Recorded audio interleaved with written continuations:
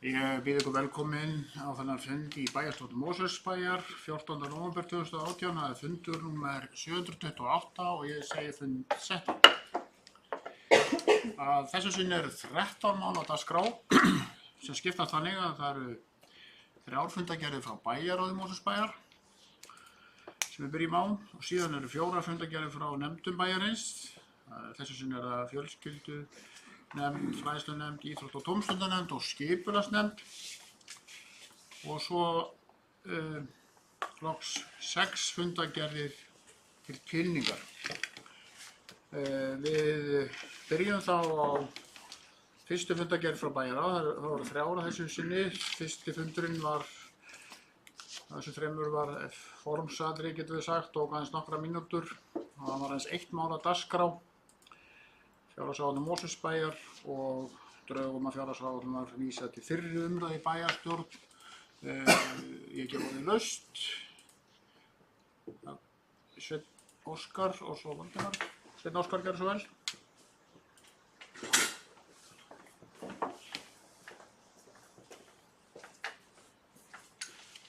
Forseti, ágætu myndamenn.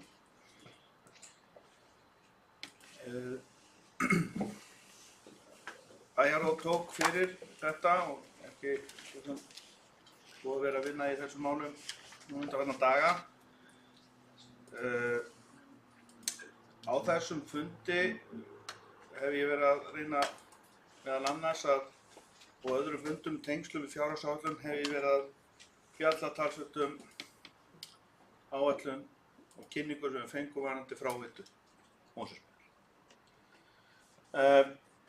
Ég óskaði eftir svörum frá bæjarverkfræðingi sem barst svo svar við þessu erindi mínu 2. nóvember 2018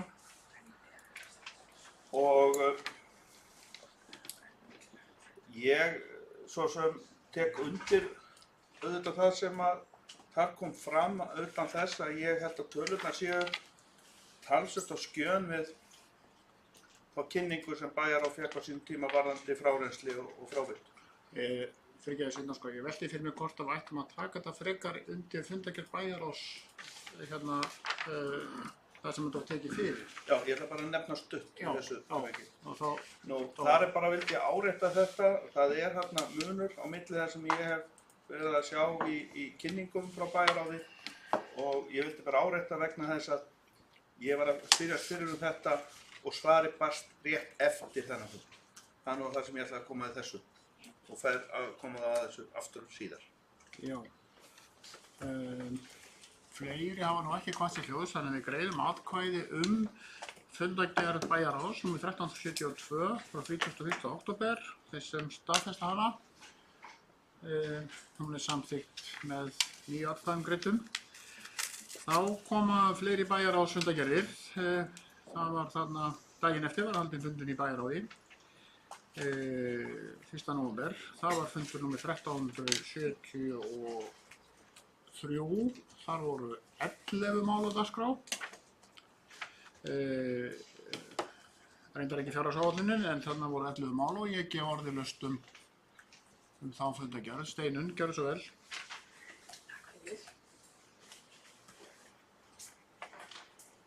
Ætli ekki að setja þér fyrst? Nei, á þessu kjörtímabili. Þessu kjörtímabili, já, á þessu kjörtímabili. Ég bjóða þér að sjálfsögðu velkomna. Takk fyrir. Svör. En kæri forseti og bæjarstjórn, ég ætla að fara að tala hér undir lið nr. 1 hér sem er samkomulag deiliskipulag við Hamraborg. Þar eru lögð fram samkomulagsdrög sem bæjarstjóra er falið að fylgja eftir og við að lesa þau þá finnst mér erfitt að taka afstöðu til þeirra þar sem að nokkrum spurningum er í rauninu ósvarað sem að ég er búin að nótera hér hjá mér sem ég get kannski bara lesið upp. En það er til dæmis til hvaða tíma var lóðalegur samningurinn gerður og af hverju þar samþykki 2/3 hlutur lóðar hafa við deiliskipulagstillögu sem unnin er á landi sem er í eigu bæjarins. Og svo er eitthvað pínu óljóst hefur umhverfisstofnun þegar hafið vinnu við tillöguna og ef svo hvenær var ákveðið að fara í þá tillögu og af hverju. Það kemur ekki skýrt fram hvaða hugmyndir bærinn hefur heildarfjölda byggingarlóðanna og einnig það líka smá spurning af hverju þessir aðilar fá forgang fram yfir aðra úthlutun lóða. Og svo kemur ekki fram hvort þessar 6 lóðir verða innan þeirra marka sem núverandi lóðarleigusamningur nær yfir. Og svo þarna óskýrt allar lóðir og nýjar lóðir og samkomulag og skilin þar á milli. Og það kemur ekkert fram sem tryggir að lóðarhafar megi ekki framselja rétt sinn. Þannig að mér finnst svona nokkrum spurningum ósvarað til þess að geta tekið afstöðu til þessara samningagerða eða þessar samkomulag sem að bæjarstjóri var falið að fara í og því legg ég til að afgreiðslu þessa máls verði frestað á þessum fundi og málinu vísað aftur til bæjarráðs. Bæjarráð formi greinargerð þar sem framlögðum spurningum bæjarfulltrúa Samfylkingarinnar verði svarað og rökstudd grein gerð fyrir því af hverju eigi að skipuleggja á kostnað Mosfellsbæjar umrædd 3 svæði sem í eigu Mosfellsbæjar og afhenda núverandi eigendum alltaf 6 lóðir til frjálsrar ráðstöfunar. Svo eftir að það liggur fyrir, eftir atvikum verði síðan tekin afstaða til draga að samkomulagi sem þá byggja á framlögðum svörum og greinargerð. Þannig að það sé aðeins skýrara. Takk. Já, Haraldur Sverrisson, gjörðu svo vel.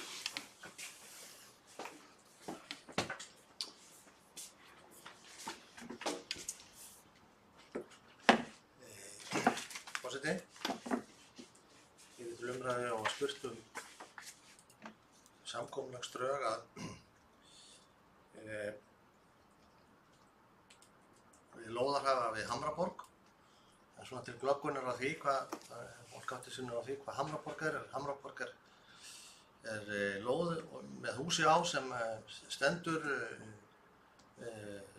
við Langatanga, móts við hjúkrunarheimili Hamra, neðan Ólís bensinstöðvarinnar. Og það er land sem að hefur verið í leigu. Það var upphaflega gerður leigusamningur við Odd Ólafsson sem var yfirlæknir á Reykjalandi og reyndar þingmaður líka. Og þetta eru sem sagt afkomendur hans sem eru núverandi lóðarhafar á þessu landi. Lóðarleigu samningur, hann rennur út eftir að mér minnir 5 ár og þeirri spurningu sé svarað. Bara kannski fyrst sko almennt þetta að það hefur legið fyrir erindi í nokkuð tíma, hefur verið til umfjöllunar í skipulagsnefnd, óskir frá þessum lóðarhöfum að fá að skipuleggja lóðir í kringum einbýlishúsið að Hamraborg. Og þar voru nú hugmyndir svona bara einhverjar 4 einbýlishúsalóðir sem að var svona rætt í skipulagsnefnd reyndar á síðasta kjörtímabili. Skipulagsnefnd þeirra skoðunar að það þyrfti að skipuleggja þetta land í heild sinni í tengslu við þá stefnumörkun sem hefur verið varðandi deiliskipulag miðbæjarins og að þarna yrði þá að ræða meiri þéttleika heldur en 3-4 einbýlishúsalóðir og landið væri til þess bæði þannig staðsett og þess eðlis að það væri vel til þess fallið að byggja því einhvers konar íbúabyggð sem gæti verið einhver samblanda litlu fjölbýli sem og sérbýli. Það hefur engin vinna átt sér stað við skipulag á þessu svæði. Enda er ekkert samkomulag það, ekki fyrir en það verið búið undirritað það og þá hefst sú vinna. Það var hins vegar á sínum tíma sent þegar þetta erindi kom fyrst til bæjarins frá lóðarhöfum. Þá var að mér minni send einhver hugmynd að einhvers konar skipulagi sem var ekki gerð eða unnin af bænum.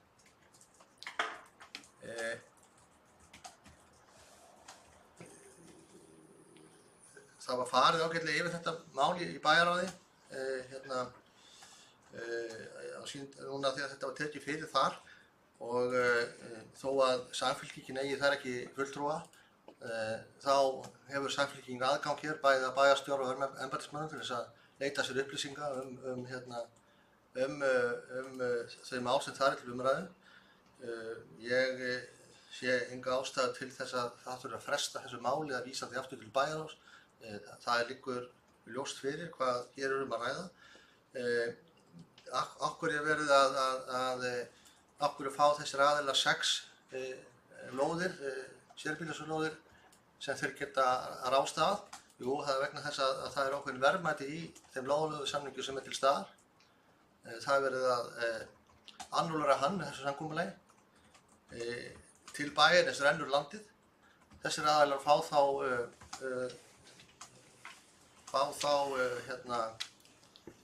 þessar lóðir sem þeir geta sjálfur sér byggt á eða selt eða framsettir frá aðra aðilar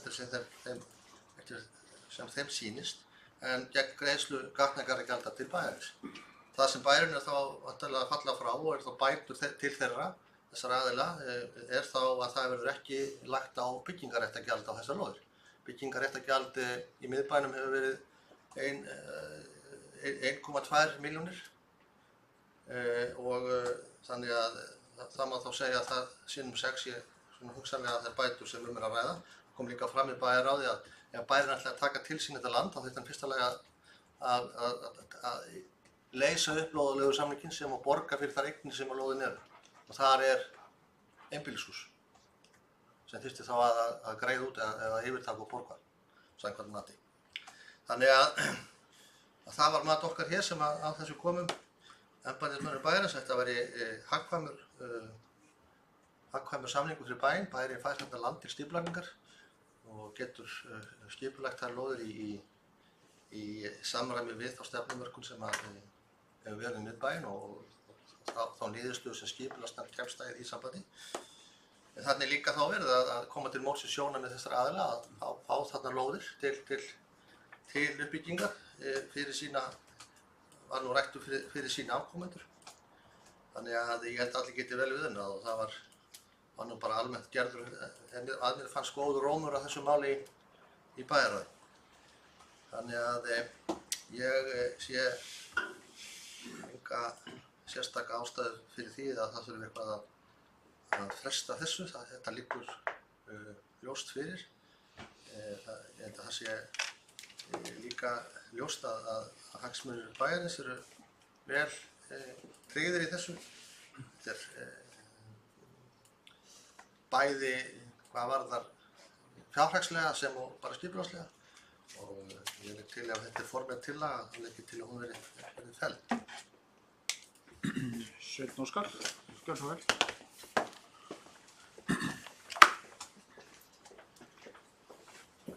Forseti, ég satt þennan fund og greiddi atkvæði með því að þetta er afgreitt með þessum hætti, en þar sem að minnihlutin er að vinna í samstarfi og það hafa komið fram ábendingar til mín að vinna þetta faglega og enn betur en virðist vera ætlunin að gera. Bæði fyrir það bæinn sjálfan og fyrir það fólk sem er að fá einhver réttindi frá bænum. Þá finnst mér að þau rök sem hafa borist mér frá því að ég samþykkti þetta réttmæt.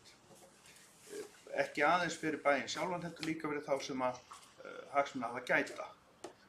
Þarna ber helst líka að það hefur komið fram núna til dæmis hjá bæjarstjóra að það hafi verið sendt hérna inn drög og tillögur frá þessum einstaklingum. Það hefði vissulega verið betra að þau gögn hefði legið fyrir fundinn og verið sem hluti af þessum gögnum sem voru hangandi við þennan dagskrárlið sem var ekki. Það var aðeins drögin sem samkomulagið sem lá fyrir. Og bara með reynsluna málum af þessum toga, þar sem að svona mál hafa komið upp í á bænum, þá held ég að það sé mjög skynsamlegt að samþykkja tillögu samfylkingarinnar, að fulltrúa samfylkingarinnar hér í bæjarstjórn, bara af því gefnu að við vöndum okkur betur og gætum að stjórnsýslulegum þáttum sem að ég veit að hafa svona átta til að bregðast í þessu. Það vil ég gera með það að leiðarljósi að svara mínum félögum í minnihlutanum og við vinnum þetta verk eins og kostur er og eins vel og kostur er og ég tel bara hið besta mál að samþykkja þetta fara tilbaka, þá fáum við þetta bara enn betur unni hingað inn aftur. Já, orðið fyrsta mál. Steinunn, gjörðu svo vel.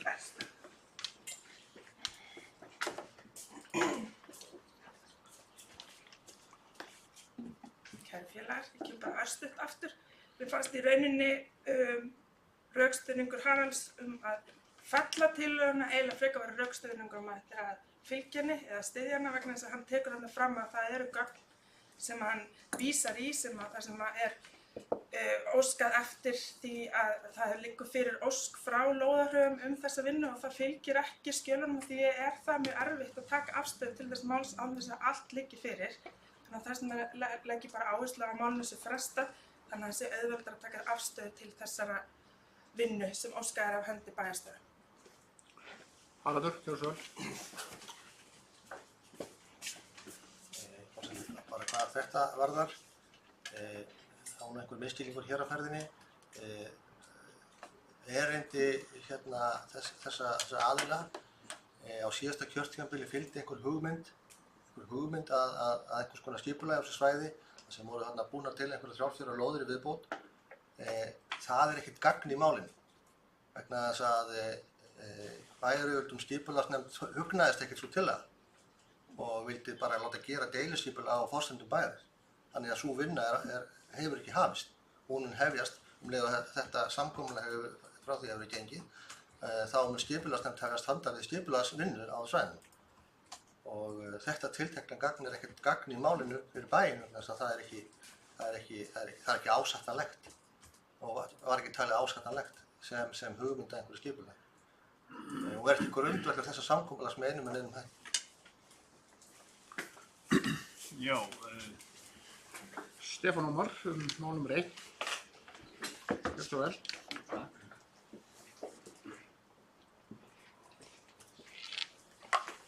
Forseti ágætu bæjarfulltrúar. Ég ætla nú bara að taka undir þessa tillögu bæjarfulltrúa Samfylkingarinnar að málinu verður frestað. Og það var rétt hér í þessu verið að enda á því að segja tiltekin gögn verður ekki gögn í málinu. Hver eru þá upphafsgögn þessa máls? Hver þetta á dagskrá allt í einu núna? Dettur það bara himnum ofan eða hvernig byrjar þetta? Það voru líka lagðar hérna fram nokkra spurningar í máli bæjarfulltrúans sem að mér finnst bara mjög eðlilegt og réttmætt að verði svarað og verði unnin greinargerð sem segir bara frá því hvernig þetta byrjar og hverju þetta á að vera svona en ekki einhvern veginn öðruvísi. Og það til að mynda ef maður les þetta óundirritaða samkomulag að þá er mótvísun í því. Það til dæmis í niðurlaginu sagt að það ekki að greiða, herra forseti, byggingarréttargjald en í 4. punkti 4. málsgreinar segir hins vegar að að greiða það. Hvers slags vinnubrögð eru þetta? Þetta verður náttúrulega að vera algjörlega á skýru. Hvaða umboð við erum að veita bæjarstjórunum okkar til þess að undirrita? Það verður að vera alveg klárt. Mér finnst það bara lágmark að við sem eigum ekki aðild að bæjarráðinu og erum að koma að þessu hérna, við höfum þau gögn sem nauðsynlegt að hafa til þess að gera okkur grein fyrir heildarmyndinni. Ég ekkert þar með að segja hér og nú að ég sé mótfallin þessu eða neitt í þeim dúr. Ég vil bara að það liggi allt fyrir, þannig að sé hægt að fara í gegnum það og rýna það með skynsumum og gegnsæjum hætti.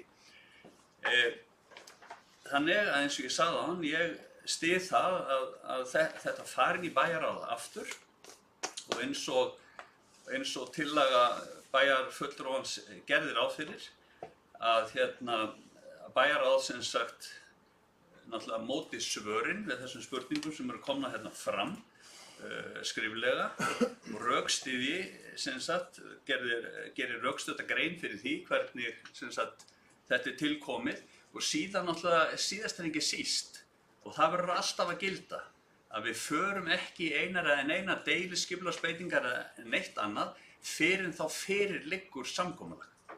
Við æðum ekki af stað með eitthvað hálf unnið. Það allavega mín afstaða.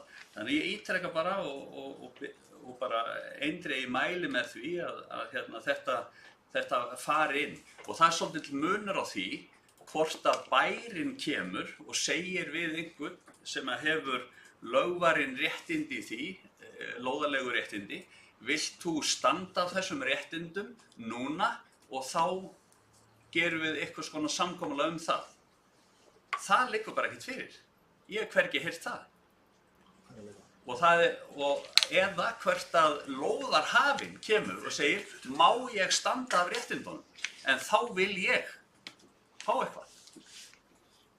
Á þessu tvennu mikill munur. Herra forseti, ég styð þessa tillögu. Já, Haraldur Sverrisson, gjörðu svo vel. Já, bara ég reynda að skilja ekki allt sem að Stefán sagði. Það segir kannski meira mig en hann.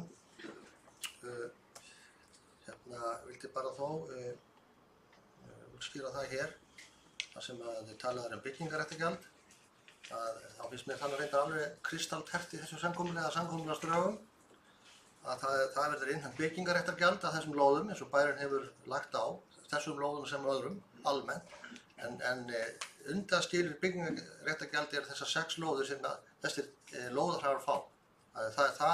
Og ég útskýri það hér þegar ég var að fara yfir þetta áðan, að það verður þau verðmæti sem þau verður að fá fyrir að aflétta þessum lóðarlegu samningi, sem og að bærinn þurfti ekki að taka til sín þetta hús og borga fyrir það matsverði á milli annars og fara í skipulagningu á þessu landi. Þetta mál dætti ekki neinum himnum ofan, þetta búið að vera hér til umfjöllunar, þetta barst hér bréf, bænum barst bréf og skipulagsnefnd líka, það hefur verið ítrekað. Þannig að þetta var áður verið hér til umfjöllunar, reyndar ekki á þessu kjörtímabili, það er ekki mikið liðið af því og þetta búið að vera í undirbúningi töluverðan tíma, viðræður við þetta fólk og þetta var niðurstaðan. Og ég tel þetta góða niðurstöðu fyrir bæinn og ágætis niðurstöðu fyrir þetta fólk og ég bara ítrekka því að segja, legg til þetta verið samþykkt á þessari tillögu ferð. Já, fleiri hafa ekki fått til hljóðs, en það líka. Já, Sveinn Óskar, gjörðu svo vel.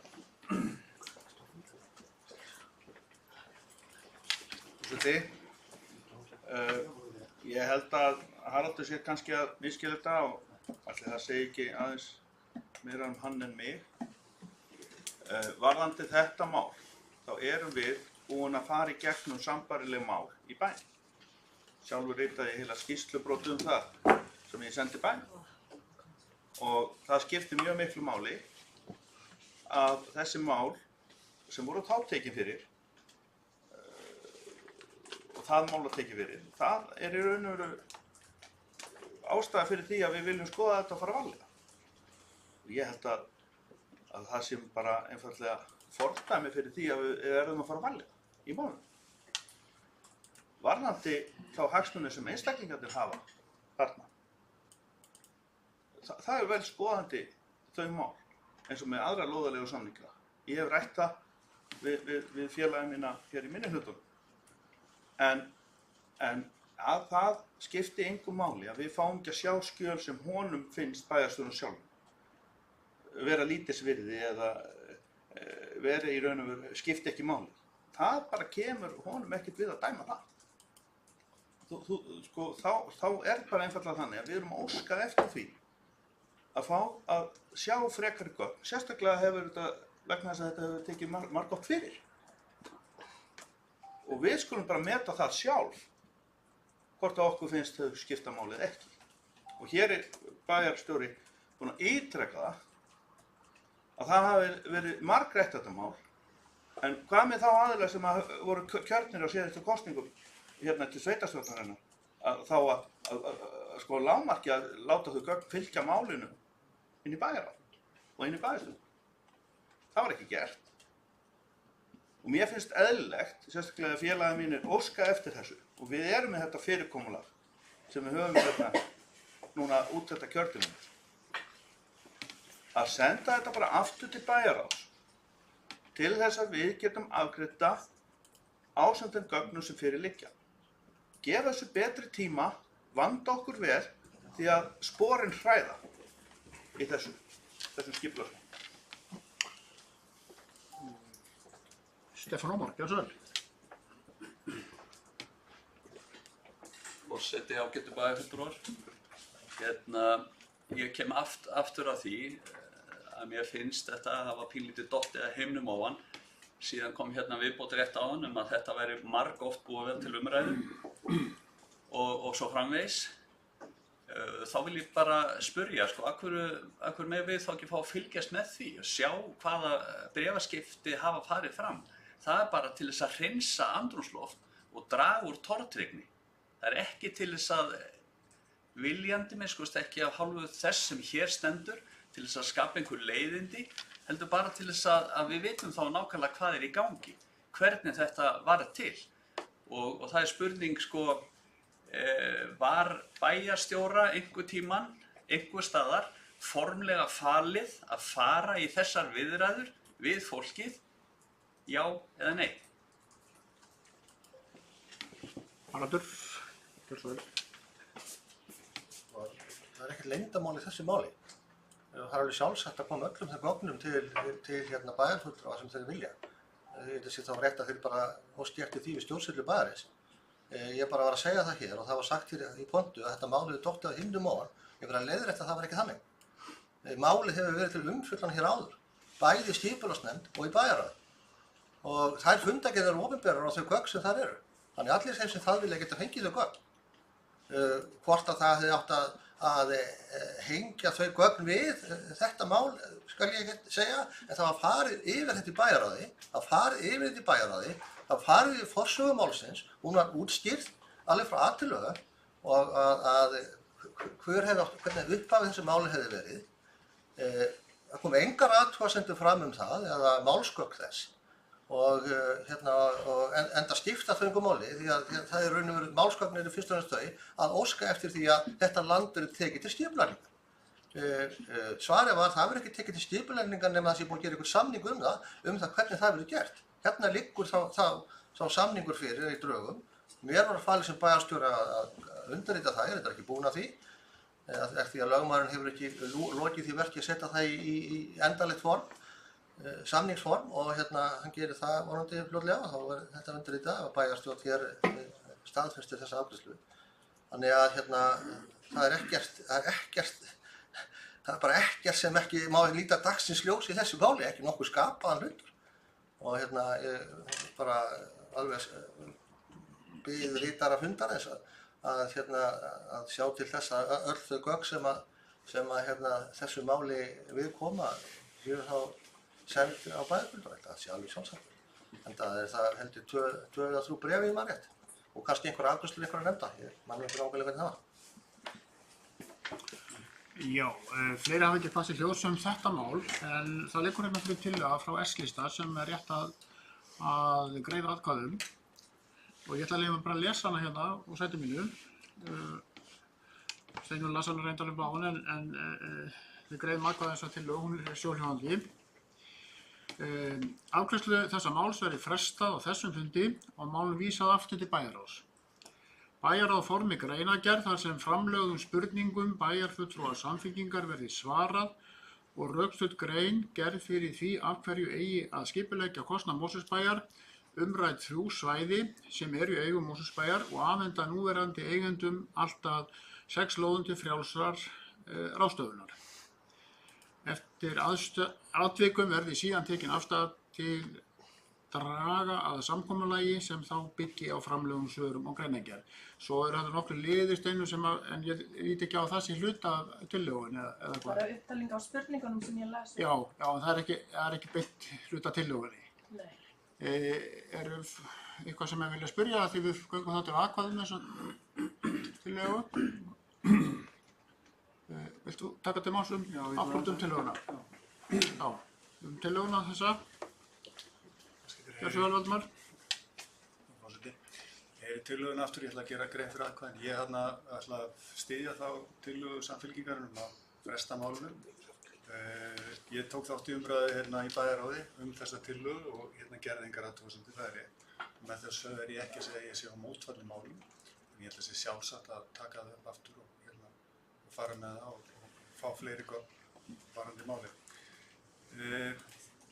Ég vil ítreka það er ekki þar með að það sé á móti málum.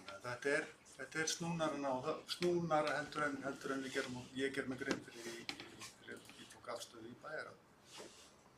Það er bent á ýmislegt sem að betur mætti fara. Já, þá göngum við til atkvæða tillögu S-lista. að málinu sem að heitir samkomulag deiliskipulag við Hamraborg vísa aftur til bæjarráðs. Þeir sem eru hlynntir þeirri tillögu eru beinir rétt hönd.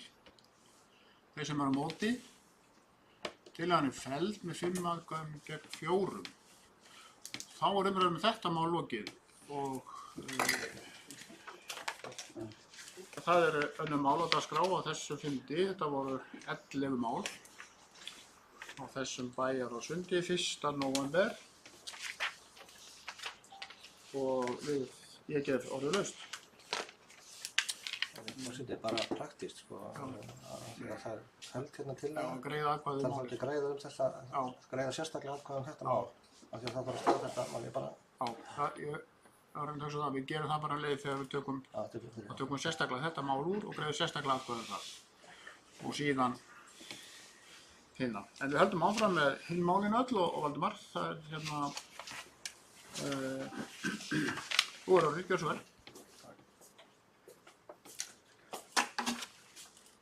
Ég kem upp undir máli númer 9, tillögu Viðreisnar sem að vísa til umræðu í varðandi fjárhagsáætlun. Þessi tillaga stofnun sjóðs til styrktar börnum og ungmenni til íþrótta og tómstundastarf á efnalitlum heimilum. Aðeins að fara yfir þessa tillögu bara hérna í bæjarstjórnarfundi. Við semst erum að leggja það til í Viðreisn að það verið stofnað sjóður til styrktar börnum efnaminni foreldra í Mosfellsbæ og þessi sjóður hefði sem svarar 1,5% af þeim styrkjum sem að Mosfellsbær veitir til íþróttafélaga og tómstundar. Svona telst til að þetta séu það bil svona 1,5 milljón cirka bát sem þetta væri, þessi sjóður hefði til umræða. Og að úthlutun úr þessum sjóði færi fram hjá fjölskyldusvið. Röksemdirnar fyrir þessu eru þær að kostnaður heimila við íþróttaiðkun og tómstundaiðkun hefur farið hækkandi og að þessi kostnaður hefur áhrif á íþrótta og iðkun barna. Og það er bara ákaflega mikilvægt að börnin okkar séu að stunda íþróttir eða tómstundir. Það hefur forvarnagildi og við vitum það, eins og við sagðum áðan, að börn frá efnaminni heimilum þau fara síður að stunda íþróttir.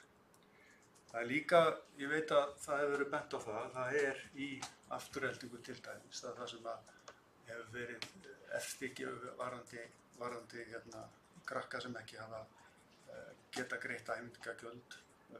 Það hefur komið á mótsvið og svo framvegis, ég veit það.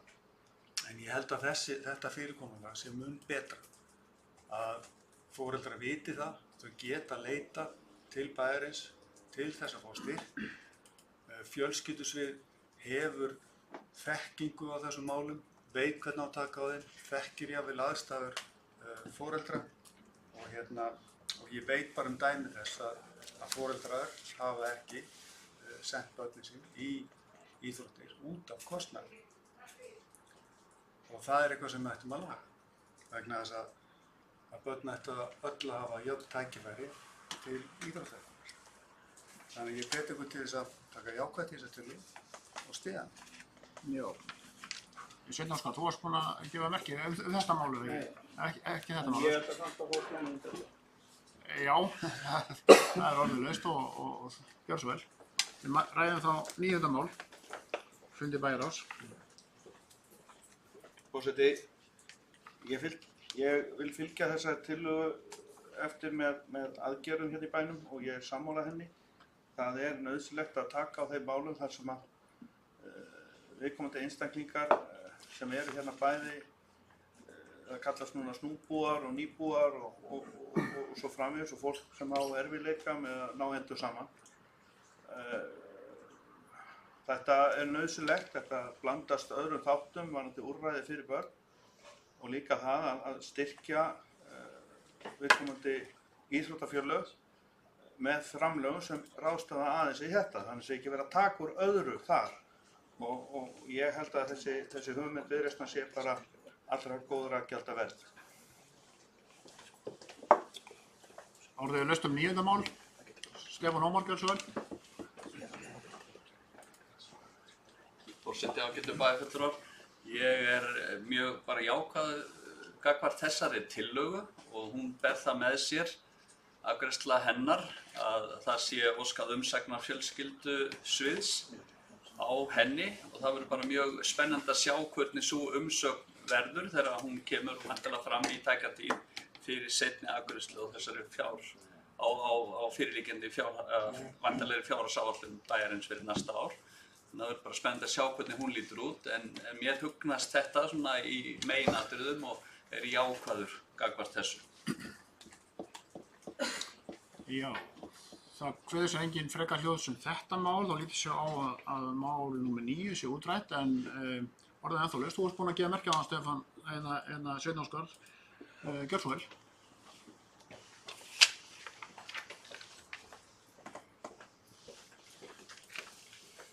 Forseti, það varðar 5. dagskrárlið þessa bæjarráðsfundar og það varðaði samþykki bæjarráðs á erindi sem átti að senda vegna kvartunar sem ég sendi í tengslu við ráðningarsamning bæjarstjóra. Þar er ekki farið að fullu eftir því sem samþykkt var. Það var bætt í erindi. Það var bætt í erindi hvernig atkvæði féllu og það var ekki einu svona nægilega fullnægjandi í raun og veru sett inn þar hvernig atkvæði féllu. Það var í að því að það var ekki skýrt nánar að undirritaður sem hér stendur sem sendi kvartunina hafi verið líka að greiða þessi atkvæði. Það var varamaður undirritaðs en það var hjáseta en það var ekki gert. Þannig að þetta er í svari hérna sem ég fékk frá bæjarlögmanni og ég spyr bara hver er að hlutast til að breyta erindum til ráðuneytis frá því sem samþykkt var á fundi. Hvers vegna er að breyta erindi? Þetta var að ræða 5. dagskrárlið þar sem að erindi sem sent var ráðuneytinu sem byggir náttúrulega, hér er verið að fjalla erindi sem var svar frá ráðuneytinu. En þar á baki liggi náttúrulega svar bæjarstjóra við minni kvörtum og þar var ekki farið eftir því erindi sem samþykkt var á þeim bæjarráðsfundum. En þetta svar sem viðkomandi ráðuneyti sendi, fagráðuneyti, sveitarstjórnarráðuneyti, sendi tilbaka að þetta hafi verið heimilt að afgreiða þetta mál með þessum hætti. Þar sem að laun bæjarstjóra er felld inn í raun og veru, myndi ég segja, úrskurð kjaranefndar, kjararáðs það hvernig ráðuneytisstjórar, forsetaráðuneytis segja að hafa laun. Þetta er það sem bæjarstjórn virðist hafa sett inn þeim með þessum hætti. Ég hef verið mótfallinn þessu fyrirkomulagi og ég tel að það er ennþá úrræði til þess að senda þetta áfram þetta mál. En ég er árétta varðandi það þegar samþykkt er að svara ráðuneytum sem þetta erindi kemur þá tilbaka frá ráðuneytinu. Þegar bæri svara ráðuneytinu þá skal það vera samhljóða því sem samþykkt er í bæjarráð. Og það sem hengja fremst í skjalið sem að bætist á við, það var afgreiðsla málsins. Það bara kemur ekkert málum við og það var aldrei samþykkt. Þannig að ég finnst mjög undarlegt að það sé verið að hræra þessum skjölum eftir að búið að samþykkja þau bæjarráð.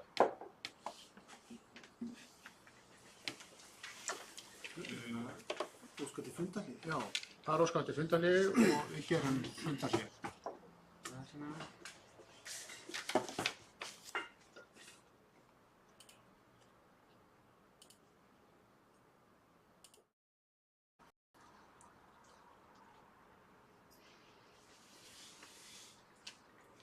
Já, við hefjum það fund á 9, við ræðum ennþá 5. mál í fundargerð bæjarráðs Mosfellsbæjar frá 1. nóvember.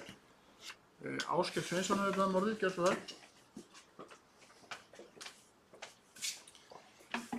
Forseti, bæjarfulltrúar, hér er rætt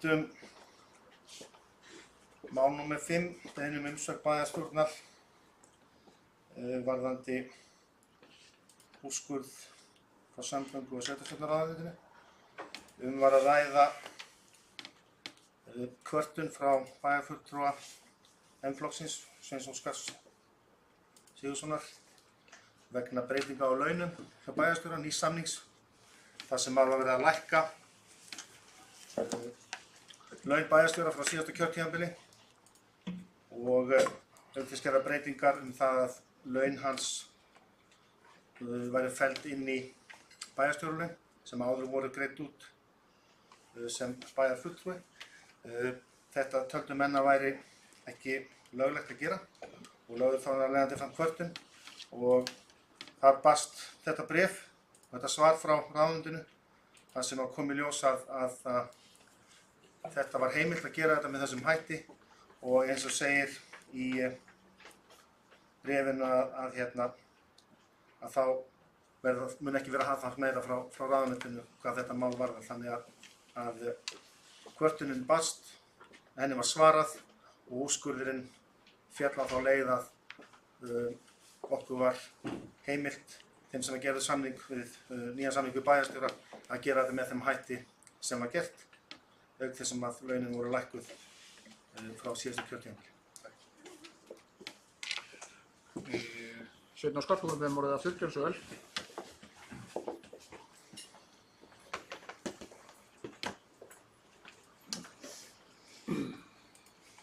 Forseti, úrskurður liggur fyrir, það er rétt. Við beygjum okkur vissulega undir það. En það sem ég er að benda á er að reyna að halda þessu þannig að þau erindi sem eru samþykkt í bæjarráði sem eiga að fara frá bænum verði þar óbreytt eftir við eru afgreiddar. Það er númer 1. Númer 2 er úrskurðurinn. Niðurstaðan er sem sé þannig að hjá ráðuneytinu að bæjarstjóri er núna með væntanlega sömu laun ásamt þeim réttindum sem ráðuneytisstjóri forsætisráðuneytisins hefur og lífeyrisréttindum og öðru slíku. Þannig að bæjarbúar viti það hvert skattpeningar þeir að fara á meðan að við erum að tala að hér er að ræða rekstur þar sem ef við tökum frá því tímabili sem ég hef fjallað áður frá 2002 til 2017 að veltufjárhlutfall að frádregnu afborgun langtímalána hafa skilað aðeins 113 milljónum og þá er hægt að deila því bara hvað kostar að reka bæjarstjórastóli. Hvað kostar að reka bæjarstjórastóli með afraksturinn hérna í bænum. Og við erum hérna að tala laun bæjarstjóra, samning við bæjarstjóra. Umræðan er það. Og afköstin hjá viðkomandi aðeins. Frá 2012 má líta á þetta og ég mun endurtaka það við fjárlækinn, eða fjárhagsáætluna umræðan. Að hér erum við að tala gríðarlegan kostnað bæjarins, launakostnað. Og ég ætla að reyna að sýna fram á það, forseti, að árangurinn er ekki eins og launin segja til. Það kveðs engin frekar hljóðs mál númer 5 og lítið sjá umræðum það mál til lokið en þarna erum við búin að ræða þrjú mál en það eru fleiri mál orðiðlaust ennþá. Fundargerð bæjarráðs frá 1. nóvember orðiðlaust. Það kveðs engin frekar hljóðs þá göngum við til atkvæða og eins og hér kom fram áðan við byrjum þá á því að greiða atkvæði mál nummer 1 sem heitir samkomulag deiliskipulag við Hamraborg og í fundargerð bæjarráðs segir eða var niðurstaðan samþykkt með 3 atkvæðum að fela bæjarstjóra að klára og undirrita samkomulag og grunni þeirra draga sem fyrir liggja. Þeir sem samþykkja þessa niðurstöðu bæjarráðs eru bænir rétt upp hönd. Þeir sem eru á móti Hún samþykkt með 5 atkvæðum. 4 sitja hjá. Þá komið að ágætu bæjarfulltrúar að 3. og síðustu fundargerð bæjarráðs. Það er fundargerðina. Já, afsakið, já. Já, það er alveg hárétt. Þá ber ég upp fundargerðinu að öðru leyti. Öll hin málin 10. Þeir sem samþykja hana eins og einstök mál bera með sér í benna með réttu pönd, hún samþykkt með 9 atkvæðum. Þá var það komið hér. Þá snúum við okkur að 3. og síðustu fundargerð bæjarráðs að þessu sinni. Það var haldinn fundur 13. nóvember síðastliðinn, 8. nóvember afsakið. Það var með 13:74 þessi fundur. Ég gef orðið laust. Sveinn Óskar hefur beðið um orðið, gjörðu svo vel. Þetta voru 6 mál á dagskrá. Einu var vísað til bæjarstjórnar. Já, alveg hárrétt. Að ræða fund 1374 á það 4. dagskrárliðið en á þessum fundi heitir það númer 3.4. Varðar fjárhagsstöðu golfklúbbs Mosfellsbæjar. Þarna skiptir máli að undirritaður lagði fram tillögu sem var felld með frávísun. Hún var ekki tekin til afgreiðslu, heldur vísað til bæjarstjórnar. Greiðum atkvæðum hann. Hún er greið atkvæði hérna eftir, já. Nú, til þess að hafa þetta þannig upp á borðunum, þá erum við að tala um það að fjárhagslega klúbbsins er ekki góð. Og það skiptir máli að í þessu drögum sem voru hafnað samkomulagi fjárhagslega úttekt að bæri myndi taka að sér að gera fjárhagslega úttekt á golfklúbbi Mosfellsbæjar, þá fylgdu engar samþykktir frá stjórn klúbbsins.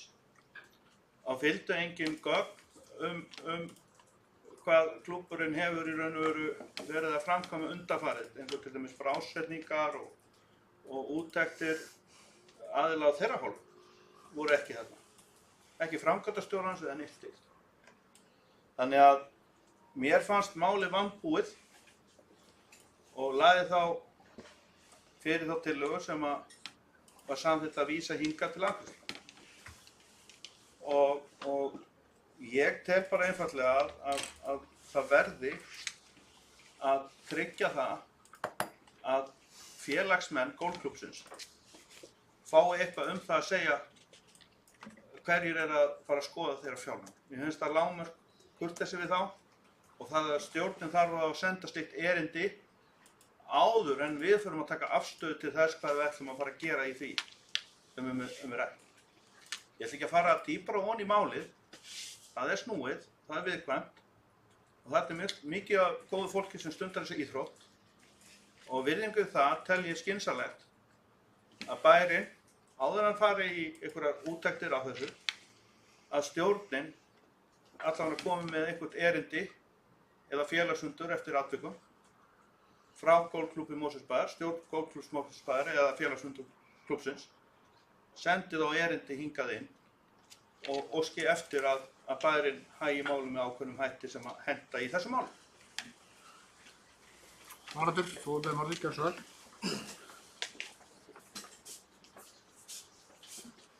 Þetta málflutningur aðeins öðruvísi og var eitthvað að vendist að núna inn í bæjarráði, þar komum við tillögum og málinu er vísað frá, var með greinagerð því þar að lútandi. Ég veit ekki hvort hann hefur fallið þá frá þessari frávísunartillögu eða þá þeirri greinagerð sem þar stóð. En núna snýst málið það hvort að stjórn golfklúbbsins hafi verið spurð álits á því hvort að fjárhagsleg úttekt skuli eiga sér stað. Ég skil málflutningin núna þannig að ég bið forseta að komast að því meðan að ég tala og aðrir hvort að það hefur verið fallið frá þessari frávísunartillögu sem var lögð fram á bæjarráði og vísað til bæjarstjórnar. Ástæða fyrir því náttúrulega þessu var vísað til bæjarstjórnar var sá að hann var spurður á því bæjarráðsmaðurinn þessu rulli í bæjarráði Emilistans hvort að hann myndi greiða atkvæði gegn því að þessi fjárhagsleg úttekt ætti sér stað og hann svaraði því þannig til að hann myndi gera það. Þar með er málið ekki afgreitt úr bæjarráði, þá þarf að koma til kasta bæjarstjórnar og því kom þá bæjarstjóri með þá tillögu að vísa málið til bæjarstjórnar, þar sem málið myndi ekki geta afgreiðst úr bæjarráði. Það er reyndar tafið þetta mál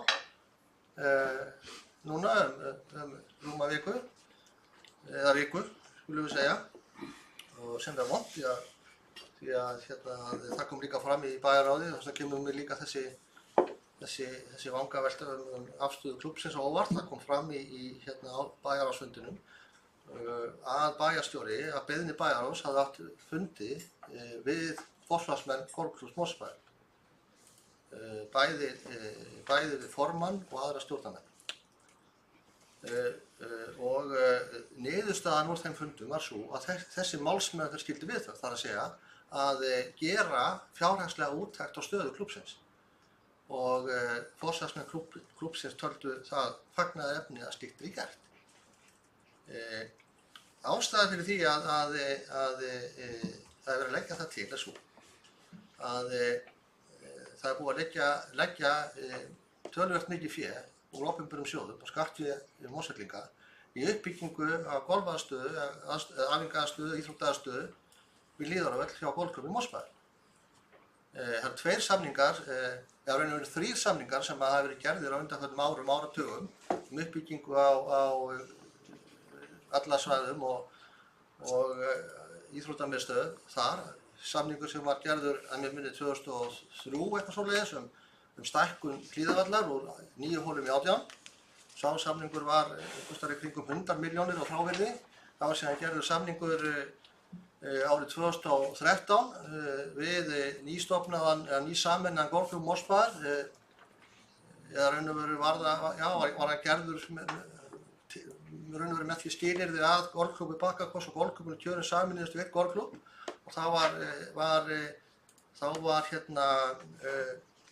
samþykkt að samningur til 6 ára að styrkja uppbyggingu á þessu golfvallarsvæðum 120 milljónir. Þar af áttu 100 milljónir að fara í íþróttamiðstöðina Klett sem hafði nú vissu ekki nafn þá en var ekki heldur búið að byggja og 20 milljónir í golfvöllin, lagfæringar og breytingar á golfvöllunum í Bakkakoti. Síðan kom erindi svona snemma á þessu ári frá golfklúbbi Mosfellsbæjar að þær væru í vandræðum með að ljúka þessu verkefni að byggja upp íþróttamiðstöð og æfingaaðstöðu við Hlíðarvöll. Það væri dýrara heldur en ráð hefur verið gert og fjármögnun erfiðari og ósku eftir frekari fjárstuðning, frekari styrkjum Mosfellsbæjar í það verkefni, eða framlagi Mosfellsbæjar í það verkefni. Til grundvallar ákvarðanatöku bæjarráðs og bæjarstjórnar var kapasitetsfengið fengið til að gera ekki fjárhagsúttekt, heldur fjármögnunarúttekt á því verkefni og það var byggt á gögnum frá klúbbnum og sett upp áætlun til nokkur ára, þessi tekjuáætlun, kostnaðaráætlun og slíkt og reiknað út fjárþörf og uppkom gat sem að ákveðið var að brúa að hálfu bæjarins til þess að þetta verkefni gæti gengið eftir og þá var það gerður viðbótarsamningur við golfklúbbinn og viðbótarframlag upp á 60 milljónir. Þannig að í þetta tiltekna verkefni, þar að segja íþróttamiðstöðina Klett bærinn búinn að leggja 160 milljónir í, það voru síðan 20 milljónir í framkvæmdir í Bakkakoti og síðan eldri samningur sem orðinn eitthvað 15 ára gamall eða svo sem löngu búið að fullnusta stækkun vallarins og 9 holum í 18. Þannig að augljóslega hefur verið lagt til mikið fé af skattfé Mosfellinga í uppbyggingu á þessari aðstöðu golfíþróttarinnar í Mosfellsbæ. Og það er svo sem ekkert alltaf allir verið sammála því í bæjarstjórn að það er leitt að vera að leggja pening í þetta. Þetta er fyrir utan að sjálfsögðu þá styrki sem að félagið hlýtur til barna- og unglingastarfs. En það er aðrir samningar það. Þetta eru samningar uppbyggingu og íþróttaaðstöðu. Og þetta er svo sem í samræmi við það sem önnur sveitarfélög hafa verið að gera. Það er að styrkja stofnframkvæmdir þessara íþróttafélaga og með því hefur tekist hér á þessu landi held ég að gera þessa íþrótta almenningsíþrótt. Hún er nú ekki í öllum löndum það. en hún það á Íslandi og er golfsambandið annars stærsta íþróttasambandið innan ISÍ eftir knattspyrnunni. Þannig að síðan gerist það kemur hérna núna bara í haust bréf frá stjórn golfklúbbsins þar sem þeir enn og ný segja þeir eru í erfiðleikum með að fjármagna þessar framkvæmdir og það sem að bærinn hafði gert að skilyrði fyrir að yrði, þar að segja að það var hægt að ljúka við æfingaaðstöðu í íþróttamiðstöðinni Kletti, þar að sjá neðri hæðina, sem og að flutningur á æfingasvæðinu frá gamla staðnum yfir á nýja hefði verið vanáætlun í þeirra áætlunum. Það tækist ekki þrátt fyrir þessa viðbótar samning að ljúka þessu verkefni. Og þá held ég að bærið þurfi að staldra við. Bærið þarf að fá fyrir því vitneskju og fullnustu það í hvað þeir fjármunir sem það skattfé sem bæjarstjórnin hefur ákveðið, bæjar og bæjarstjórnin ákveðið að setja í þetta verkefni, hvað þeir farið í og er grundvöllur fyrir þessum rekstri með þessum hætti eins og hann er. Svoleiðis úttektur ekki unnin að það verður að vinna hana einhverjum utanaðkomandi að. Og þess vegna, og ég rætti það sjálfur sér þegar þetta bréf kom inn í bæjarráð því að mér var falið að ræða við þá að ég teldi að það væri, ef það ætti að taka einhver ákvarðanir fyrir í fjárútlöf bæjarins í þetta verkefni þá verði að taka reksturinn á þetta verkefni algjörlega út. Og ég rætti þetta við forsvarsmenn klúbbsins, íþróttafélagsins og þau voru mér algjörlega sammála og hvöttu raunar til þess að þetta í gert og í framhaldi af því þá hafði ég samband við Capacent, Tröst Sigursson sem þar vinnur sem kom að þessari skoðun hér fyrir á þessu ári og hefur unnið fyrir bæinn og alls konar fjárhagslegum úttektum að stilla upp tillögu á því hvernig sú vinna getur farið fram.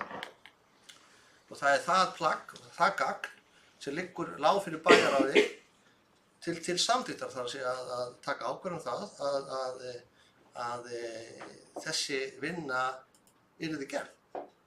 Og frá mínum bæjardyrum sér það bara algjörlega bráð nauðsynlegt. Það verður að fara yfir þetta mál með þessum hætti, skoða það frá allurlega hvernig þessi framkvæmd hefur gert, hvað fjármunir bæjarins hafa farið í, ekkert efast það ekki fara á réttu staðina, en það þarf að liggja fyrir hvítt og klárt frá óháðum aðila og það þarf að taka út þennan rekstur. Því það kom líka fram í máli stjórnarmanna golfklúbbsins að tekjuhliðin á áætluninu hefði gengið vel eftir og jafnvel rúmlega það að væri fleiri félagar að ganga í klúbbinn, tekjur af veitingasölu væri meiri, hins vegar væri kostnaðurinn mun meiri. Og því væri fjárstreymið eða sjóstreymið að ekki að skila þeim fjármunum sem þeir vonast til, átti að standa undir þessari fjárfestingu sem kannski líka stærsta atriðið að fjármögnunin sem gert var ráð fyrir að gengi eftir þegar var verið að ganga frá þessum 60 milljóna viðbótarsamningi, svo fjármögnun gekk heldur ekki eftir. Þannig ákveðnar forsendur fyrir því sem þarna voru lagðar fram voru brostnar. Og ég get ekki sem framkvæmdastjóri bæjarins lagt til eða ljáð máls á því að þessi frekari fjármunir lagðar í þessa starfsemi í þessa fjárfestingar og uppbyggingu nema það sé búið að taka reksturinn og fjárfestingun út til þess bara maður. Og okkur ber að vera mínum að skylda til þess sem vörslumenn almannafjár að gera það. Og það búið að gera það sem Sveinn Óskar var að ræða hér að ræða þetta við stjórn golfklúbbsins, formann og stjórnarmenn. Þau eru mjög áfjáð að þetta eigi sér stað með þessum hætti og bíða raun og veru eftir því að þessu ljúki og vonast til þessu ljúki helst fyrir miðjan desember. En það vísu búið að taka einhverja viku að minnsta kosti af þeim tíma vegna þess að bæjarráð kláraði ekki málið, það þátt til afgreiðslu hér. Þannig að ég veit ekki hvernig ég átti að skilja orð bæjarfulltrúans Sveins Óskars, hvort það var að falla frá þessum tillögum, ef svo þá var það bara ágætt. En minnst kosti í málflutningnum hér áðan forseti heyrðist mér að að sú tillaga og sá málflutningur sem þar var væri kannski ekki endilega málið í dag, heldur það hvort það væri búið að tala við golfklúbbs forsvarsmenn þetta mál og það er búið. Já, nú voru hérna margar heldur Sveinn og Óskar var fyrstur og svo Stefán og síðan Valdimar. Það sé ekki, gerðu svo verið Sveinn og Óskar. Já, bara hamra járnið með þér heitt. Sko, það stendur enn vissulega það að ég vil að stjórnin hjá golfklúbbi Mosfellsbæjar verði með samþykkt og sendin erindi. Sko, verkstjórnin í þessu máli hjá bæjarstjóra er ómöguleg. Hún er bara ómöguleg. Og það er alltaf eins og þessi verið að slökkva eld. Ok, þá segir hann það sé verið að slökkva eld þarna í golfklúbbi Mosfellsbæjar núna. Við verðum að fara gætilega. Við erum að höndla hér skattpeninga almennings.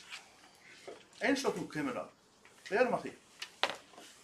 Og hvað er að því að fá það einhverju skuldbindingu frá stjórninu um það hvort hún kannski taki eitthvað þátt í kostnaðum við að gera þessu úttekt. Bara það. Og við erum að tala um fyrirverandi hverju situr stjórn. Það er fyrirverandi bankastjóri Landsbankans og fyrirverandi bæjarstjóri hér í bæ. Bæjarstjóri? Nei, er ekki varaformaður stjórnar? Fyrirverandi bæjarstjóri Mosfellsbæjar. Ég hef haldið það. Og það sem ég er bara að segja þetta. Það er ekki eins og að sé ykkur aukvísar þarna í stjórn golfklúbbsins. Það er bara ekki. Þetta er alveg sjálfbarka hól. Mínu vita allavega. Þess vegna segi ég bara eitthvað það. Ég ætlast til þess að þetta fólk settist núna niður á stjórnarfundi í golfklúbbi Mosfellsbæjar og sendi bænum erindi um það hvað er verið að biðja um. Að það sé ekki einhverju spjalli út í bæ stöðu. Og svo er að kvartum að maður sé að reyna að gæta hérna hagsmuna skattgreiðenda varðandi þessi mál og svo bara hlaupa í gegn með einhverja samninga út og suður. Þetta er bara ótækt. Það skiptir hérna máli að fara varlega. Það er áhætta í málinu og það er hagsmunir í málinu. Ég er mikið fyrir það að passa upp á þennan hóp sem stundar þessu íþrótt. En þá verðum við að fara fram með góðu fordæmi í fjármálum. Við erum með skattpeninga almenning, líka þeirra sem stunda ekki íþróttina. Þannig ég er bara að árétta það. Og það skiptir máli. Og það sem skiptir líka máli er það. Hvaða gögn lágu áður til grundvalla því að fara á stað með þetta mál? Að byggja þennan golfskóla. Það verður gott að sjá það líka. Og fá það inn í málið. Jafnframt annað. Að við verðum að ætla til þess að íþróttafélög eins og golfklúbbur verði á einum deginum sjálfbær. Þau verði sjálfbær. Ég hef rætt við félaga mína sem stýra golfklúbbum hérna á landinu. Og þeir leggja mikið upp úr því að verða sjálfbærir. En það sem mér skiptir máli sérstaklega hérna er unga fólki og eldra fólki sem stundar þessi íþrótt. Að koma því vel fyrir vindan eða þau geta notið þessa daga ungdómsins og síðari ævidaga sína í þessa íþrótt, enda frábæri íþrótt. En þá verðum við að vanda til verka. Og það sé ekki endalaust einhvers konar hlaup út í bæ og ég ræddi við þennan og hinn. Höldum forminu, ef við ætlum til þess að aðrir gera það, þá eigum við líka að gera það. Höldum forminu, fáum stjórnina til þess að leggja allavega eitthvað lið í þetta, eitthvað fjármagn í þetta, koma og biðja þá hjálp formlega. Já, það eru tveir mann að skáða, Stefán og Mark. Gjörðu svo vel. Næstur.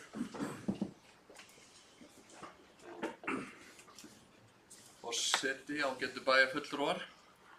Já, ég held að hérna sé á ferðinni gríðarlega mikið hagsmunamál. Þetta er mikið hagsmunamál fyrir Mosfellsbæ, hvernig þessu vindur öllu fram og tala nú ekki fyrir golfklúbbinn sjálfan.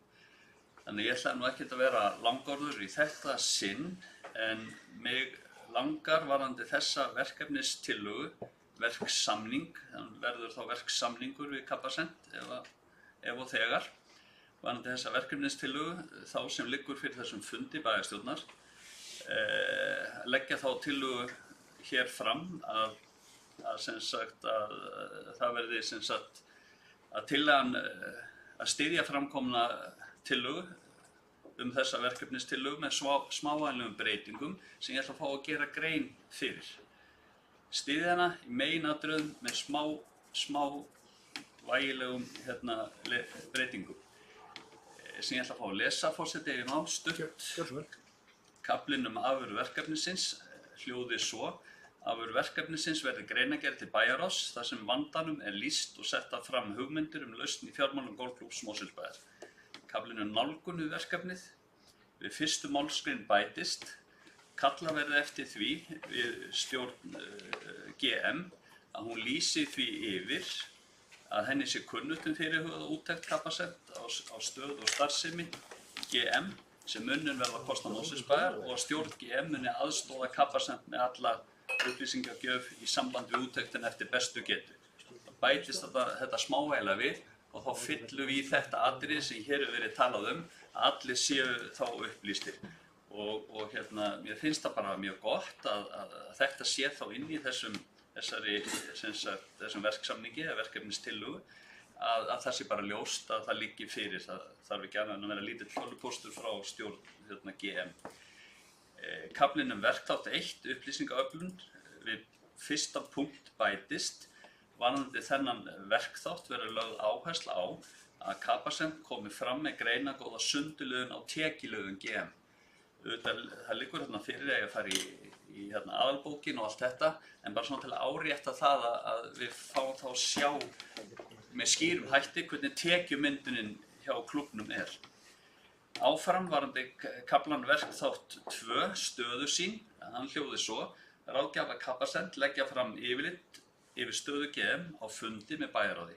Farið verði yfir helstu niðurstöðu greiningarinnar og hugmyndir aðgerðir ræddar. Kaflinn verkþátt 3 skil greinargerðar, kaflinn hljóði svo: ráðgjafar Capacent leggja fram niðurstöðu sína með tillögum aðgerðir í greinargerð til bæjarráðs. Í greinargerðinni verður fjárhagsvandi GM rakinn, helstu ástæður hans og hvaða leiðir eru til úrbóta. Og bara stuttleg greinargerð með þessu sem ég kannski búinn að flytja í innganginum áðan að einhverju leyti. Það þarf ekki að rekja það í löngu máli að gríðarlegir hagsmunir Mosfellsbæjar og þá ekki síður GM liggja í því að sátt og samstaða ríki það meðal allra bæjarfulltrúa hvernig verkefnistillagan, verksamningurinn, verkefnistillaga sú sem hér til umræðu verður framkvæmd.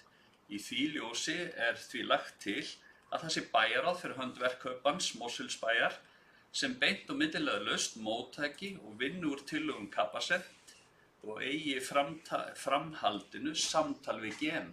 Ég geri ráð fyrir því að þegar þessari vinnu þá lýkur að þá fari fram einhvers konar samtal þá fyrst í hópi bæjarfulltrúa og síðan þurfum við þá náttúrulega að ræða þessa úttekt sem að stjórn golfklúbbsins hefur þá væntanlega lýst yfir að hún með formlegum hætti, að hún sé sammála að fari fram.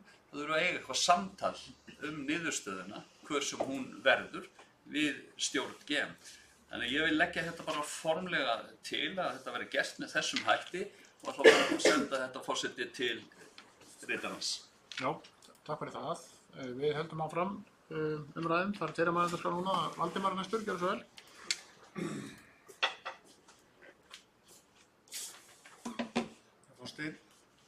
Það bara mjög mikilvægt að það sé hlúð af öllum íþróttum í Mosfellsbæ og ekki síst golfið sem stundaður af óhefð mikið af fólki og á öllum aldri. Þetta bara lýðheilsumál að það sé vel að þessu staði. Eins og bætt hefur á mikið eldra fólki og náttúrulega yngra fólki sem stunda þessa íþrótt og það bara mjög áríðandi að það sé vel á þessu staði eins og hefur verið gert í bænum. Það myndarlegu golfklúbbur en það hafa komið þessi vandræði og það hefur náttúrulega verið ágætt að fá þetta erindi frá þeim inn öðru bætt heldur en gerðist en engu að síður þá styð ég þessa tillögu að það fari fram úttekt á vegum Capacent og það bara mikilvægt að við sjáum hvert skattpeningurinn hefur farið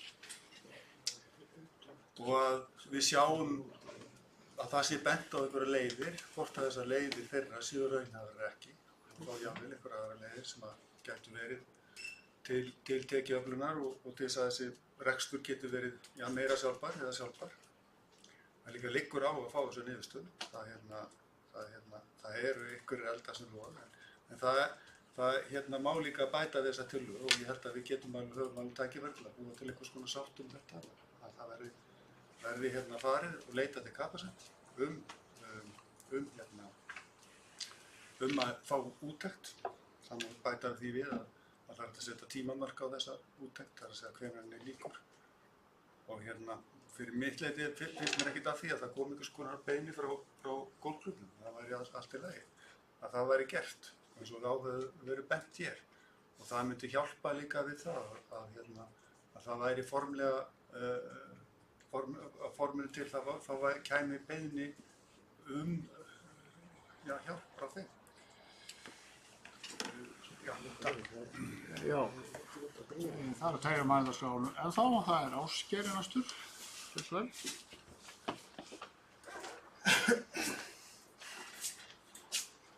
Forseti, bæjarfulltrúar.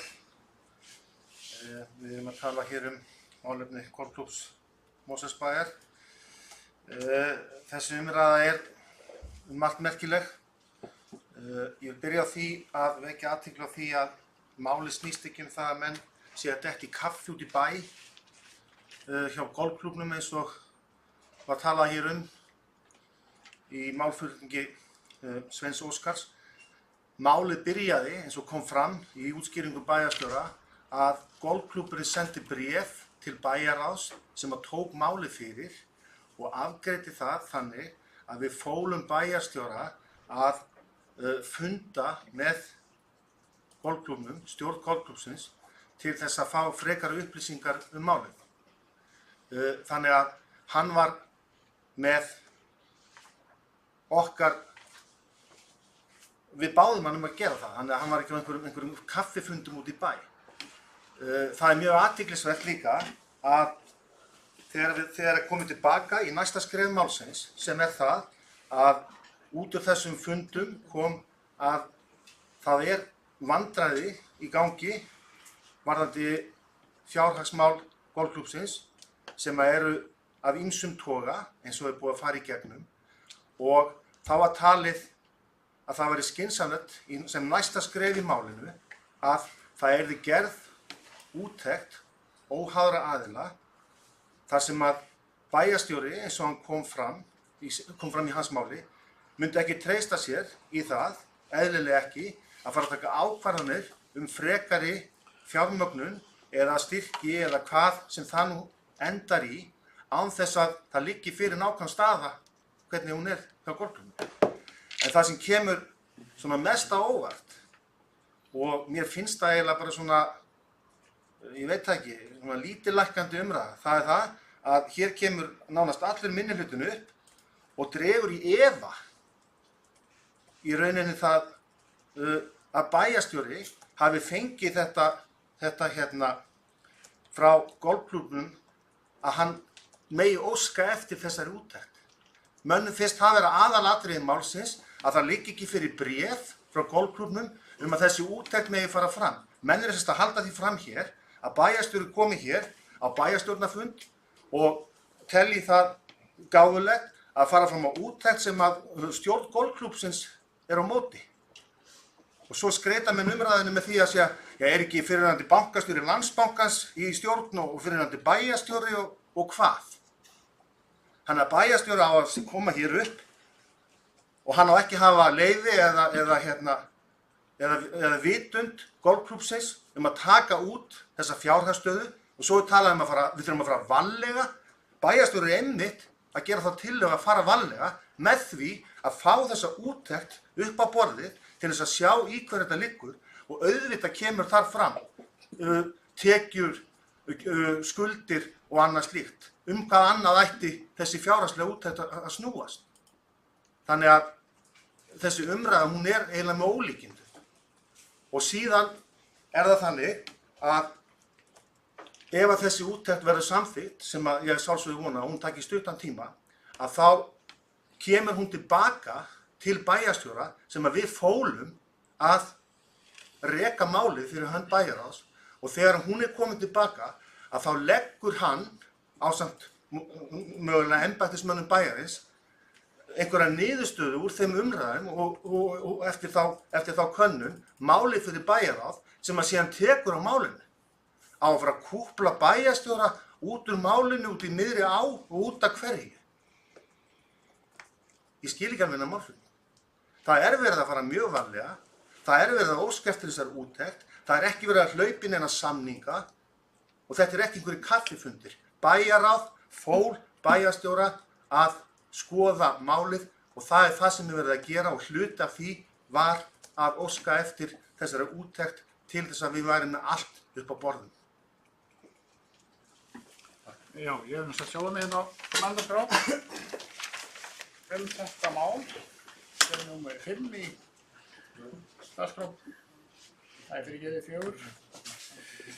Dagskrá bæjarráðs, 18. nóvember, uppbygging íþróttamiðstöðvar og æfingasvæðis við Hlíðarvöll í Mosfellsbæ. Ég ætla bara rétt að fara yfir svona ferli, það er nú svona búin að gera það hér, en fyrst vil ég segja að mér finnst alveg til fyrirmyndar hvað þetta er í föstum skorðum, samningar við íþrótta- og tómstundafélag, Aftureldingu, Hestamannafélagið og golfklúbbinn og fleiri félög fast fjárframlög frá Mosfellsbæ. Síðan ráðast í mikið verkefni golffólk að byggja þar aðstöðum eins og við þekkjum og það er ekkert mjög langt síðan að það var hér komið erindi frá þeim að þetta gengi illa ná endum saman bara til að ljúka húsinu þannig að hægt var að taka í notkun. Það fór alveg í gegnum umræðinu hér og sérstakt auka fjárframlag í það og þá töldu menn allir að það var nú gerð sérstök úttekt á því að hvað þyrfti mikið og þannig að þetta yrði svona myndi reka sig sjálft áfram og það var gerð fagleg úttekt á því líka þá. Þannig að ég held að það komið öllum með opna skjöldu bara fyrir hér nokkrum vikum þegar það kemur nýtt erindi frá þeim sama golfklúbbi það sama verkefni, það að þetta gengi ekki að ná endum saman.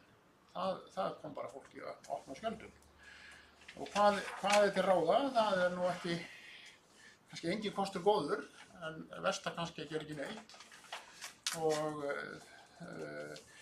niðurstaðan eða tillagan sem verður rædd hér á eftir, því að málið er ekki afgreitt í bæjarráði, er svo að fá úttekt á málinu og það verður öðruvísi úttekt heldur síðast, það verður bara tekið allt upp á borði meðal annars, eins og bæjarstjóri fór yfir áðan, meðal annars hvernig var þessu fjármagni ráðstafa sem var hér afgreitt frá Mosfellsbæ fyrir ekkert mjög mörgum mánuðum. Ég held fyrst að málið er komið á þennan stað og þessi rekstur er kominn á þennan stað að þetta sé besta í stöðunni. Það er að byrja á því að fá úttekt, spilin upp á borðið og bókhaldið og allt og það er það sem það snýst næsta skref sem tillagan liggur fyrir og við greiðum hér atkvæði á eftir. En við höldum áfram að ræða þetta mál og Valdimar, þú við beðum á við, gjörðu svo vel.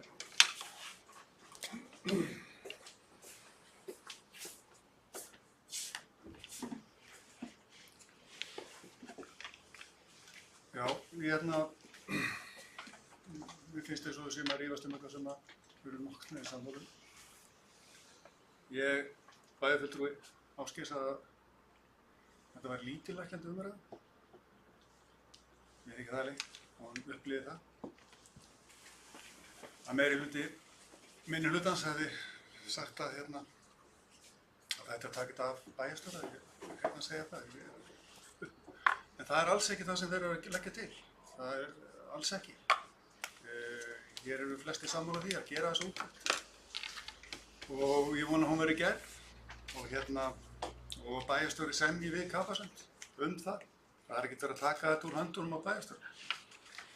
En það hefur verið bent á að það mætti segja þarna í þessum samningum að það niðurstaðan verði kynnt fyrir bæjarráði. Ég held að það sé bara sjálfsagt. Ég held að séu líka öll sammála það. Liggur í hlutarins eðli. Og það liggur í hlutarins eðli, eins og bæjarstjóri að nefna. Þannig að ég fara að herma eftir honum hvað það er að segja. En þannig að þetta liggur alveg fyrir. Stefán kom hérna með tillögur bætt orðalag og bætta sem ég held að við ættum alveg að kíkja á. og getur bara verið til bóta. Og ég ítreka það að ég lagði til líka að þetta verið tímamörk á þessum samningi. Já. Kolbrún hefur málið, gjörðu svo vel.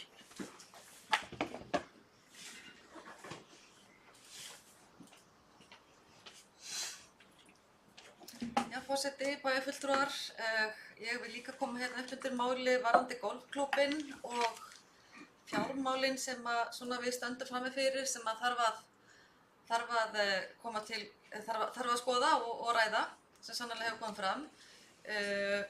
Ég ætla líka að byrja á því að tala um að mér finnst, ég vil taka undir hvert einasta orð sem að bæjarfulltrúi Ásgeir Sveinsson sagði hér áðan varðandi það út á hvaða braut þessi umræða er komin. Það er ákveðin tónn hérna í sem að mér finnst einnig líka vera svona lítillækkandi og sem er ekki málflutningsfólki sæmandi að tjá sig með þeim hætti sem hér er gert. Ég vil bara byrja á því að tala um eins og Bjarki forseti talar um varðandi samningana sem við gerum við íþrótta- og tómstundafélögin. Við erum komið með mikla og góða reynslu að samningagerð við íþróttafélögin og það hefur yfirleitt ávallt gengið vel, allavega lúkning þeirra á endanum þannig að allir séu sáttir og við höfum lagt okkur fram sem bæjarstjórn að einmitt að mæta öllum þeim kröfum nánast öllum þeim kröfum sem hafa verið, eða þeim óskum sem hafa verið settar fram varðandi íþrótta- og tómstundafélögin. Hér stöndum við frammi fyrir verkefni sem heitir uppbygging golfskála og golfsvæðis í Mosfellsbæ. Þarna voru 2 golfklúbbar sameinaðir. Það var forsenda samning sem var gerður hérna fyrir nokkrum árum síðan. Það tók heillangan tíma að fá þessa klúbba til að sameinast og að því að menn eru svo skynsamir, að fólk er svo skynsamt í Mosfellsbæ að það tókst það. Það var heilmikil hagræðing í því falin. Það var líka ljóst fyrir að það þyrfti að byggja nýjan golfskála af því að aðstæðan var gjörsamlega óviðunandi. Skálinn var færður, eða svæðið var fært og eftir liggja örugglega þær verðmætustu lóðir sem að Mosfellsbær á. Það bíð okkar núna og er að fara í sölu hið fyrsta. Þar að því að mér er líka umhugað skattfé Mosfellsbæjar, að því að þetta er okkar auðlind, það eru lóðirnar, hvernig við getum nýtt það fé sem best til að bæta þjónustuna hér í bænum. Nú er búið að byggja golfskálann og ég held að það færi sögubækurnar hvað hann var byggður á litlu fé á höndum sjálfboðaliða frá grunni upp að þaki, unnu þarna golfararnir sjálfir dag og nótt til að koma þessu húsi upp. Fyrirlag samningur við Mosfellsbæ upp á ákveðna upphæð, það lá allt ljóst fyrir. Núna hefur eitthvað strandað og þeim er ekki að takast að klára æfingasvæðið niðri og ákveðna sem að þarf að ljúka til þess einmitt að golfskálinn og golfklúbburinn geti orðið sjálfbær. En svo getur maður vart talað að svona íþrótta- og tómstundafélög séu sjálfbær af því þau eru náttúrulega alltaf á styrkjum frá bænum. En eldri iðkendur að sjálfsögðu greiða inn í þennan klúbb til þáttöku. Það sem ég finnst eiginlega samt svona svolítið merkilegt og því að ég vil virkilega, og ég veit að við hérna öllu borðið viljum virkilega að þessi golfklúbbur starfi hér áfram og golfhúsið verði okkur áfram til sóma. Þetta er fjölnota hús, það vitum við öll. Við erum öll en málið snýst það þessa upphæð sem upp á vantar og til að þau komist yfir ákveðin hjall svo starfið geti haldið áfram. Það snýst það. Hingað komið á borðinu nýir bæjarfulltrúar fyrir þetta kjörtímabil sem kvörtuðu yfir því að hlutirnir gengur ekki nógu vel og þessi meirihluti væri ekki nógu röskur í afgreiða mál. Hér hefur hvorki gengið né rekið í málum sem hafa komið hér í bæjarráð síðan að þessi nýja bæjarstjórn tók við. Þannig að þetta byrjar nú ekki sérstaklega vel. Hér er endalaust verið að tala um það að reka hérna ofan í stjórnsýsluna, þetta gangi og sé nú ekki allt saman í lagi. Þannig að það eitt og sér er mér mikið áhyggjuefni. Hvað þetta varðar núna, þessi greinargerð sem liggur fyrir málinu frá fulltrúa M-lista, þess að talað um gæluverkefni, endurtekin fjárhagsleg klúður meirihlutans, gæluverkefni í Mosfellsbæ, og ef þetta flokkast undir gæluverkefni, að þá finnst mér nú vera í foki í flest skjól. Þetta er ekki gæluverkefni, þetta er grafalvarlegt verkefni. Við þurfum að standa vel að þessum málum, ég veit að við erum öll sammála um það. Og ef að fólk hugsar tilbaka, skoðar söguna, skoðar forsendur, skoðar það sem að gerast, annað en bara persónulegar nýtingar út í bæjarstjóra, þá held ég að við gætum náð hér einhverju samkomulagi. Hvað varðar orðalag í þessum samningi við Capacent er kannski aukaatriðin, ég held að það sé sem Capacent leggur fram, og það að efast það að bæjarstjóri geti ekki valdið þessu verkefni er náttúrulega ákaflega niðurlægjandi og tínandi hér fram einhverja persónur og leikendur í þessu máli að það er náttúrulega bara lýsandi kannski best fyrir þau ófaglegheit sem sita hér fyrir framan meirihlutann í Mosfellsbæ. Þannig að ég ætla að vona það að þetta sé ekki það sem að koma skal. Við þurfum við veitum að sjálfsögðu bæjarstjóra, framkvæmdastjóra sveitarfélagsins það umboð til að ræða áfram við stjórn golfklúbbsins svo að við fáum lendingu í þessu máli.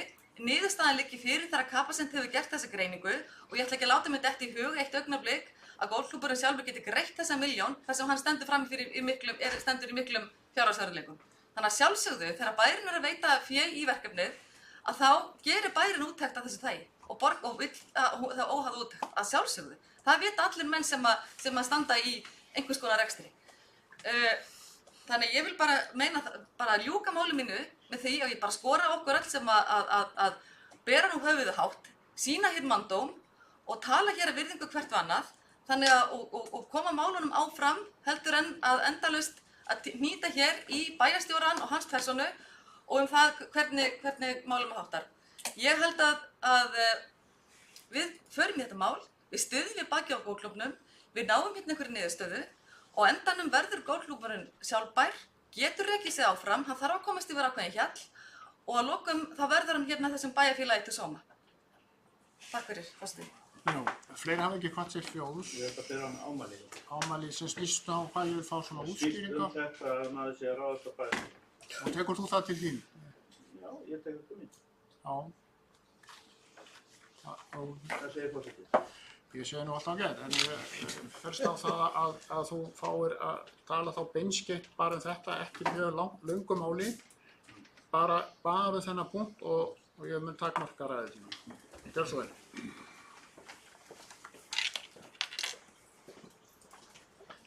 Síðasti ræðumaður er mjög tíðrætt það að það sé verið að ráðast á fulltrúa á lista Sjálfstæðisflokksins. Það er eins og sé að ræða einhverja barnapössun þar. Það er svo ekki. Viðkomandi einstaklega hlýtur að geta ráðið því sjálfur hvernig hann svarar og hvernig hann hagar sér. Ég er bara ósammála því að þessi stöð fyrir að hnýta í okkur sem eru hérna í pólitískri umræðu að það sé einhver persónulegur árásir þegar við tala klúður í peningamálum út á suður í bænum. Ég bara frábið með slíkri umræðu og ég get nú átt ágætistal við þennan bæjarfulltrúa hérna sem kom hérna áðan og ausar stöðut út úr sér slíkum málflutningi. Ég skal bara taka aðeins umræðuna við þig, Kolbrún, hérna eftir, varðandi fundarstjórn síðasta fundar í bæjarröð sem dæmi. Nei, takk. Við höldum áfram hér og Stefán Ómar hefur beðið orðið. Gjörðu svo vel. Forseti og getur bæjarfulltrúar, ég kem þá hérna í annað sinn til þess að ræða þennan lið. Ég vil nú bara ítreka það að ég veit ekki hvert að fólk var að beina orðum til mín hérna en það var talað um minnihlutann og ég úr fræðilega telst hluti af honum þó að hann sé ekki til, þetta orð sé ekki til að lögum, það er nú annað mál en allt í lagi. Þannig að ég kannast ekki við það. Hafi ég gert það eða tala lítið lækkandi til einhvers hérna við borðið eða einhverra annarra og biðst í afsökunar á því. Það var ekki meiningin mín að gera það. Ég var hérna bara með konkrét tillögur og ég held ég hafi nú byrjað á því að lýsa stuðningi við það að þessi úttekt færi fram. Ég lagði til áherslubreytingar, sannarlega, og til að hafa það alveg á hreinu að þá allavega í mínum huga var það ekki meiningin að kúpla einum eða öðrum út. Við skulum muna það að bæjarstjóri sem hér situr sem bæjarfulltrúi við þetta borð, að hann er bæjarstjóri allra bæjarbúa og allra bæjarfulltrúanna. Og auðvitað var ég ekkert að leggja til að kúpla honum út. Ég var að leggja áherslu á það. Ég var að leggja áherslu á formlegheitin, að það væri bæjarráð sem færi með verkefnið formlega. Hann situr auðvitað í verkefnahópnum eins og eins og segir í þessu uppleggi frá Capacent, ef að menn hafa lesið það nákvæmlega, þá kemur það fyrir þar að það er ákveðin verkefnishópur sem á að starfa og þar situr auðvitað bæjarstjórnin að sjálfsögðu og heldur utan með þetta. Ég vil bara að það sé formlegheitin, gagnvart bæjarráði. Mér finnst líka gott ef við förum því við öll stöldrum hérna við í einhvern ákveðin tíma, svo förum við frá þessu borði og einhverja aðrir koma að og það er rosalega gott og það er bara nauðsynlegt að það liggi fyrir í sögunni og öllum skráningum að það hafi verið einhugur og hugsið bara út í það. Það getur bara verið dýrmætt þegar við komum aðeins áfram að það sé ekki ágreiningur það að neinu leyti eða eitthvað óskrifað. Golfklúbburinn og Mosfellsbær fóru saman í verkefnið. Það var það sem ég var að reyna að segja. Og bara ef ég hef einhvers staðar í ræðun áðan talað með lítillækkandi hætti til einhvers, þá biðst ég afsökunar á því. En ég vona að við getum sameinast að gera þetta með þessum hætti. Já, nú er komið að afgreiðslu málsins. Óskar eftir afstöðu fundarliða. Já, það er, þetta snýst fyrsta lagi tillögu frá Sveini Óskari sem barst frá... Fundarliða. Nei, aðeins að fá að vita tillögun það, viltu að hún verði afgreidd? Við viljum fá fundarliða. Já, bara fundarliða strax. Já, allir beðið fundarliða? Já, allir fundarliða. Sammála. Já, ég veit bara allt í góðu. Við gerum fundarliða.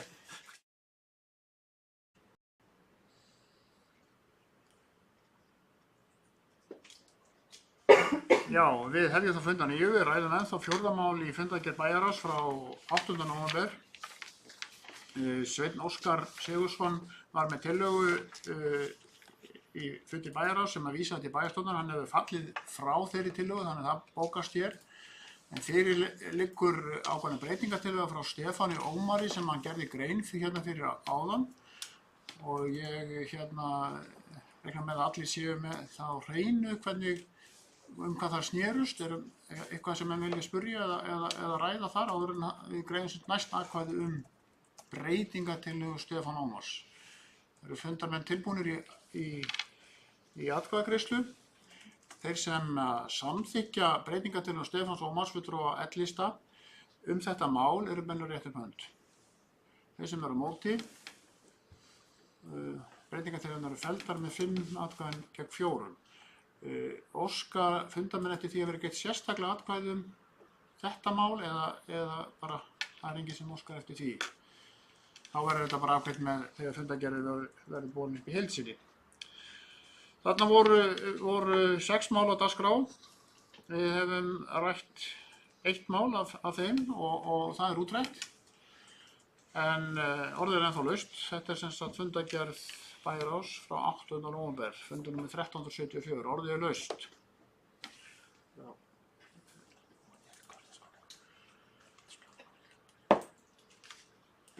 Valdimar Birgisson, gjörðu svo vel.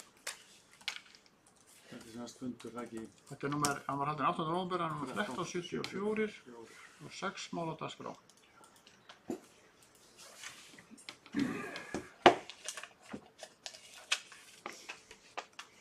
Mál hérna... Það er nú meðan að hugsa tillögu frá Viðreisn. Nei. Í sambandi fjárhagsráðherra. Jú, 5. mál, jú.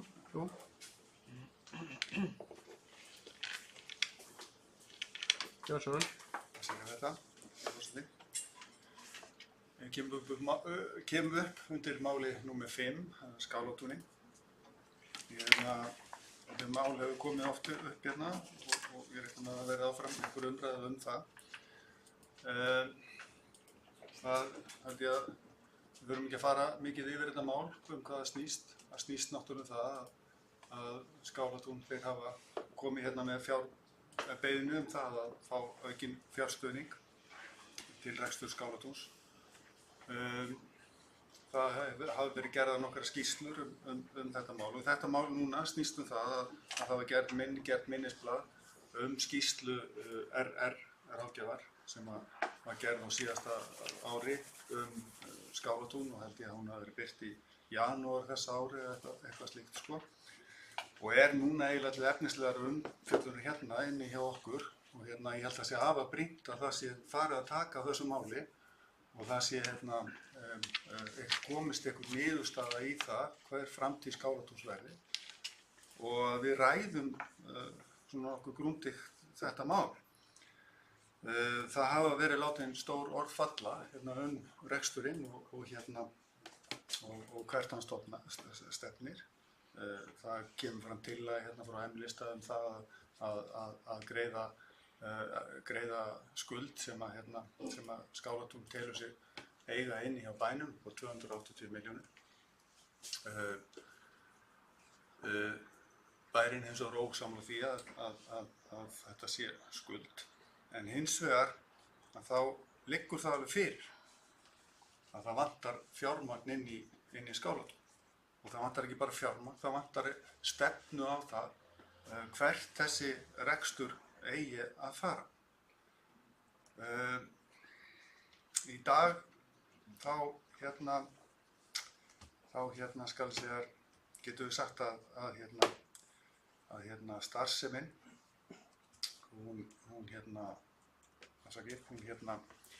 það eiginlega 3 leiðir sem við getum farið sem að Skálatún rekstur þessa heimilis getur farið í. Það í fyrsta lagi að reksturinn verði með óbreyttum hætti og að bærinn leggi Skálatúni fé, auki rekstrarfé. Það í öðru lagi að ríkið taki bara yfir og sjáum þetta mál, sjáum þetta heimili. Og í þriðja lagi að ríki og sveitarfélag komi sér saman það hvernig að málum skuli háttað. Nú í þessari skýrslu hjá RR Ráðgjöf þá voru bent líka á einhverjar leiðir til úrbóta og til að klára þetta mál og þær eru á þessa leið sem ég hef nefnt sem sagt að ríkið setji niður sameiginlega stefnu hvert þetta er að fara. Afsakið ég svolítið stressaður alltaf. En ég ætla að reyna að byrja upp á nýtt á þessu. Það sem liggur fyrir þarna og liggur fyrir þessa skýrslu það að það eru nánast allir sammála það að þessi rekstur ekki samkvæmt nútímakröfum og að það sé bara hreinlega, það hefur verið nefnt í bara lögum málefni fatlaðs fólks og líka í samningi Sameinuðu þjóðanna réttindi fatlaðs fólks að ef við varum að byrja upp á nýtt að þá myndum við ekki gera hlutina svona. Á hinn bóginn það mjög vont að brjóta upp heimilið, það er vont fyrir fólk sem býr þarna og þetta eru íbúar Mosfellsbæjar. Þannig að þarna kallast á 2 sjónarmið sem eru erfið í framkvæmd. Og til þess að leysa þetta mál þurfa þessir aðilar, Mosfellsbær, Skálatún og ríkið, að ná sátt það hvernig þessum rekstri verði háttað til framtíðar.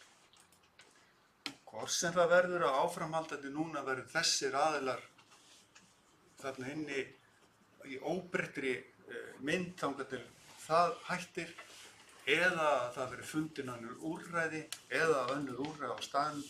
Hvernig sem það verður, þá verður að klára þetta mál. Og í þessar skýrslu reyndar svolítið gagnrýnt, Mosfellsbær gagnrýndur fyrir það að hafa ekki klárað þetta mál. Það klárlega hefði verið átt að klára þetta.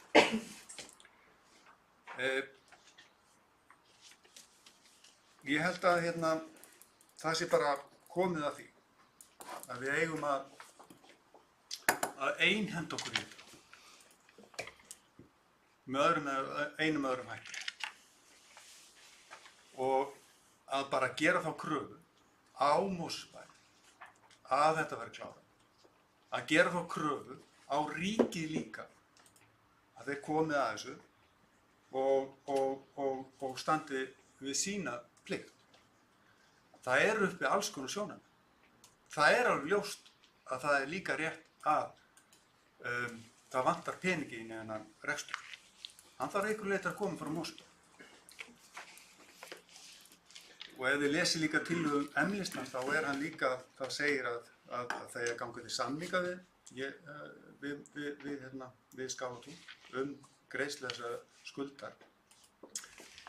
Ég held að það þurfi að ganga til samninga við Skálatún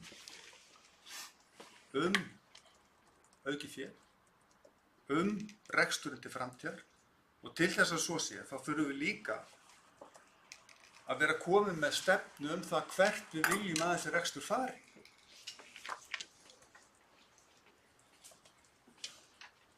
Þannig að svo það sé sagt. Það hefði náttúrulega þetta löngu búið að gera, en það kannski skiptir ekki máli núna. Það sem skiptir máli núna er það að einhenda sér í þetta og klára þetta mál. Já, Haraldur, þú verður að vita það.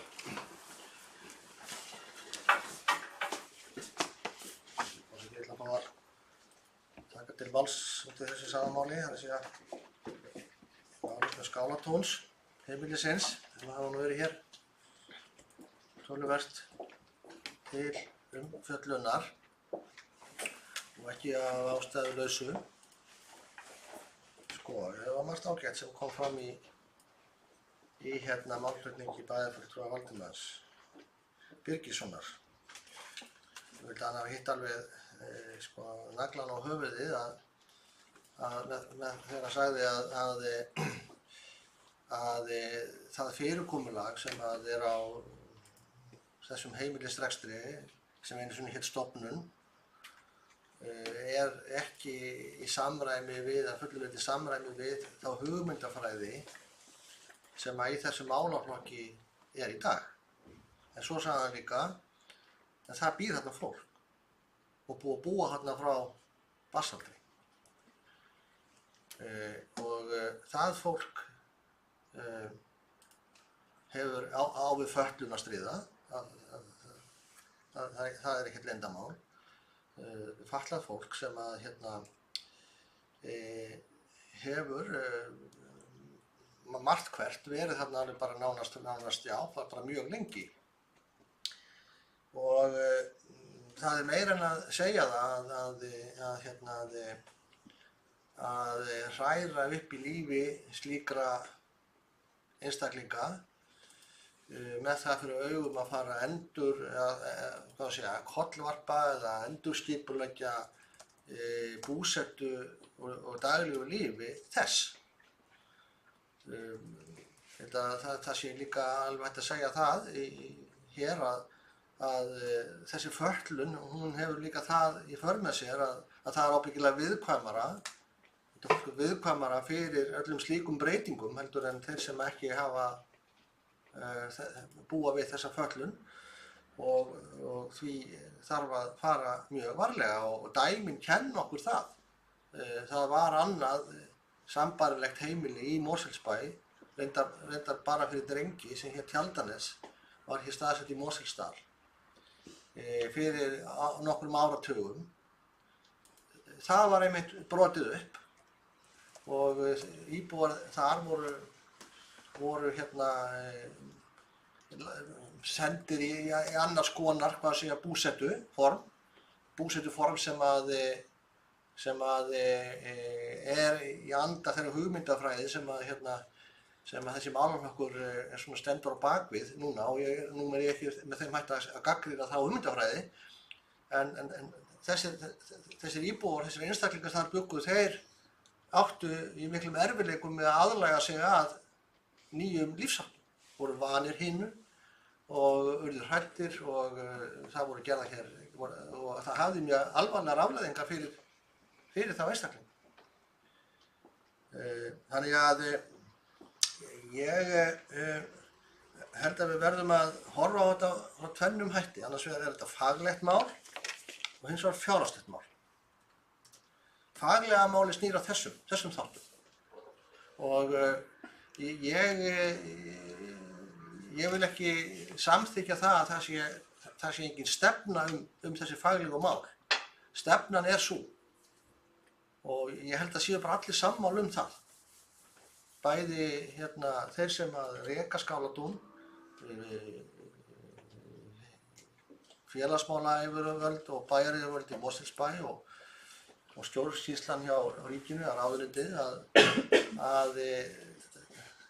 að þetta búsetuform ekkert brotið upp. Það er annað svona rekstur til, að minnsta kosti hér á Íslandi, það er að segja Sólheimar í Grímsnesi, og að það verið staðið vörð réttindi og líðan þessa íbúa okkar.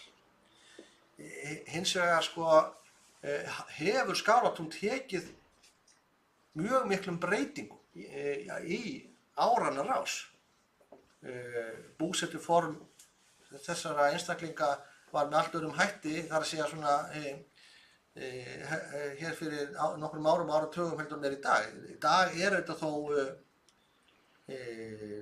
búsetukjarnar eða sambýli sem fólki býr í, oftast nær með sína sér íbúð, en þarna rekin þessi heildstæða þjónusta, þar að segja að það býr á sama stað og vinnur eða og það ekki í samræmi við það sem að svona nútíma hugmyndafræði gengur út á. En það sem kannski aðalatriðin finnst mér í þessu, að það rekin mjög góð þjónusta í Skálatúni. Þessu fólki líður upp til hópa held ég bara nokkuð vel. Og ef að það spurt, held ég að þá myndi það ábyggilega segja að við viljum bara fá að vera hér áfram í því formi sem það er. Og ég held að það svo stefna sem að held ég flestir allir eru sammála þó að það sé ekki hinn niðurskrifaða hugmyndafræði í málaflokknum sem að snýst um það í dag og þegar þú nefnir, þegar bæjarfulltrúi Valdimar nefndi að þetta ekki gert í dag, það örugglega alveg hárrétt. En þá á það við þá yngra fólk sem þá annað börn eða unglinga sem sem eru þá að hefja sína sjálfstæða búsetu og það ekki gert með þessum hætti. En ég held að þessi fólki sé bara greiður gerður með því að það fái á þessari starfsemi að þetta fái að halda svona áfram þó með þeim hægfara breytingu sem hafa þó verið gerður í gegnum árin sem að ég held að sé tvímælalaust réttindum og lífsgæðum þessa fólks mjög til hagsbóta.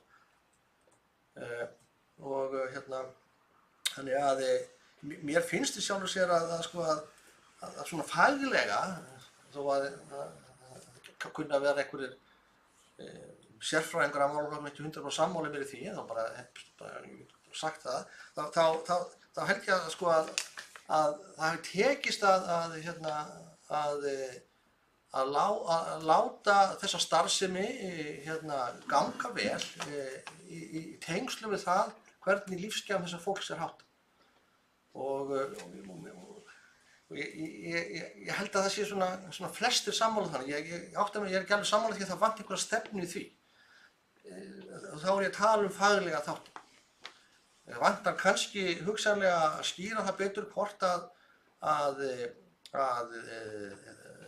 þegar að íbúar þar falla frá eins og lífsins gangur segir okkur að gerist, hvort það eigi þá að taka þá nýja íbúa inn í þar íbúðir sem þar losna. Það er kannski má segja að það vanti kannski stýrari stefnu þar að lútandi og þá hvort að þessi starfsemi slík svona eigi hægt og sigandi að þá að breytast og slíkt. En ég myndi aldrei geta staðið hér sem bæjarstjóri og bæjarfulltrúi og mælt með því að umhverfi þessa fólk sem þarna býr og hefur búið árum og áratugum saman sé breytt. Og ég vona að fólk sé sammála mér það. Þá er það spurningin fjárhagslega máli, það spurt að einhenda sem er að klára eitthvað Þá spyr ég klára hvað? Það er þannig að rekstrarumhverfi Skálatúns sem og reyndar sambærilega stofnana eins og Sólheima og reyndar hefur Stafholt líka verið nefnt í því samhengi.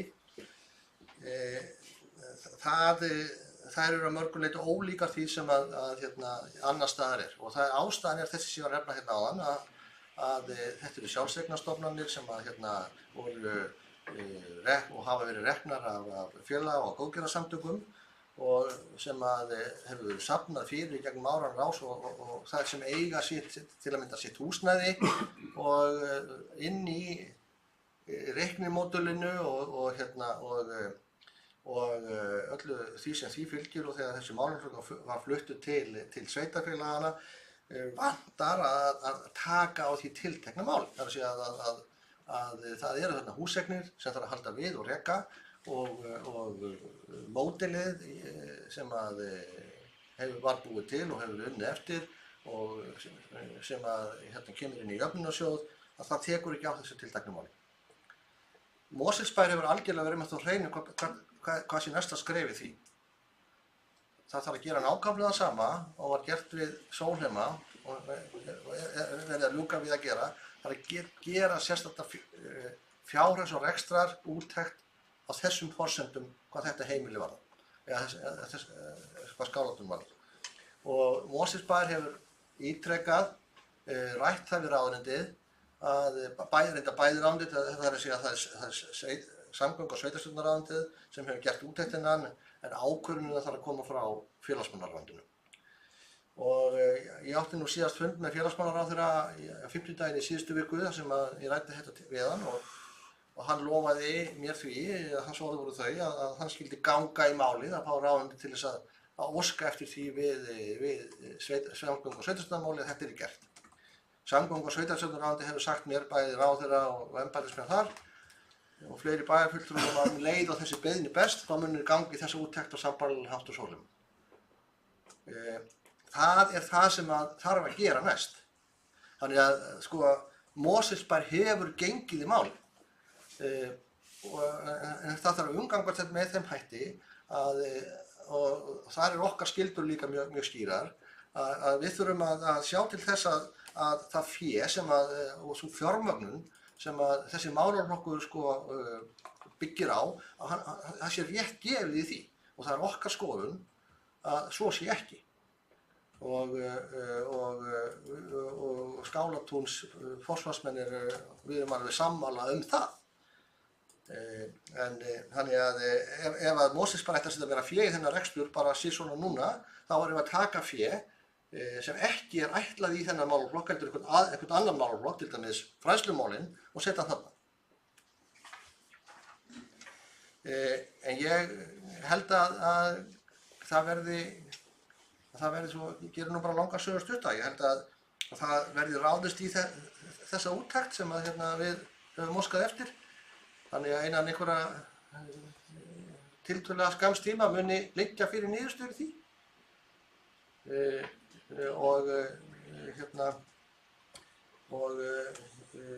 Þá geti það útvatnast í þá harri framlögum til Skálatúns. Í mínum huga er það fjárhagslegt málefni hvort að það er ríkið sem rekur þetta eða sveitarfélagið. Það er ekki faglegt. Þannig að ef það er niðurstaðan að ríkið taki þennan rekstur yfir, þar að segja Skálatúns og Sólheima, þá er það fjárhagsleg niðurstaða. Ég hef ekkert á móti henni. Þetta er að mörgu leyti, þetta er sérstöku heimili, þetta er öðruvísi heldur en reksturinn í dag. En ég efast samt það að það verði þannig. Ég hugsa að ríkið hafi engan áhuga á því og það er svo frekar að það verði hugsað betur og fundin annar grundvöllur til fjármögnunar þessa reksturs, sérstaklega með tilliti til þess að þarna eru húseignir sem eru í eigu sjálfseignarstofnana sem þarf augljóslega að reka og viðhalda, sem ekki hefur tekið tillit til í reiknimódelinu fyrir þessa starfsemi. Það er stærst í landinu. Og ég hef þá trú að það gangi og ég ætla ekki að fara að tjá mig um þessa tillögu að borga 280 milljóna króna mynta skuld við Skálatún. Nú ertu farið í bókum Mosfellsbær, ég veit ekki heldur í reikningum Skálatúns. En ræðum það bara væntanlega þegar að hún er tekið til afgreiðslu í tengslu við afgreiðslu í fjárhagsáætlun.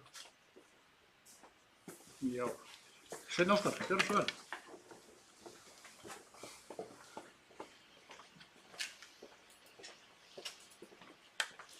Forseti, Skálatún er heimili sem tekur við einstaklingum sem er erfitt með að búa annars staðar.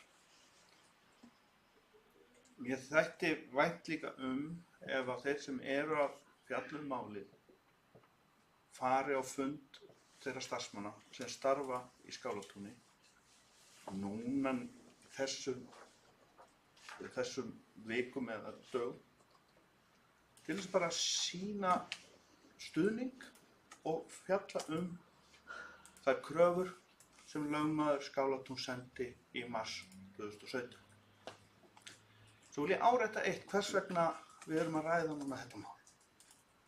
Það er vegna þess að á bæjarráði hérna fyrir haust lá fyrir drög að samningi og þessi skýrsla hafði aldrei birst bæjarráði fyrir nú daginn. Og undirritaður og sá sem sérstendur óskaði eftir að þetta mál er tekið upp með meiri myndarskap. Það er gott að eiga þá umræðu og það er gott að heyra að aðilar skynja mikilvægi þessa máls. Eftir stendur fortíðin. Hér var aðili sem fjallaði þetta, fulltrúi Viðreisnar, á ágætis upplýsandi hátt, en það gleymist samt þessi punktur. Að 280 milljónir standa enn í erindi óafgreiddur sem var afhent og sent bænum í mars í fyrra. Það er óafgreitt, ósvarað. Ekki búin að biðja viðræður. Hérna áðan vorum að ræða annan félagsskap. Allt er þetta félagsskapar sem standa að baki slíkum hlutum. Við getum verið með golf eða við getum verið með einhvers konar starf sem eins og fer fram á Skálatúni. Það eru óuppgerð mál og það að leggja fram tillögu það að það sé gengið til samninga eða viðræðna þessa kröfu sem hljóðar upp á þessa fjárhæð ekki þar með verið að segja nákvæmlega hvaða fjárhæð á að greiða. Það er bara umræðu vettvangur milli aðila sem fjallar slíkt. Ég hef alltaf sagt það í þessu máli nákvæmlega eins og íþróttahreyfingar eða hvað annað sem við ætlum að fjárfesta í til þess að bæta aðbúnað. Þá er það pólitísk ákvörðun sem sé uppgjör af þessum toga er pólitísk ákvörðun og vilji sem pólitískur vilji til að koma á móts við þessa stofnun, þennan hóp sem er að býr þarna. Því að öðru leyti sýnist mér svo að mat allavega þeirra sem er í stjórn Skálatúns og er fagfólk og sérhæft á þessu sviði sem segir einfaldlega þetta er ekkert úrelt fyrirbæri og ég vil bara frábýða mér slíka umræðu það sem við erum að tala að þetta sé eitthvað svona úrelt fyrirkomulag, það sé komin ný stefna, eitthvað slíkt. Þessar stefnur fara hring eftir hring, eftir tísku jafnvel. Og það segja aðilega það að sumir einstaklingar,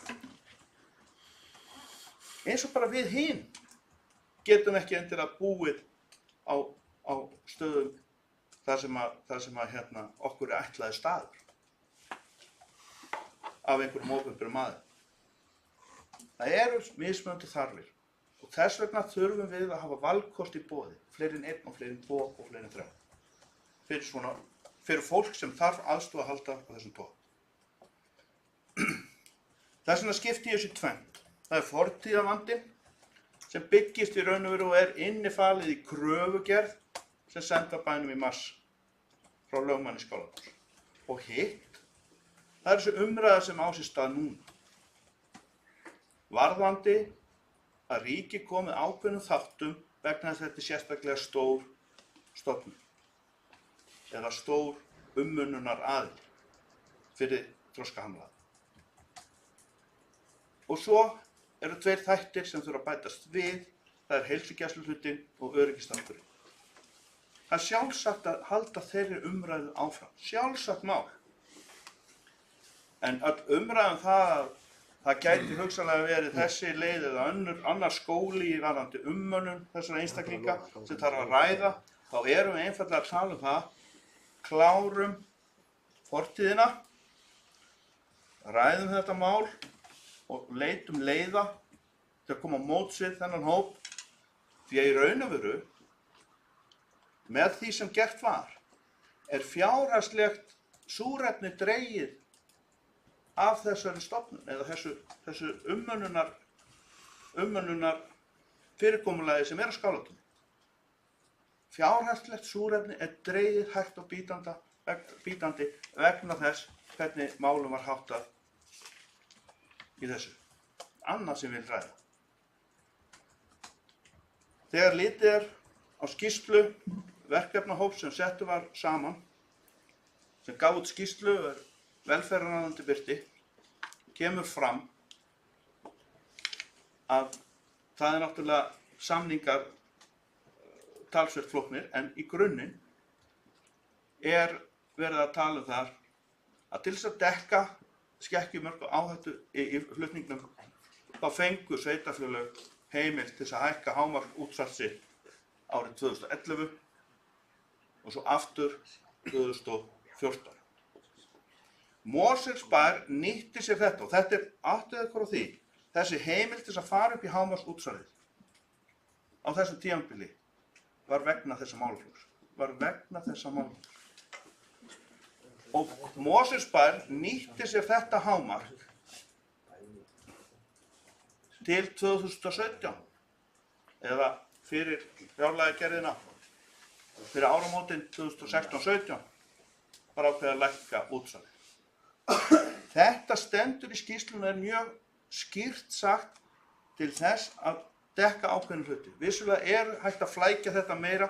Við erum með blandað hluti inn í þessu, varðandi til dæmis það að hlutfallið sem að fer af útsvari inn í þennan málaflokk, hann vissulega hefur verið hlutfallslega sá sami, en það breytir því ekki. Enn og aftur, það er pólitísk ákvörðun að gera upp þetta gamla mál. Ég set ekki töluna upp einhliða 280 milljónir rúmar sem eru þarna inni. Heldur það í erindi frá lögmanni Skálatúns. Og ég vísa til þess. Fundarstjóri, ég óska eftir hans. Ef að menn vilja fá fundarlega þá er bara að taka það. En þarna skiptir máli fullir virðingu fyrir afstöðum fólks hér inni. Pólitískri afstöðu. Og ég leggja þetta upp með þeim hætti að fortíðin verði afgreidd. Ég held að við getum við sammála þessa framtíðarsinfóníu. En að með myndaskap sé lagt upp með það að ræða við fulltrúa Skálatúns þessa kröfugerð sem send var í mars 2017. Já, það er einn á mælendaskrá, það er Kolbrún Þorsteinsdóttir. Gerðu svar, Kolbrún.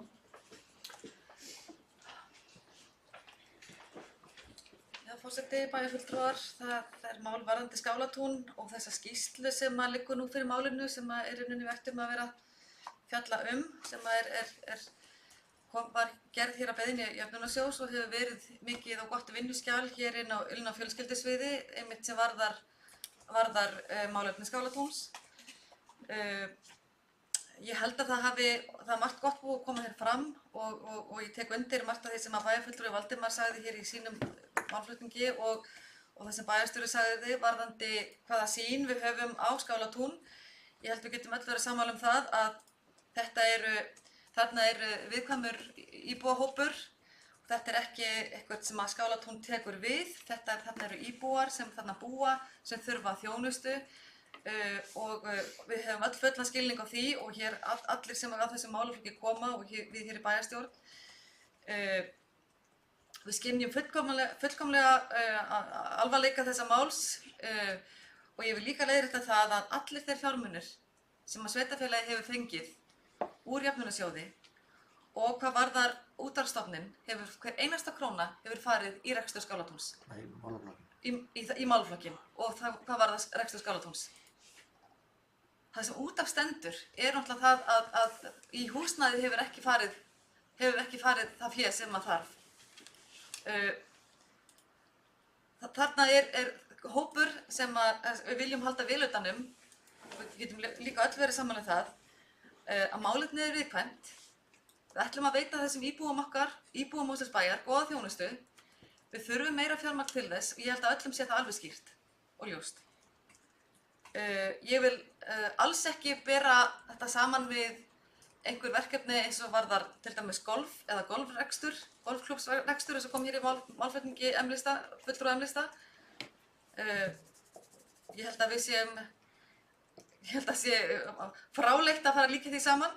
Þannig að við gerum okkur fulla grein fyrir alvarleikanum. Það þarf meira fé í þennan rekstur. Málaflokkurinn er viðkvæmur, íbúarnir þurfa meiri þjónustu og þurfa góða þjónustu og að sjálfsögðu viljum við veita hana. Það stendur upp á ríkið að koma meira fé í rekstur Skálatúns og ég hef þá trú núna þegar þetta mál er komið í þetta ferli, í þessa skoðun í ráðuneytinu, að það finnist á endanum lausn.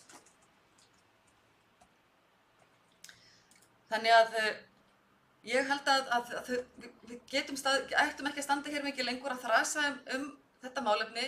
Það er komið í ferli, við óskum eftir stuðningi frá ríkinu, við viljum fá þessa úttekt og á endanum komið það fé til rekstrarins og til varðandi húsnæðið sem þarf og er viðunandi. Þannig að hvað varðar hugmyndafræðina varðandi rekstur Skálatúns, þá ætla ég ekki að tjá mig um það. Að virðingu við þá íbúa sem þarna búa. Þetta fólk býr þarna og mun búa þarna áfram. Ég vil líka taka undir orð bæjarstjóra varðandi stefnuna. Það er stefnan, þetta er heimilið þessa fólks og því verður ekki breytt, hvað sem okkur finnst. Takk fyrir. Valdimar og síðan Sveinn Óskar. Takk fyrir, Valdimar.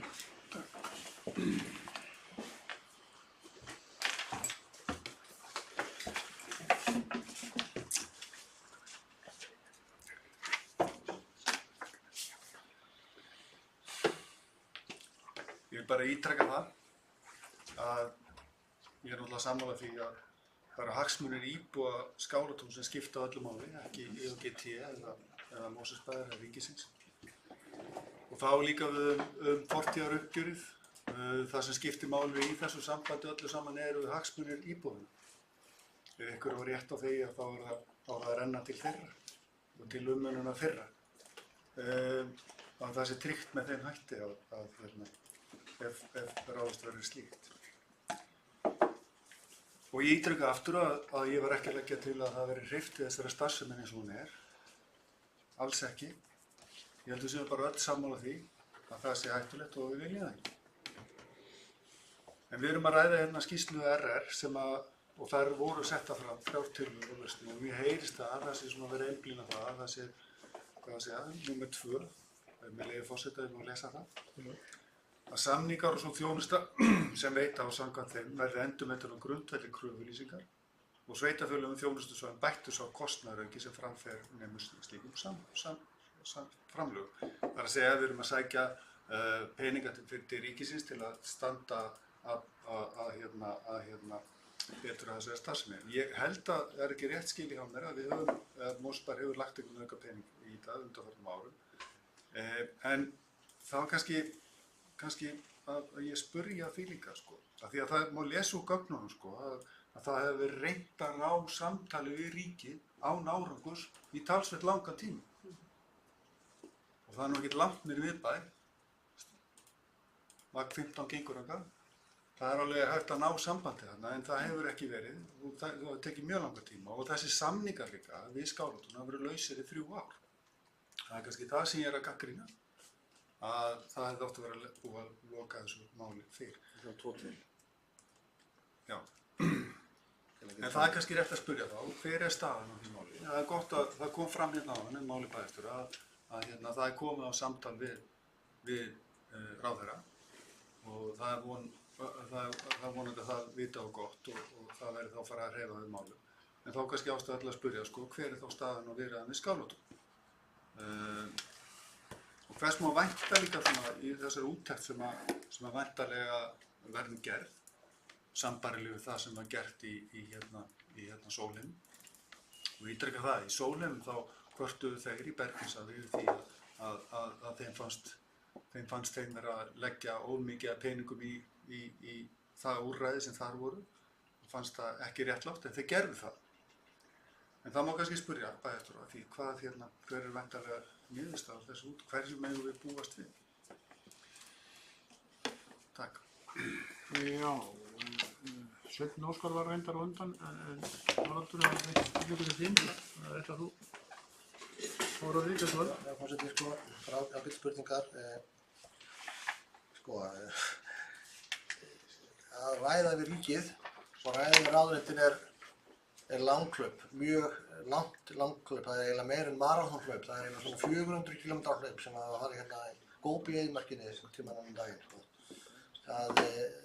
Það er bara þannig að því miður finnst mér, og ég er ekki einn það að sveitarstjórnarmönnum hafi verið rætt það mjög, sveitarstjórnarmönnum hefur verið með tíðrætt það, að það sé mjög erfitt að komast að einhverju niðurstöðu, einhverju samkomulagi við ríkið hin og þessa hluti. Ég nefni sem dæmi rekstur hjúkrunarheimilis Hamra sem var sett hér á stofn árið 2013 og við erum búin að vera í endalausum viðræðum við ráðuneytið hvernig það skuli fjármagnast. Það sem að það er kannski að sjá fyrir endan á því núna. Ég veit ekki hvað ég er búin að fara marga ferðir í það ráðuneyti þess að ræða það bæði við ráðherra og hversu marga ráðherra ég hef rætt við. Þeir hafa nú verið svolítið örskipt á þeim undanfarin ár og hvað marga embættismenn. Og það snýst ekkert leið 15 sko.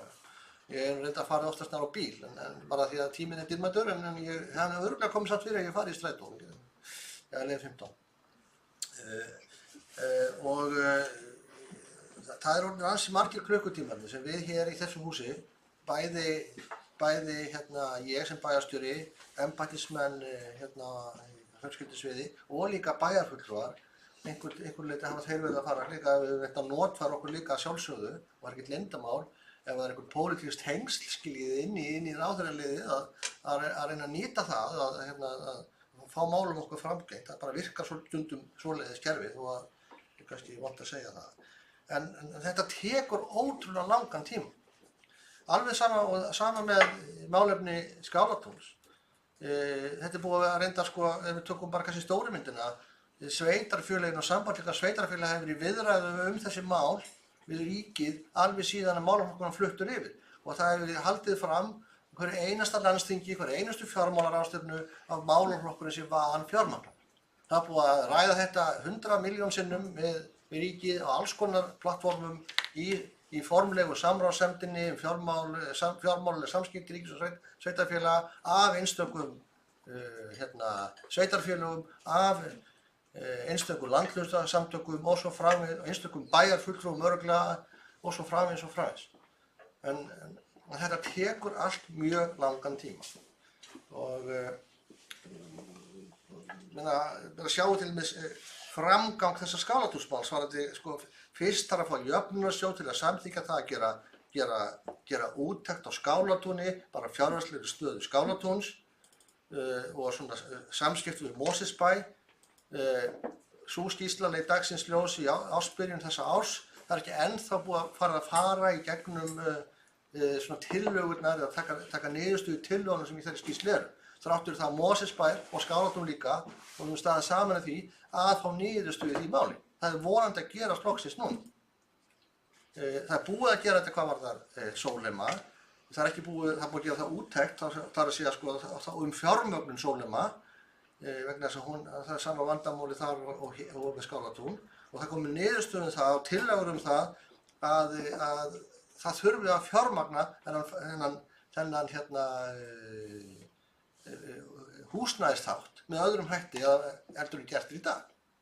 Það er hins vegar ekki búið að fá niðurstöðu í það. Það tekur örugglega 1 ár viðbót. Vonandi ekki en svona miðað við framgang mála svona þessu.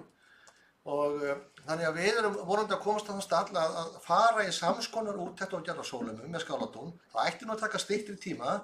Ráðuneyti búið að gera úttektina á þekkir vandamálin og vonandi þá er þetta þá að hérna sín mín á því er svo að sú úttekt liggi fyrir ekki innan einhverja örfára mánaða og þá sé niðurstaðan hvað varðar þá endurfjármögnun, endurskilgrun og fjármögnun Skálatúns verði gerð á sambærilegum og sama hátt og við Sólheim. Ég vildi að það veri góð niðurstaða. Það er að segja að það verið farið eftir niðurstöðum tillögum í þeirri úttekt. Það sem við verðum að taka tillit til þessara þáttar sem við hefum sífellt bent á að væri ekki fjármagnaðir í gegnum fjármögnunarleiðirnar sem sveitarfélög og ríki sömdum á sínum tíma. Og þetta var bara skilið eftir.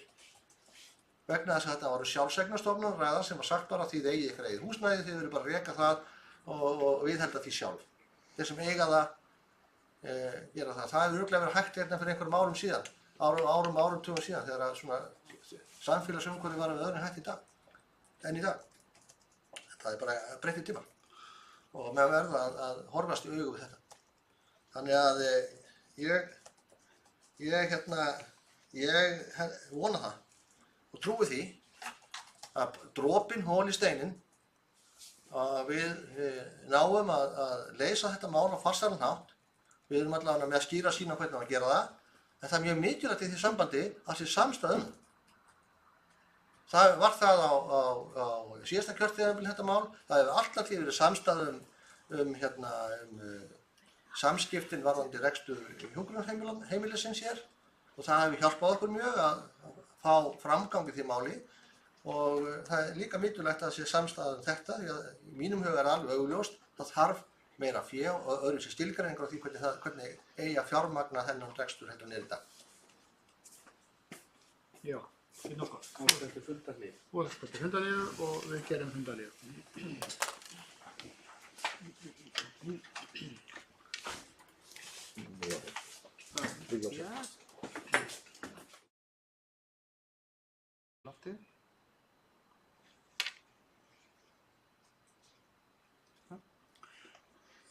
Við hefjum þá fund að nýju og ræðum með það málefni Skálatúns og Sveinn Óskar Sigurðsson. Þú hefur við morðið, gjör svo vel.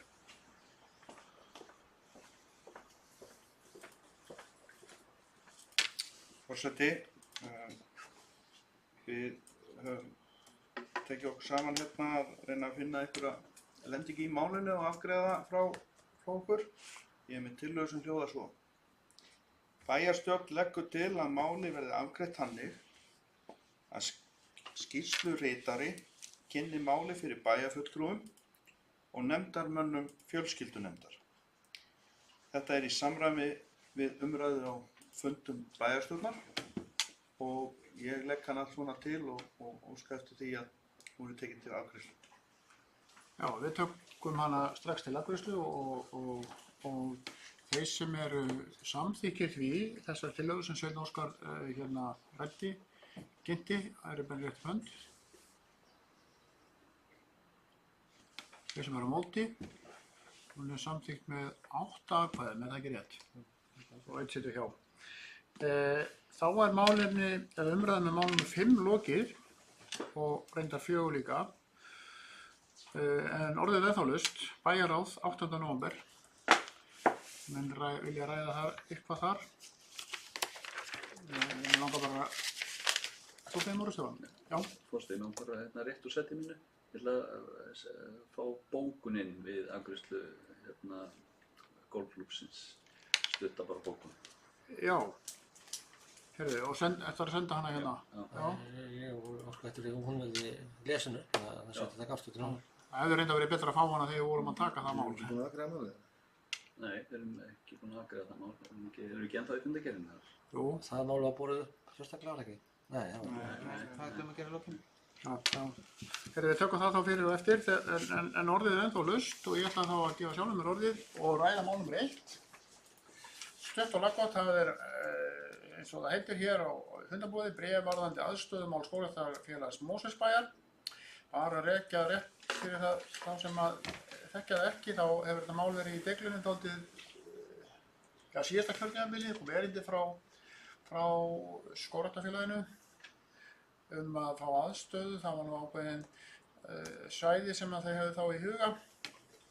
En þetta að fá lendingu núna og búið að vera að skoða mikið. Þetta snýst aðstöðuhús þar sem þið geta verið með fundaraðstöðu, geymt sín tæki og tól og jafnvel verið með eitthvað námskeið og að gera það við ágætis úttekt sem hefur verið kynnt hvaða staðir koma til greina og það helst verið að tala Skarhólamýri eða þar í grendinni, en það hins vegar á alveg eftir að skoða skipulagsþáttinn og næsta dagskráni að vísa þessu til skipulagsnefndar. Það máli fer núna til skipulagsnefndar. Ég bara skotta þetta sé hreyfing á þessu máli því þetta mjög þörf og góð starfsemi sem að þetta félag Skógræktarfélag Mosfellsbæjar er að henda hér áratugaskeið og alltaf meira og meira í samvinnu við sveitarfélagið. En þessi fundargerð enginn hefur hvatt sér frekar hljóðs en Stefán Ómar, þú ert hérna með bókun vegna máls númer 4, ekki rétt? Jú. Já, sambandi við uppbygging íþróttamiðstöðvar og æfingasvæðis við Hlíðarvöll. Senda hana. Þú búinn að senda hana og það kannski ágætt að myndi bara lesa hana hérna úr pontu.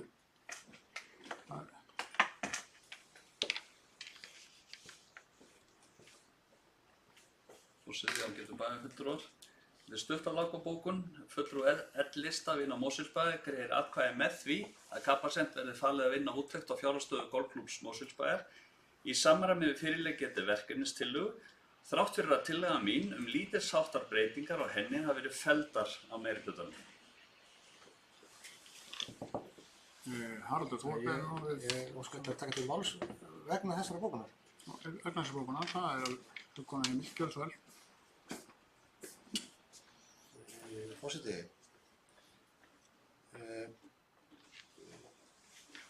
ég bara er því ekki sammála að hafi verið að ræða lítilsháttar breytingar á þessari verkefnistölu og við vorum því ekki sammála í meirihlutanum. Ég bara ætla ekki að hafa mjög orð það, en ég ætla bara að lesa hér upp einn setningu í niðurlagi greinargerðar tillöguhafa í til áréttingar. Hér stendur, því er lagt til að þessi bæjaráð fyrir hönd verkkaupans, Mosfellsbæjar, sem beint og milliliðalaust móttæki og vinn úr tillögum Capacent og eigu framhaldinu samtal við GM. Þetta jafngildir nánast því að ég var að segja bæjarstjóranum upp. Hann hefði ekkert með málið að gera. En þessi bókun, hún hefur verið fært til bókar og í fundargerðinni, en nú lítur svo á að við séum tilbúin í atkvæðagreiðslu fundargerðinni í heild sinni. Og ég ber það hana þá upp í heild sinni og þeir sem eru samþykkið þessari fundargerð bæjarráðs 8. nóvember eins og einstök mál bera með sér upp ennur rétt upp hönd. Það eru samþykkt með 9 atkvæða. Þá hefur við lokið hérna umfjöllun bæjarráðs fundargerðinar 3 og þá er komið að nefndunum. Það eru 4 fundargerðir þessu sinni. Við tökum fyrst fyrir fjölskyldunefnd Mosfellsbæjar. Það var haldinn fundur 30. október síðastliðinn. Það voru 9 mál á dagskrá og ég ekki orðið laust. Steinunn, Dögg, gjörðu svo vel og síðan Rúnar.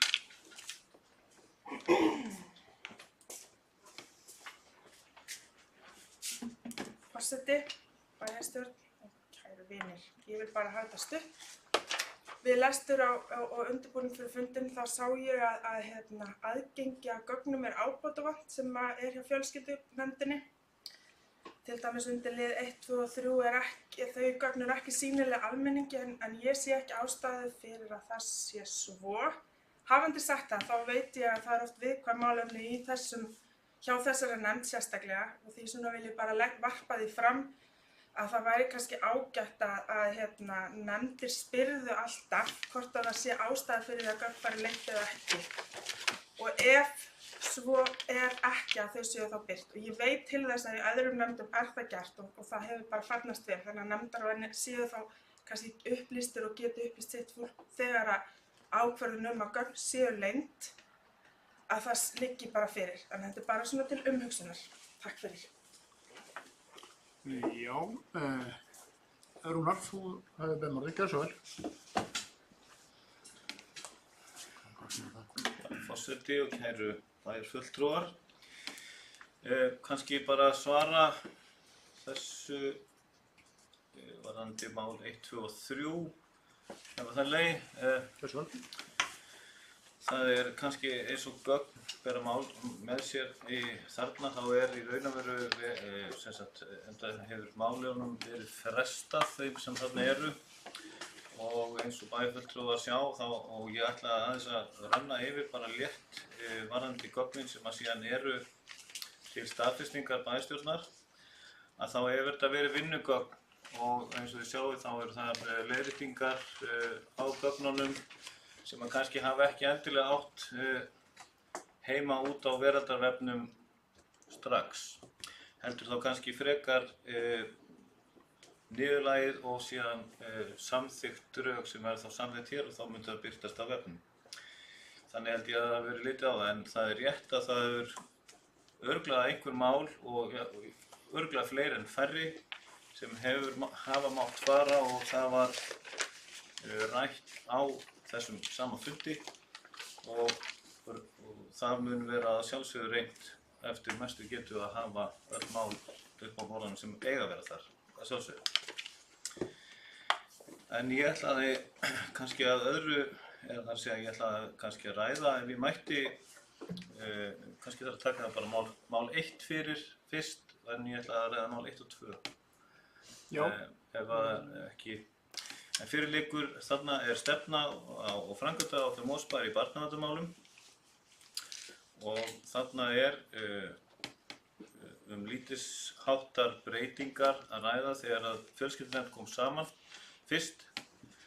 Þá var tekið eftir því að bæði þá í stefnunni og síðan líka í varðandi reglur í lið 2 að þarna var í raun og veru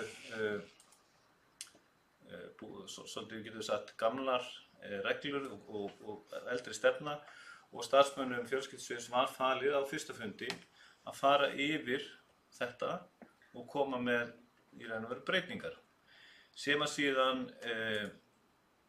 fundarmenn og fjölskyldunefnd samþykkti síðan einróma eftir að hafa farið 2 sinnum eða ekki 3 yfir þessar reglur og þessa stefnu og svona til bara gera langt mál stutt þá varðandi reglurnar þá ekki endilega stórar eða efnislega breytingar sem hafa átt sér stað milli ára heldur verið að skerpa á þeim reglum sem settar eru þarna upp með tilliti til gildandi meðferðarregluna. Þannig að það í raun og veru og eins og kannski bæjarfulltrúar að sjá þá í drögum megin breytingar og síðan án draga það sem stendur þarna í gögnum TSC eða Track Changes.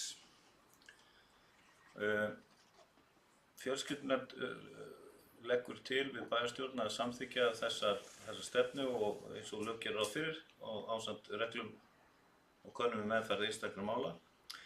Varðandi það ef ég mætti þá ef að einhverju vilja kannski tjá sig frekar mál 1 en þá geti ég komið. Já, kannski rétt að bara spyrja hérna á sætinu, ef vill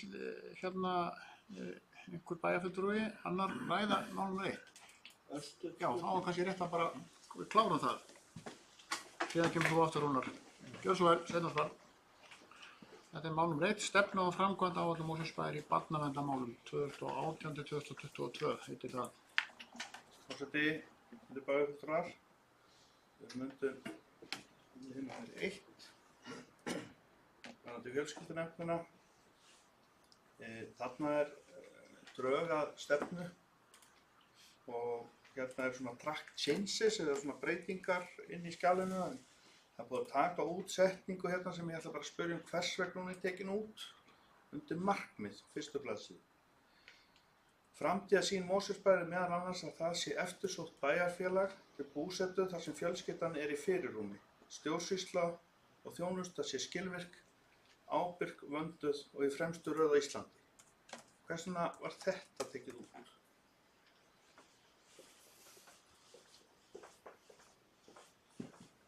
Já. Rúnar, það er Já, og ég, beint spurningu til þín. já, Gjörðu svo vel.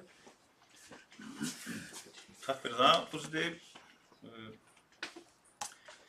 Sko, eins og ég gat áðan þá var farið yfir þessar reglur og þessa stefnu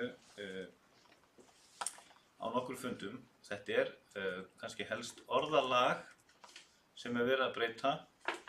Það ekki verið að breyta þessu til þess að reyna að hafa hana verri, það að reyna að hafa hana betri. Ég skal bara segja það að ég man ekki sérstaklega eftir þessu sérstaklega tiltekna orðalagi af hverju það var tekið út þarna. En eins og sést svo fyrir neðan í traktinsins þá raun og bara búið að breyta og reyna að hafa hana þá meira skilvirkari. Það svona kannski eina sem að ég get útskýrt. Já, Haraldur, þú beðið nú við mál nr. 1, gjörðu svo vel. Ég tel mig vita okkur þetta var tekið út. Ástæðan svo að þetta ef ég man rétt, gamla framtíðarsýnin sem var í gömlu stefnumótuninni 2007-08. Það voru allar stefnundar með þeirri framtíðarsýn inni. Það búið að endurskoða þá stefnu, það komið ný framtíðarsýn. Ég hefði kannski frekar spurt á hverju sú framtíðarsýn ekki inni í stefnunni. En hefði fundist það viðeigandi, en kannski finnst mönnum þessi stefna á specific eða til þess að hún eigi innihalda slíkt. En þetta sem sagt framtíðarsýnin sem var í stefnumótun Mosfellsbæjar sem var samþykkt 2008 og ný framtíðarsýnin í stefnunni sem var endurskoðuð í fyrra og í gildi núna. Þannig að ég ger ráð fyrir að hann tekið út af því ég myndi ekki hafa gömlu framtíðarsýnina sem var 10 ára gömul inni, en hefðu kannski átt að velta einhvern hvort sem nýjátt að vera í staðinn. Já, einhvern sem við ræða mál 1. Svo ekki, Rúnar, þú ætlar að ræða einhver annar mál. Gjörðu svo vel.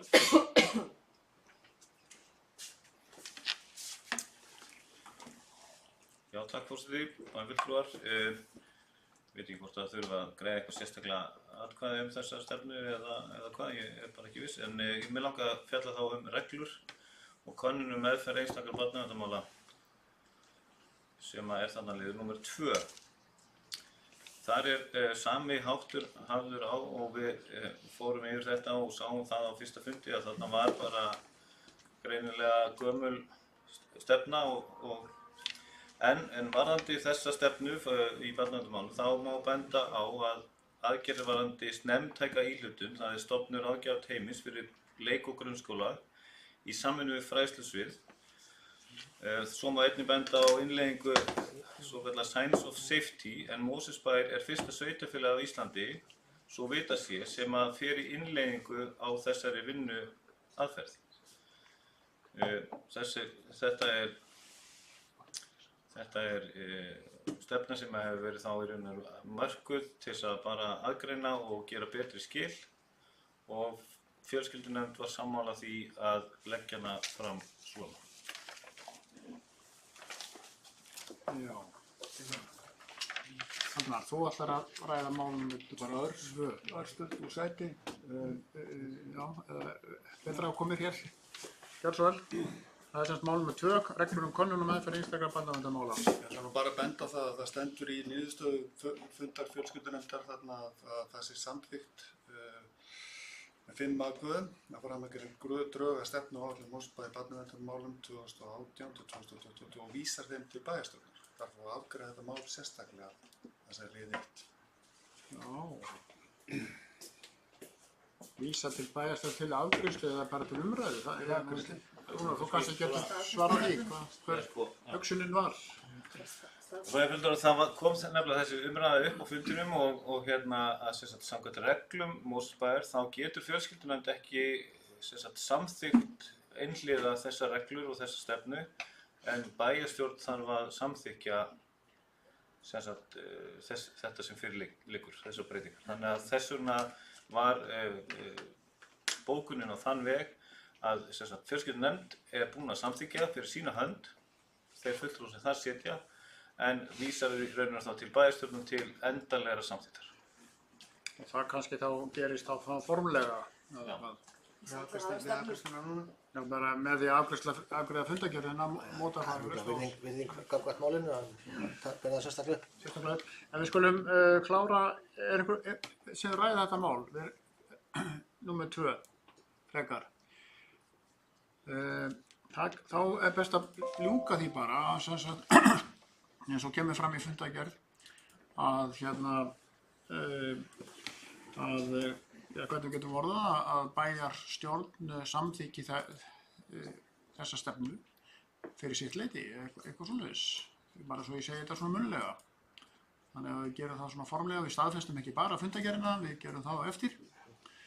En eru nefndarmenn samþykkir þessu? Ég er ekki alveg komin atkvæðagreiðslu, bara svo maður sé alveg þessum öllu sem er blaðsíðunni, að ég mun þá bera til atkvæða að bæjarstjórn Mosfellsbæjar samþykki raun og veru það sem að staðfest var.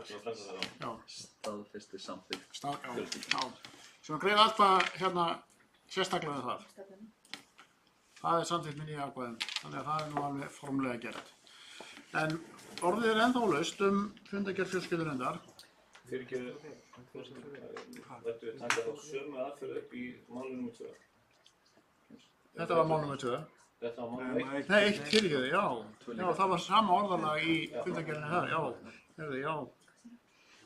Já, það er rétt, fyrst að tekið svona orðið í fundargerðinni. Þá skulum við undirbúa okkur aftur undir atkvæðagreiðslu. Það er að segja að við ætlum að þá að greiða atkvæðum mál nr. 2, svo ég hafi þetta nú formlegt. Það mál heitir reglur könnun og meðferð einstakra barnaverndarmála eða málaflokka og nefndin fjölskyldunefndin staðfesti þetta fyrir sitt leyti en vísar sig jafnframt til staðfestingar í bæjarstjórn. Svona formlega séð munum við þá greiða atkvæði það sérstaklega. Mál nr. 2.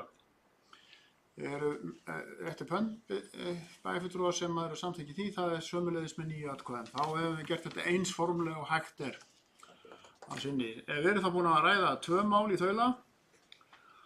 En orðið er ennþá laust önnur mál þarna. Það voru þarna 9 mál á dagskrá. Sveinn Óskar, þú hefur beðið orðið. Gjör svo vel.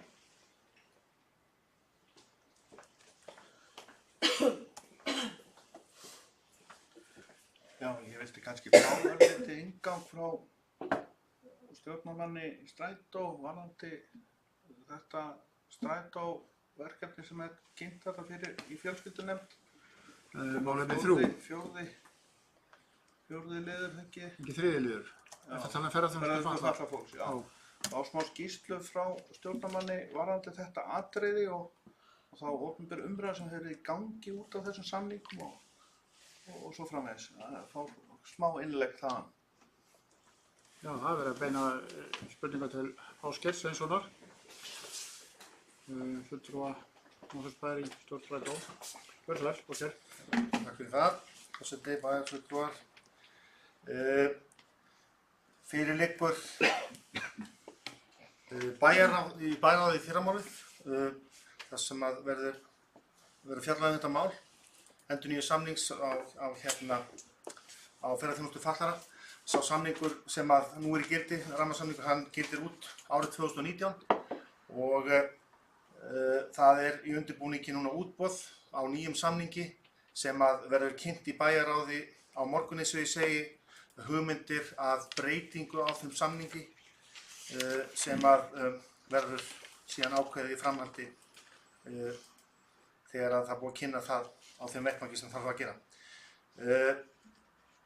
Fulltrúi Miðflokksins spyr þá opinberu umræðu sem hefur verið þennan samning og þá er það væntanlega að spyrjast fyrir það gjaldþrotamál sem hefur verið í umræðinni hjá einum af stærstu aðilum þessa samnings sem að sér þjónustu fatlaðra. Fyrirtæki Prime Tools var gjaldþrota ekki fyrir löngu síðan og það er stór aðili innan þessa samnings og það kom fyrir stjórn Strætó það að skiptastjóri í þrotabúinu var búinn að finna annan aðila sem var tilbúinn til þess að kaupa allan bílaflota þrotabúsins og ráða menn í vinnu til þess að geta haldið áfram þessari þjónustu sem er að sjálfsögðu mjög mikilvæg. Umræðan sem hefur mest verið í fjölmiðlum er það að hluti af nýjum eigendahópi sem að var í þessu fyrirtæki sem að var að kaupa þetta var að hluta til eigendur hjá Prime Tours líka. Nýlegir eigendur þar sem að höfðu nýlega tekið við því fyrirtæki til þess að reyna að bjarga þeim rekstri sem þar var. Við stóðum frammi fyrir því að hvað var hægt að gera vegna þess að þessi rammasamningur hann er mjög flókinn og það er mjög strangt hvað hægt er að gera og hvað ekki er hægt að gera og við fengum tvöföld lögfræði álit bæði frá lögfræðingi Strætó og eins frá lögfræðingina Reykjavíkurborgar til þess að fara yfir þá kosti sem voru í stöðinni. Það var ekki hægt að áfram vísa þessum samningi til annara sem er að keyra innan þessa samnings. Það má ekki samkvæmt samningnum og þessi aðili sem að skiptastjóri vildi fela að taka við í rauninni samningsstjórnar Prime Tours, hann uppfylli öll skilyrði sem að voru fyrir því að hann mætti það. En umræðan var svo það hvort þetta væri kennitöluflakk eða ekki út af þessum hluta að þetta væri sömu eigendur. En það var niðurstaða beggja þessara lögfræðinga að það ætti ekki við í þessu tilfelli þar sem að það var ekki verið að halda áfram og fyrir utan það að þarna var verið að kaupa búið og verið að bjóða þessum aðilum vinnu. Og það má geta þess líka að þetta er auðvitað mjög viðkvæm þjónusta og þessi aðili hann hefur skorað langhæst hvað var að þjónustu við þessa aðila og þetta var mikið uppnám sem varð út af þessu gjaldþroti vegna stærðar þessa aðila í samningnum og það var mjög mikilvægt að koma þjónustunni aftur á rétt horf og þess vegna var þetta unnið hratt og það voru aukafundir í stjórn Strætó og þetta var niðurstaðan og það var fullyrt þar af þessum lögfræðingum að þetta væri allt saman löglegt hvað var að þennan samning og það væri ekki hætta á að Strætó yrði skaðabótaskyldur við að samþykkja þennan gjörning. En eins og ég segi, það er áframhaldandi þjónusta sem var aðalmálið og núna er þessi samningur í endurskoðun og hann verður boðinn út núna fljótlega á næsta ári til þess að taka við að samvinnu sem rennur út árið 2019. Ég vona að þetta svari spurningunum. Takk. Sveinn, þetta mál, gjör svo vel. Forseti, bæjarfulltrúar, þakka fulltrúa okkar í Strætó fyrir greiningu og svör. Þar sem að ég velti fyrir mér varðandi þessu umræðu á innan Strætó það eru náttúrulega klásur í svona stóru samningur, svona liquidation eða svona upplausna klásúrur þar sem að Strætó gæti tekið yfir félagið þannig að maður velta fyrir sér framtíðin verður gætt að samningsákvæðum sem getur komið svona upp þannig að í raun og veru geti þá Strætó bara tekið verkefnið til sín og svo kom upp umræða líka, heyrði ég að það er ekki margir svona bílar til sem að geta sinnt þessu fólki og þá er það náttúrulega ákveðin áhætta, í rekstraráhætta fyrir Strætó að bjóða út líka þannig að hefur verið rættar svona, samningsklásúlur til að bæta og styrkja stöðu Strætó í næstu samningu. Já. Varstu búin að miða málið? Nei, ekki þetta mál. Er eitthvað sem við ræða þriðja málið frekar? En fútbolbyrjum voruð búin, gjör svo vel.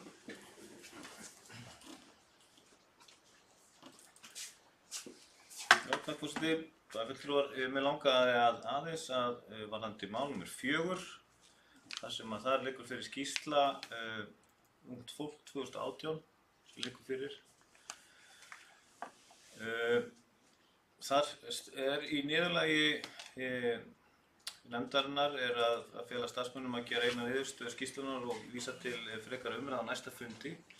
Langar þá með leyfi forseta því að það er hérna í íþrótta- og tómstundadeild hér seinna á eftir þessi sama skýrsla þar sem mælt er með því að höfundur skýrslunar komi á næsta fund og mig langaði eiginlega kannski þá bara að reyna að sameina þann fund með fjölskyldunefnd ef að það er búið að boða þá hingað en það kannski er innanbúðamál þá frekar en af því að mér finnst þetta tengjast. Já, það gott. Og hugmynd? Það er svör við spurningunum minn. Hvað segirðu? Hann beindi spurningum Já, meira mál 3 þá. Það var ekki klára. Já. Ásgeir, þú, Björnsvöld, klára það þá. Við erum að ræða hér mál 3 málefni ferðaþjónustu fatlaðs fólks og samninga þar að lútandi. Það er alveg klárt mál að það verður farið gaumgæfilega í þessi mál. Það hefði mögulega verið hægt að fara í það að fela Strætó og taka þetta yfir. Það var eiginlega það voru 2 möguleikar í þessu. Það var að samþykkja þetta tilboð það að skiptastjóra væri heimilt að selja þetta til annars aðila sem að tæki við rekstrinum og þá öllum flotanum og öllum starfsmönnunum. Hitt á það að Strætó myndi taka málefnið yfir, en inn í þessum rammasamningi þá er það gríðarlega flókið vegna þess að þá er þetta orðið þannig að Strætó er búinn að taka við og þá þarf að sanna ef að allar ferðir sem að Strætó ætlar að taka að sér að það hef ekki verið aðrir bílar tilbúnir og svo framvegis og það er gríðarlega flókið. Það var eiginlega ómögulegt í framkvæmd, fyrir utan það að það hefði tekið 2-3 mánuði að koma bílum í þetta, fyrir utan ráðningar og annað slíkt. Þannig að það var samdóma álit að tveimur ekkert allt og góðum kostum í þessu mjög erfiða máli, þá var þetta svo kostur sem var ákveðinn í stjórn Strætó eftir að hafa fengið þetta tvöfalda lögfræðiálit og síðan í framhaldinu að þá mun auðvitað vera dregin lærdómur af þessu og ég er ekki að segja að samningurinn hafi verið gallaður að neinu leyti en þetta var, mönnum finnst þetta kannski ekki sanngjarnt og þetta er spurning um siðferði þegar er að ræða svona að það eru aðeina sem voru áður í hinum rekstrinum en í nýja samningnum verður örugglega án þess að ég viti það nákvæmlega vegna þess að hann er ekki tilbúinn og það er ekki byrjað að taka ákvörðun hvernig hann mun nákvæmlega líti út en þetta verður örugglega að skoða því ég held að það sé alveg ljóst. Já. Kolbrún, þú vilt ræða þetta 3. mál? Já. Það ekki? Ekki 3. mál? Nei, svo það sé alveg á hreinu, það er útrætt mál, 3. mál. Já, en orðið er ennþá laust og þú ert búinn að biðja orðið, Kolbrún. 4. máli, já, við hoppum með það til það. 4. mál, gjör svo vel, það sem Rúnar Bragi var að ræða á hann. Já. Gjör svo vel, ungt fólk 2018. Ungt fólk 2018, einmitt fórseti, takk fyrir það. Ég tek undir það sem að formaður fjölskyldunefndar nefndi áðan varðandi kynningu á þessum niðurstöðum. Þetta er mjög mikilvægt að málin sé farið yfir þessar niðurstöður, einmitt sameiginlega hjá fjölskyldunefndinni og íþróttanefndinni. Það er gott að þetta sé farið yfir þessar niðurstöður einmitt af hendi fagfólks sem getur útskýrt vel hvað þetta á bakvið og svara spurningum á faglegan hátt eða þar segja með sína fagþekkingu ef upp koma spurningar. Þetta eru mikilvæg og viðkvæm málefni sem að varða börnin okkar hérna í Mosfellsbæ og mér finnst mjög mikilvægt einmitt að fá fulltrúa frá rannsóknargreiningu til að fara yfir þessar niðurstöður og geta svara spurningum sem að uppkoma. Það hefur verið gert, það hefur farið í skólana og kynnt fyrir foreldrum og þar hafa bæði verið starfsmenn frá sviðinu og síðan aðeinslega frá rannsóknargreiningu. Og þetta eru viðkvæm gögn, þetta er ekki til að þetta eru rannsóknir sem að bærinn hefur keypt og af því þetta varðar okkar unga fólk og það er mjög mikilvægt fyrir okkur að vita og sjá hvernig staðan er á því. Það er eitt atriði þarna sem ég vil sérstaklega taka fram varðandi niðurstöðurnar í þessari rannsókn og það er varðandi veipið, varðandi rafretturnar. Við erum að koma mjög vel út á öllum helstu liðum. Það eru ágefni eins og varðandi kvíða hjá stúlkum í 9. bekk og það eru einstaka atriði sem ég veit reyndar er á landsvísu, mikill kvíði hjá ákveðnum hópi ungs fólks sem er mjög mikið áhyggjuefni og verðt að skoða og það er líka eitthvað sem við ættum líka að vísa heim til foreldrana því ég veit að í niðurstöðunum því ég skoða það mjög vel að þarna liggja þessar niðurstöður það varða mikið heimilin og aðkomin átt að foreldra. Varðandi rafretturnar að þá eru við langt yfir meðaltalið þar og ég varpa því bara hér með út og til foreldra og ábyrgðarmanna að þetta er eitthvað sem við þurfum að skoða vel og vísa því heim til heimilanna bara hvað þau geta gert til að aðstofa sín börn og sín ungmenni til að koma vekk fyrir að þessar rafrettur séu notaðar í svona miklu mæli eins og niðurstöður sína. Þetta er ekki eins saklaust og fólk heldur og þannig að það er mjög mikilvægt að foreldrar taki ábyrgðina til sín.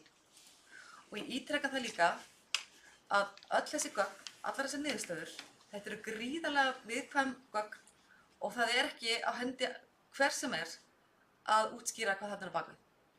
Þetta varðar heimilin, þetta er lítill bær sem við búum í og ég bara bið fólk að virða það að þessi gögn séu umgangist þau af virðingu. Takk fyrir. Já, einhver sem veit að ræða fjórðamálið. Sunna Óskar, gjörðu svo vel. Það er ungt fólk 2018. Já, forseti, það er alveg rétt, þetta eru viðkvæm. Það er gott að það er búið að fara umræða af stað í samfélaginu, í skólasamfélaginu. Ég er kannski inni eftir því, sko, að þegar búið að tala við foreldra, hefur verið haldinn fundur með þá, bara opinn fundur með það sem allir foreldrar boða þeir. Það er kannski það sem ég myndi vilja spyrja um.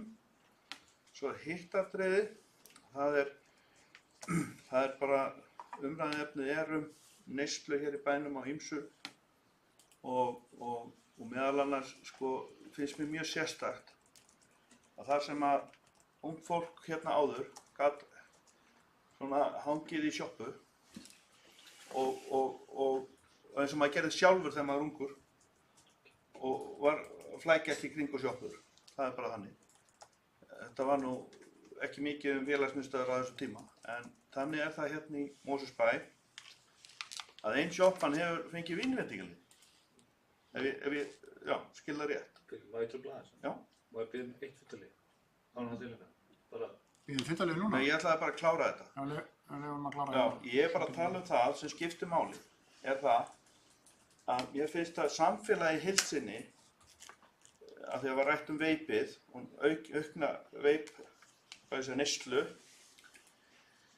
að við þurfum einhvern veginn að hjálpa staði í stjórnkerfinu líka til þess að gegnum heilbrigðiseftirlit eftir atvikum og þessi leyfisveitingar að reyna að finna leiðir, þetta er bara eins og skipulag, að það sem að börn sko, jafnvel vísa foreldrar sem í sjopp og leiðandi vídeóspólu og kaupa selketti fyrir kvöldið eða bopp og ís, að það sé búið að breyta slíku hluta í eitthvað allt annað.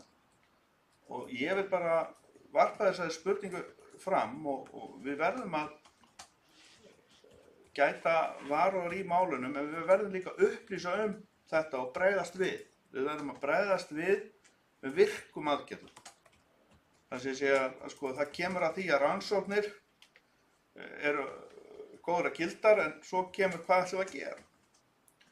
Og mér finnst að við eigum að taka höndum saman og ég er sammála þeim fulltrúum sem komið hafa hérna fram varðandi hvernig best að afgreiða þetta og annars slíkt,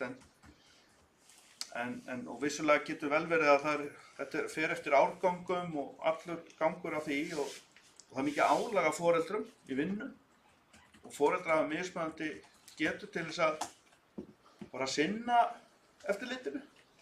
Það var hérna gönguhópur foreldrar sem var mjög virkur, þau gekk bæinn, það var aðhald, foreldraröltið.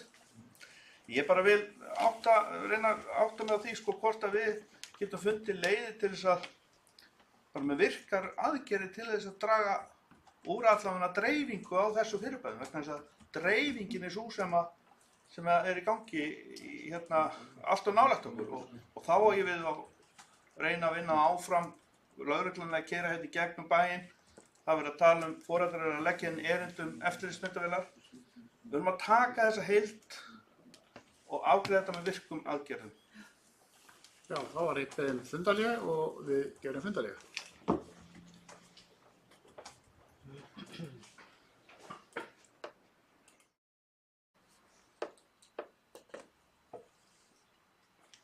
Við hefjum þá fundan við erum ennþá í fundargerð fjölskyldunefndar og ræðum ennþá mál númer 4 sem er nafnið Ungt fólk 2018. Er einhver sem vill ræða það frekar Valdimar, þú hefur beðið maður, gjör svo vel.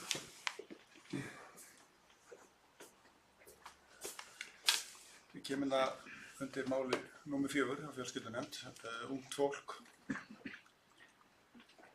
Það er vissulega ánægjuefni að á undanförnum áratugum hefur tekist að minnka mjög unglingadrykkju sem betur fer. Sem betur fer er ekki unglingar eins og þeir voru þegar ég var unglingur, guðsílof. Og svo unglingadrykkja hefur ekki tekið við sér, hún er ennþá mjög lág. En það eru ákveðin varúar, hvað segja, það er ákveðin hlutir í þessari skýrslu sem að vekja spurningar. Og það er akkurat þetta með kvíða og með vanlíðan. Og líka vanlíðan stúlkna sem eru meiri heldur en drengja. Og þetta er áhyggjuefni. Og þetta er fyrst og fremst áhyggjuefni eins og þið hafið heyrt af því að það er faraldur, vímuefnafaraldur, og hann er fyrst og fremst að fólk er að taka róandi lyf, er að taka þessa ópíóða og þeir eru stórhættulegir og fólk er að deyja og hrynja niður. Það má kalla þetta faraldur.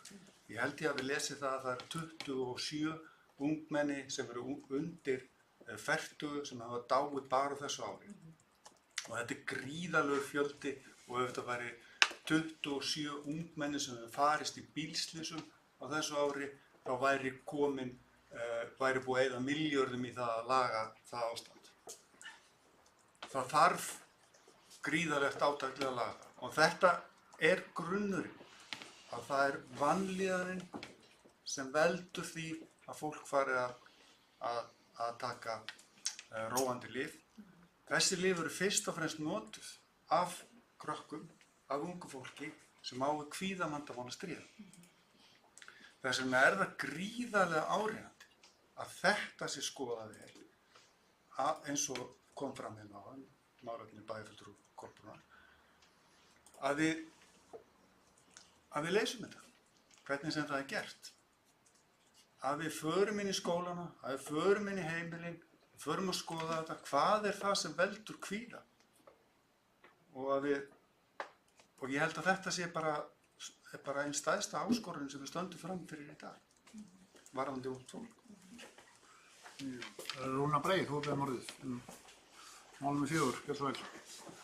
Já, forseti, bæjarfulltrúar, mér langar bara kannski í kjölfarið því sem bæjarfulltrúar Valdimar er að tala um, þá er það nákvæmlega þetta sem að þessi skýrsla er okkar biblía í þessu hvað unga fólki okkar, hvað skólafólki okkar er að hugsa, er að gera og hvernig við getum þá lesið inn í framtíðina. Við sjáum þetta langt aftur í tímann, við sjáum þróunina og þá segi ég sko að það er gott að hafa þessa skýrslu, það er gott að kynna hana fyrir foreldrum og öllum nefndum hér í bænum sem til þess þurfa.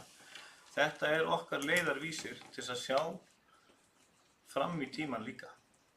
Þannig að mér finnst bara, og það skal bara sagt, að stundum hefur mér fundist hérna á undanförnum árum svona skýrsla að vera tekin á hundavaði, stundum í nefndum, að fari kannski yfir hana bara, að þetta er auðvitað stór skýrsla, þetta eru margar blaðsíður.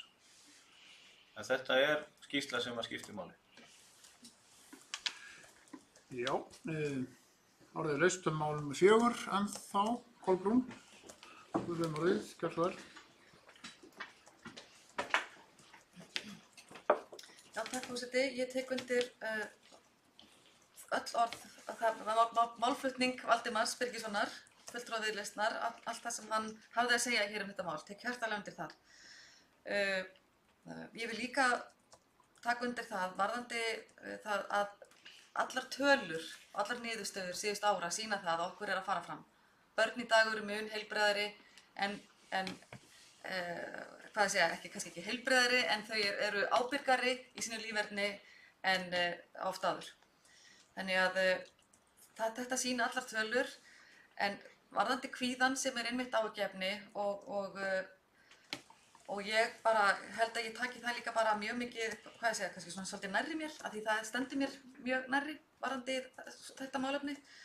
Og ég veit það að einmitt þessi hópur, hann er í áhættu og allar niðurstöður sýna það einmitt að þetta er sá hópur sem að leitar í kvíðast í annan heim, betri heim í fang þessara lyfja.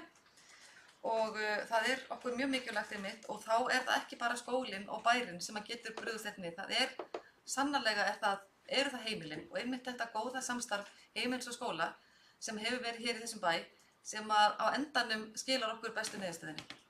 Að við tökum höndum saman þessi börn sem í áhættu og þegar svona vá steðjar að eins og það við séum að sjá þessar tölur að rafretturnar séu orðnar þetta algengar eins og niðurstöðu sína, að það þurfum við náttúrulega, og ég held að þessi stigi málsins þá ættum við að geta brugðist hratt og vel við. Ég vil ekki samþykja það að þessar skýrslur hafi verið farið yfir á hundavaði. Þar hafi verið kynntar vel inn í nefndum og þar hafi verið kynntar fyrir foreldrum og þar hafi verið vel unni með þær hérna á sviðunum. Kennarar hafa fengið niðurstöður, það hefur verið brugðist við, það hefur verið tekið kennarar og skólarnir hafa tekið sérstaklega vel við sér varðandi það að vinna á þessari geðrækt sem okkur svo mikilvæg.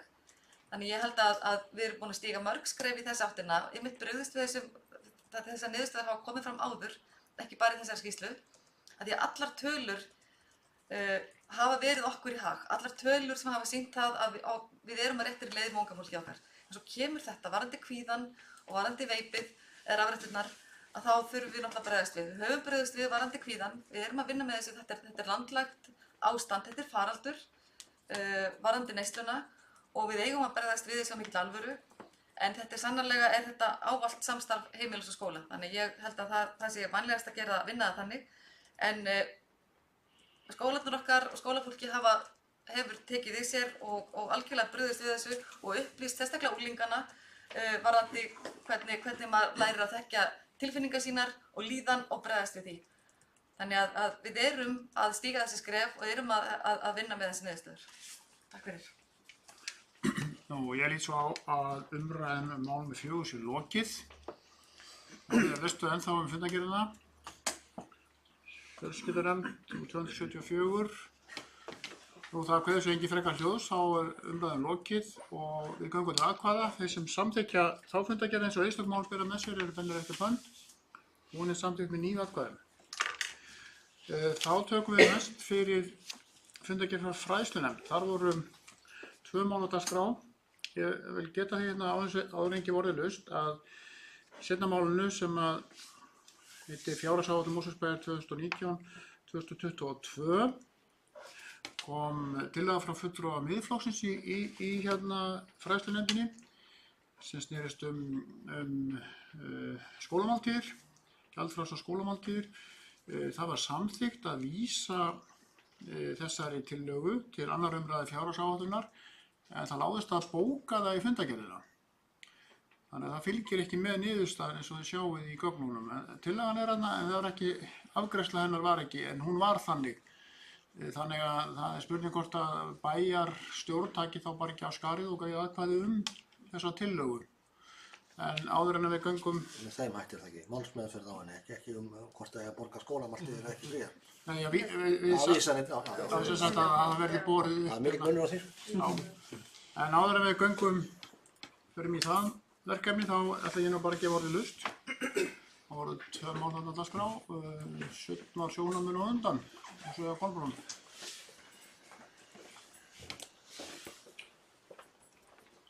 Forseti, stutt innbrá varðandi skólamáltíðir. En aftur erum við að ræða fjármál og annað slíkt sem við erum náttúrulega halda áfram að fjalla til 28. nóvember.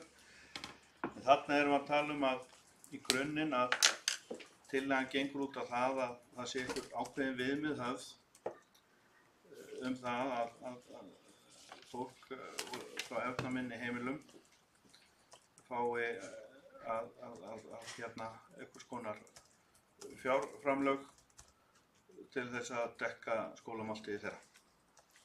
Það er þá fyrsti áfangi innleiðingu Miðflokksins. Ég er nú að reyna að koma því að einnig, enda það kosningamál okkar, en til þess að hefja þessa vegferð er þetta lagt upp með þessum hætti að taka skref.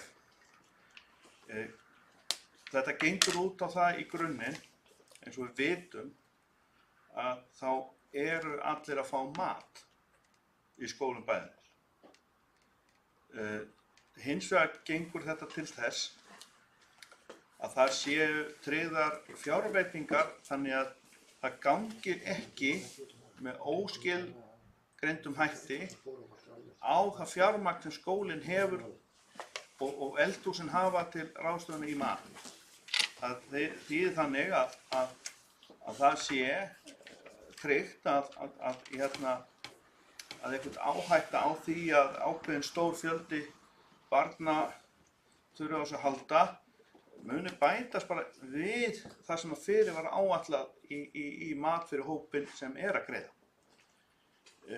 Það talað ákveðið meðalverð sem í gangi sem er náttúrulega mismunandi örugglega milli eldhúsa eða mötuneyta en við höfum rætt við aðila þessu tengdi matráðsmenn og annað slíkt að til þess að geta heimila til dæmis bara eina lambakjötsmáltíð á viku þá þyrfti þetta að vera 600 kall.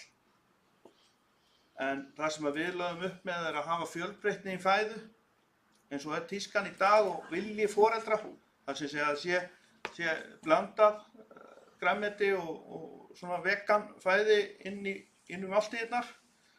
Þá fórum við á stúana fyrir kosningar og ræddum við matsvein hjá Vættaskólum Borgum í Reykjavík þar sem þeir hafa innleitt sjálfsafgreiðslukerfi með hjálp kennara og auðvitað nemenda og allra stjórnenda skólans þar sem er verið að tryggja að matarsóun eigi sér ekki stað.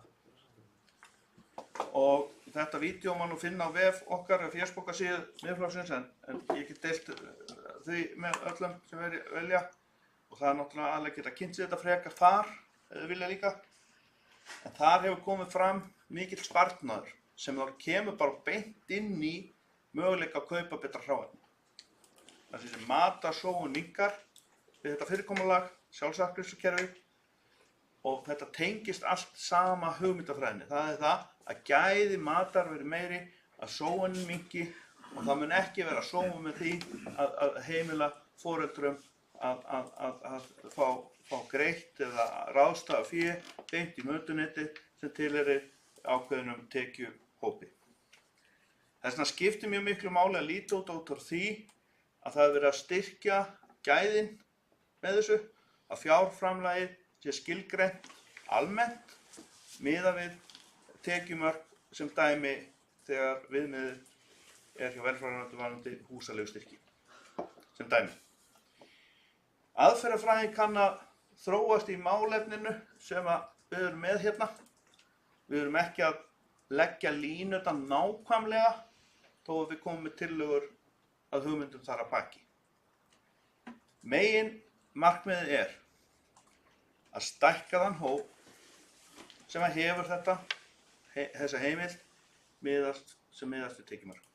Miðast við tekjumörk sambærilegt við húsaleigustyrki og reglur velferðarráðuneytisins. Veit að fjölskyldunefndin tekur á svona málu, þetta er barnaverndarmál og það er verið að vinna þetta þar en ég tel að það sé betra að gera þetta almennum hætti þannig að viðkomandi getur sótt þetta, sambærilegum styrkjum og það verður ráðstafað beint til mötuneytana þannig að það sé alltaf tryggt það sé ekki verið að ganga á heildarbudget mötuneytana, heildarfjár í raun og veru fjárhagsramma mötuneytana þegar hann hefur verið ráðstafur fyrir hvert tímabil fyrir sig. Með því getum við bætt matargæði og fara svo í innleiðinguna að sjálfsafgreiðslukerfinu sem hefur verið reynt í Varmárskóla sem dæmi en það vantaði fleiri stöðvar til þess að það afkastaði nægu. Það þarf líka innleiðinguna. Þannig að ég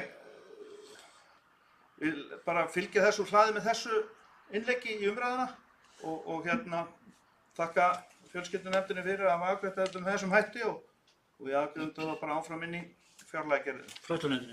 Fræðslunefndina. Herðu, Kolbrún, þú varst búin að biðja orðið mál nummer 2. Gjörðu svo vel. Nei, nummer 2? Já, fjárhagsáætlun eða ekki? Nei. Nei, já, er einhvern sem vil ræða mál nummer 2 svo ég spyr nú fyrst að því. Fjárhagsáætlun Mosfellsbæjar, sem þetta er umfjöllun í fræðslunefnd. það virðist ekki vera, þá gerði þeirra á viðkommunum. Þó að það enga annar kosta völ en að ræða mál nr. 1. ES-fímismælingar 2016-2020. Nú umræða hitt lokið, fyrirgefðu. Já, ég spurði það. Vildur þú ræða það? Vildur þú ræða það? Já. Já, þá kannski... Og ég hleypa á allt með í Já, bóttu? ég skal klára það. Ekki mál. Takk. Gjörðu svo vel, Valdimar. Mér langar aðeins að ræða þessa tillögu sem kom fram fríar skólamáltíðir. Ég ætlum ekki að lýsa mig fylgjandi því að fríum skólamáltíðum, en ég ætla að taka undir orð bæjarfulltrúa Sveins hérna sem að sagði að það er þetta huga að gæðum og matarsóun. Ég tek heils hugar undir það. Ég veit ekki hvort að aðferðafræðin, við kannski erum ósammála hana. Ég held að það sé afar mikilvægt að það sé vel skoðað hvernig staðið er að matargjöfum til barna í grunnskólum Mosfellsbæjar. Sko, viðhorf til matar hafa verið að breytast á undanfarnum árum. Breytast úr því, við getum kallað þetta innvæðingu matar, í það að maturinn verði nær okkur, að við búum hann til á heimilunum, að búum hann til frá grunni, að við borðum betri mat, að matarsóun verði minni. Og þetta er þróun sem er átt sér stað undanfarin ár. Ég held að það sé alveg komið tím til þess að við förum að kenna börnunum okkar að borða, að búa til mat, að borða réttan mat, að borða hollan mat. Og ég held að það sé alveg tækifæri til þess að fara þarna inn og skoða þetta og bara það er svo fullt af tækifærum. Það er hægt að fá, tengja þetta starffræði, hvernig reiknar út hvað þú átt að borða, orkunótkunna, kolvetnin, allt þetta sem þú þarft að láta honi, hvernig, hvað áttu að borða, hvernig bakar brauð. Það getur verið hluti og ætti að vera hluti af námskrá að baka brauð. Það er það. Það er það. Og ég held að við ættum að fara frekar í þá. Að við ættum að borða betur, að kenna börnunum okkar að borða betur. En ég skil tillögun og það var greinargerð með tillögu memlistans, það sem sagði að það ætti að veita börnum efnavitlar foreldra tækifæri og það ég veit að það er gert í Mosfellsbæ, að það er fá allir að borða. Og ég tek heils hugar undir það sem kemur það fram í tillögunni að þá líka að gæta þess að það hafa allir jöfn tækifæri til þess að fá mat og allt það. En ég held að þetta skólamáltíð snúist ekki kostnað hjá foreldrum. Ég held að það sé ekki áhyggjuefni foreldra hvað þurfa að borga fyrir matinn, heldur gæði matarins. Takk. Já. Einhver sem vill ræða málum 2. Þá hleypum við Kolbrúnu að hérna. Þá kemur þetta spennandi titill, lesfimimælingar. Já, svo vel Kolbrúnu. Forseti, takk. Ég vil þakka Valdimar fyrir einstaklega góða ræðu mat. Ég tek undir hvert orð sem hann sagði. Og matarsóun og matargæði og virðingu við mat. En nú langar mig til að ræða mitt mál númer 1. Það er mál um lesfimiæfingar. Þetta hefur nú verið málana hér í okkar þjóðfélagi síðustu ár og stundum gekk hér alltaf reiðiskjálfi og niðurstöður ættu bara að sýna það að sérstaklega drengirnir okkar, innanfjörðin enn, blessuðu drengirnir, séu nánast bara óalandi og óferjandi og ólæsir og ég veit ekki hvað og hvað. Ég er ekki þeirra skoðunar. Ég held einfallega að við séum bara komin með góð mælitæki eins og til dæmis þessi lestrar viðmið Menntamálastofnunar og þetta er alveg nýtt núna að það sé verið að prófa til dæmis nemendur alveg upp í 10. bekk. Það er mjög mikilvægt og ætti einmitt að geta og þarna erum við komið svona heilstætt próf þetta lesfimiæfingar Menntamálastofnunar. Það sem börn eru prófuð, eins og kemur fram í minnisblaðinu, 3 á skólaárinu, september, janúar og maí og þarna það gefur kannski til kynna svona ákveðið ferli og ákveða línu sem hver nemandi og niðurstöðu fyrir hvern nemanda.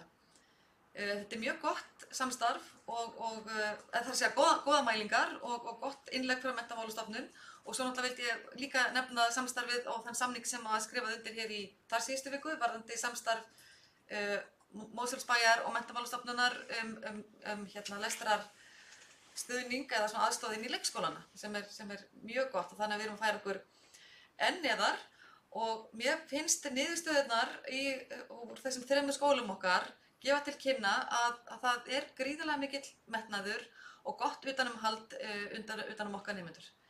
Við erum fyrir ofan viðmið á þessum stöðum en ég vil taka það fram að ég held þessi bæði í Varmárskóla, að veita örugglega Varmárskóla og ég held man ekki hvort það var í Krikaskóla eða í Lágholtsskóla líka þar sem að börnin eru ekki prófuð í september þegar komið fyrst inn. Það eru prófuð í janúar svo aftur í maí. Það er val varðandi fyrsta bekkinn. En síðan fara þau í þessi próf þrisvar á ári. Og ég man það þegar ég var kennari að mér fannst það svolítið vont að horfa upp á það að þegar nemendur voru að koma upp til mín í 8. bekk, upp á unglingastig, að við værum ekki með meira utanumhald og fleiri próf fyrir unglingana. Nú eru þau komin og mér finnst það mjög mikilvægt og mér finnst þessar niðurstöður sýna það bara að það eru mikill, að skólarnir okkar eru gríðarlega góðir, það er mikill metnaður, gott utanumhald varðandi þetta og áður en við fórum á stað með þetta samstarf við Menntamálastofnun varðandi þessar les-5-æfingar, ekki samstarf, heldur bara ákoma að taka upp þessi próf, að þá voru hér próf sem að Mosfellsbær eða skólarnir okkar höfðu aðgang að, sem var svona samræmd mæling fyrir alla nemendur hér í okkar skólum. Mér skilst að allir skólarnir þessir 3 hafi áhuga á því að taka eingöngu upp þessi próf Menntamálastofnunar til að hafa þetta samræmt, þannig að við sjáum svona heildarmyndina á okkar nemendum. En Mosfellsbæjarprófin séu svona frekar fyrir þá sem að kannski þarf eitthvað að skoða betur eða eru undir öðrum hatti, kannski nemendur með frekari sérþarfir eða eitthvað slíkt. Þannig að þau hafi svona sína kvarða hvað það í lestri. Þannig við fengum gríðarlega góða kynningu inn í fræðslunefndinni, skólastjórar komu og kynntu sína niðurstöður og ég bara heyrði þá skynjaði á öllu að það er mikil áhersla lögð að lestur okkar skólum, það er mikil áhersla lögð á sumarlestur. Nemendur voru hvattir hér út í sumarið síðastliðið vor með bækur og lestrakort til að skrifa í yfir sumarið. Þetta er að skila sér og einn skólastjóri tók sérstaklega fram að þeim finnist börnin sem er að koma upp úr leikskólanum vera ávallt betur og betur undir það búin og meira læs en nokkur sinni áður. Þannig að það var mikil hrós líka til leikskólakennara varðandi lestrarkunnáttu okkar barna.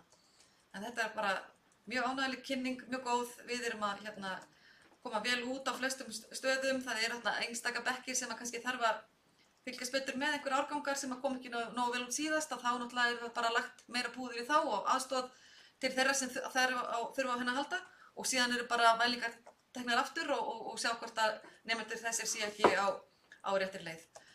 Þannig að ég vildi bara taka það fram hvað það er mikill metnaður í okkar skólum, hvað er vel haldið utan um málin og niðurstöðurnar á flestum sviðum mjög góðar.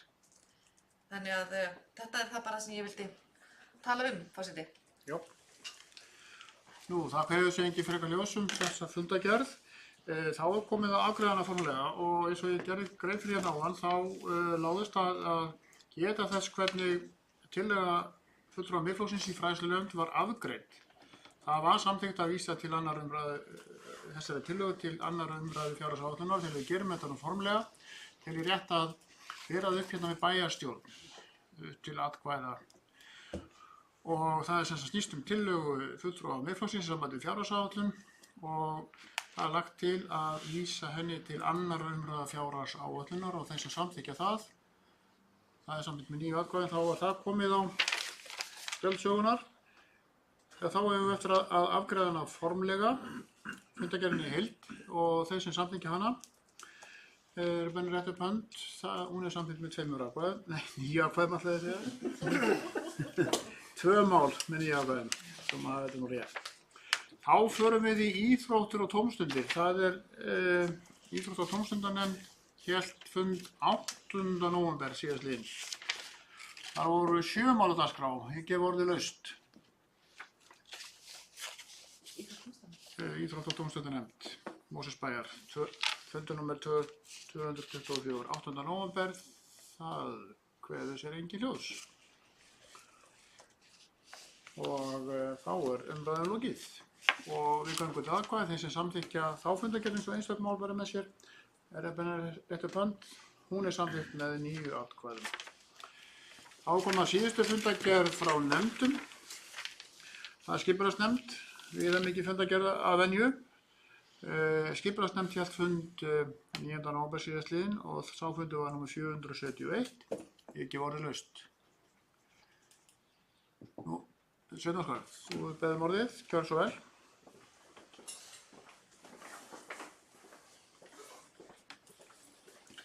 Ég vil minnast á 13. lið þessa fundar, varðandi fundur nýbúða við Þverholt 21-23, 25-27 í Mosfellsbæ. Það var bókað að það er eiginlega sami andi að vera ekki að breyta leikreglum og eftir á. Og ég vil bara árétta að ég tek undir náttúrulega þessa bókun fulltrúa Miðflokksins í skipulagsnefnd og vil bara árétta það hér. Ásgeir, þú beðum orðið þetta mál, nr. 13, gjör svo vel, Ásgeir.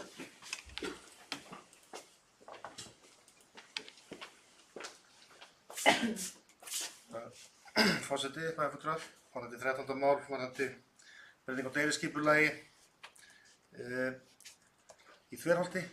Það var þetta mál tekið fyrir í skipulagsnefnd og þar lá fyrir að óska eftir upplýsingum frá skipulagsnefnd, skipulagsyfirvöldum í Mosfellsbæ varðandi tillögur sem voru liggja fyrir breytingu á þessu deiliskipulagi. Það er búið að samþykkja þetta í bæjarráði og bæjarstjórn. Málinu var frestað í skipulagsnefnd þar sem var óskað eftir frekari gögnum varðandi hvort að þær kvaðir sem að kveðið á í breytingunni sem á að verða ef samningar nást séu heimilar. Það ríkti smá misskilningur á þessum fundi sem var sá að það var búið að fá úrskurð það að þessar kvaðir sem að þarna kveðið á þær eru að fullu löglegar og leyfilegar. Þannig að því leytinu til hefði ekki þurft að fresta málinu. Málið hefði átt að afgreiðast þannig að þessu hefði verið vísað til skipulagsfulltrúa þar sem að hann mun taka afstöðu til þeirra breytinga sem eru óskað eftir, síðan mun skipulagsnefnd taka þær fyrir og í framhaldinu verður skoðað hvort að það séu möguleikar á samningum byggðar á þeim niðurstöðum við verktakann. Eins og allir vita þá hérna inni þá snýst þetta breytingu á deiliskipulagi þar sem verið að færa kvaðir leiguíbúðir yfir í aðra byggingu á sömu lóð. En á sama skapi þá verið að íþyngja mjög mikið þeim kvöðum sem verða sett á þau hús og það mun meðal annars tryggja lága leigu á litlum íbúðum sem eru hugsaðar fyrir námsmenn og ungt fólk í Mosfellsbæ og jafnvel tekjuminna fólk á miðsvæði í Mosfellsbæ, á besta staði í Mosfellsbæ, bæði hvað varðar skóla, leikskóla, framtíðarsamgöngur og annað. Þannig að þetta mál er eitthvað sem að er vissulega kannski svolítið snúið en það voru gerðir samningar hér á sínu tíma 2015 varðandi þessar leiguíbúðir. Síðan hefur markaðurinn breyst mjög mikið. Leiga á höfuðborgarsvæðinu hefur hækkað gríðarlega mikið og það er nýútkomin skýrsla eftir húsnæðisþing þar sem að beinlínis er sagt að íbúðir af þessari stærð sem að þarna er verið að tala sé það sem vantar mest á markaðinn og hvað eiga bæjaryfirvöld í Mosfellsbæ að gera þegar kemur þessi beiðni það að skoða hvort það sé möguleiki á að gera þessa breytingu. Það er að sjálfsögðu farið í það að skoða það á faglegum nótum til þess að athuga hvort að það sé mögulega betra fyrir íbúa Mosfellsbæ að þessi breyting nái fram að ganga. Þannig eigum við að vinna í pólitík, samningar eiga að standa en samningar er ekki meitlaðir í stein. Við eigum að vinna þannig í pólitík, við eigum að þora að fara út fyrir kassan og þannig eiga góð bæjaryfirvöld að vinna. Þannig hefur verið unnið í Mosfellsbæ undanfarin kjörtímabil og það er ástæðan fyrir því að staðan bæjarins er eins góð hún er. Það er ástæðan fyrir því að fólk flykkist til þess að búa í Mosfellsbæ. Það er ástæðan fyrir því að skólarnir okkar eru fyrirmynd annarra eins og Krikaskóli og eins og Leikur að læra leikskólinn upp í Tungu og það er út af því að bæjaryfirvöld hafa haft þor til þess að skoða málin á faglegum grunni og gera breytingar og stíga út fyrir kassan ef það þarf. Og ég vona svo sannarlega að gífuryrðum þetta mál sé lokið, það sem verið að væna bæjaryfirvöld, það sé verið að hygla mönnum og það sé nánast verið að múta hér bæjarstjórninni. Þetta er óþolandi fyrir okkur að sitja undir þessu og ekki síður fyrirtækið sem er búið að vinna hér í Mosfellsbæ í mörg ár og ég veit ekki betur en að þeir hafi skilað mjög góðu verki hér í gegnum tíðina. Þannig að þetta mál mun fara áfram í kerfinu og svo eftir að koma í ljós hvort að samningar nást eins og mun koma í ljós bara eftir því sem að málinu vindur fram. En ég er að hvetja til þess að við horfum á þetta heildstætt og við horfum á möguleikann og svo kemur í ljós hvort að það hentar Mosfellsbæ og þá mögulega hvort að verktakinn getur sætt sig við þær íþyngjandi kvaðir sem að ákveða að vera að setja þannig að þetta mál geti haldið áfram. Takk. Valdimar Birgisson, gjörðu svo vel. Takk.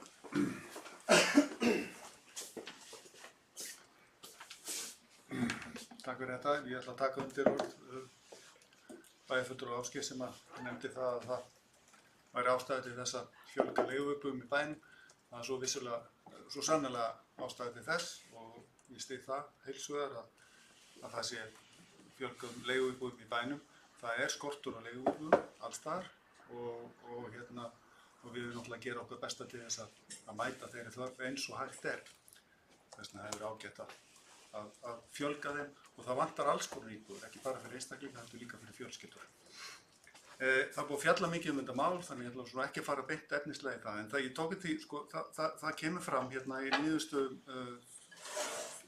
471 fundar skipulagsnefndar Mosfellsbæjar, það segir skipulagsnefnd óskar eftir frekari gögnum málið ásamt áliti bæjarlögmanns varðandi lögmæti þess að gera breytingar eftirfarandi kvöð.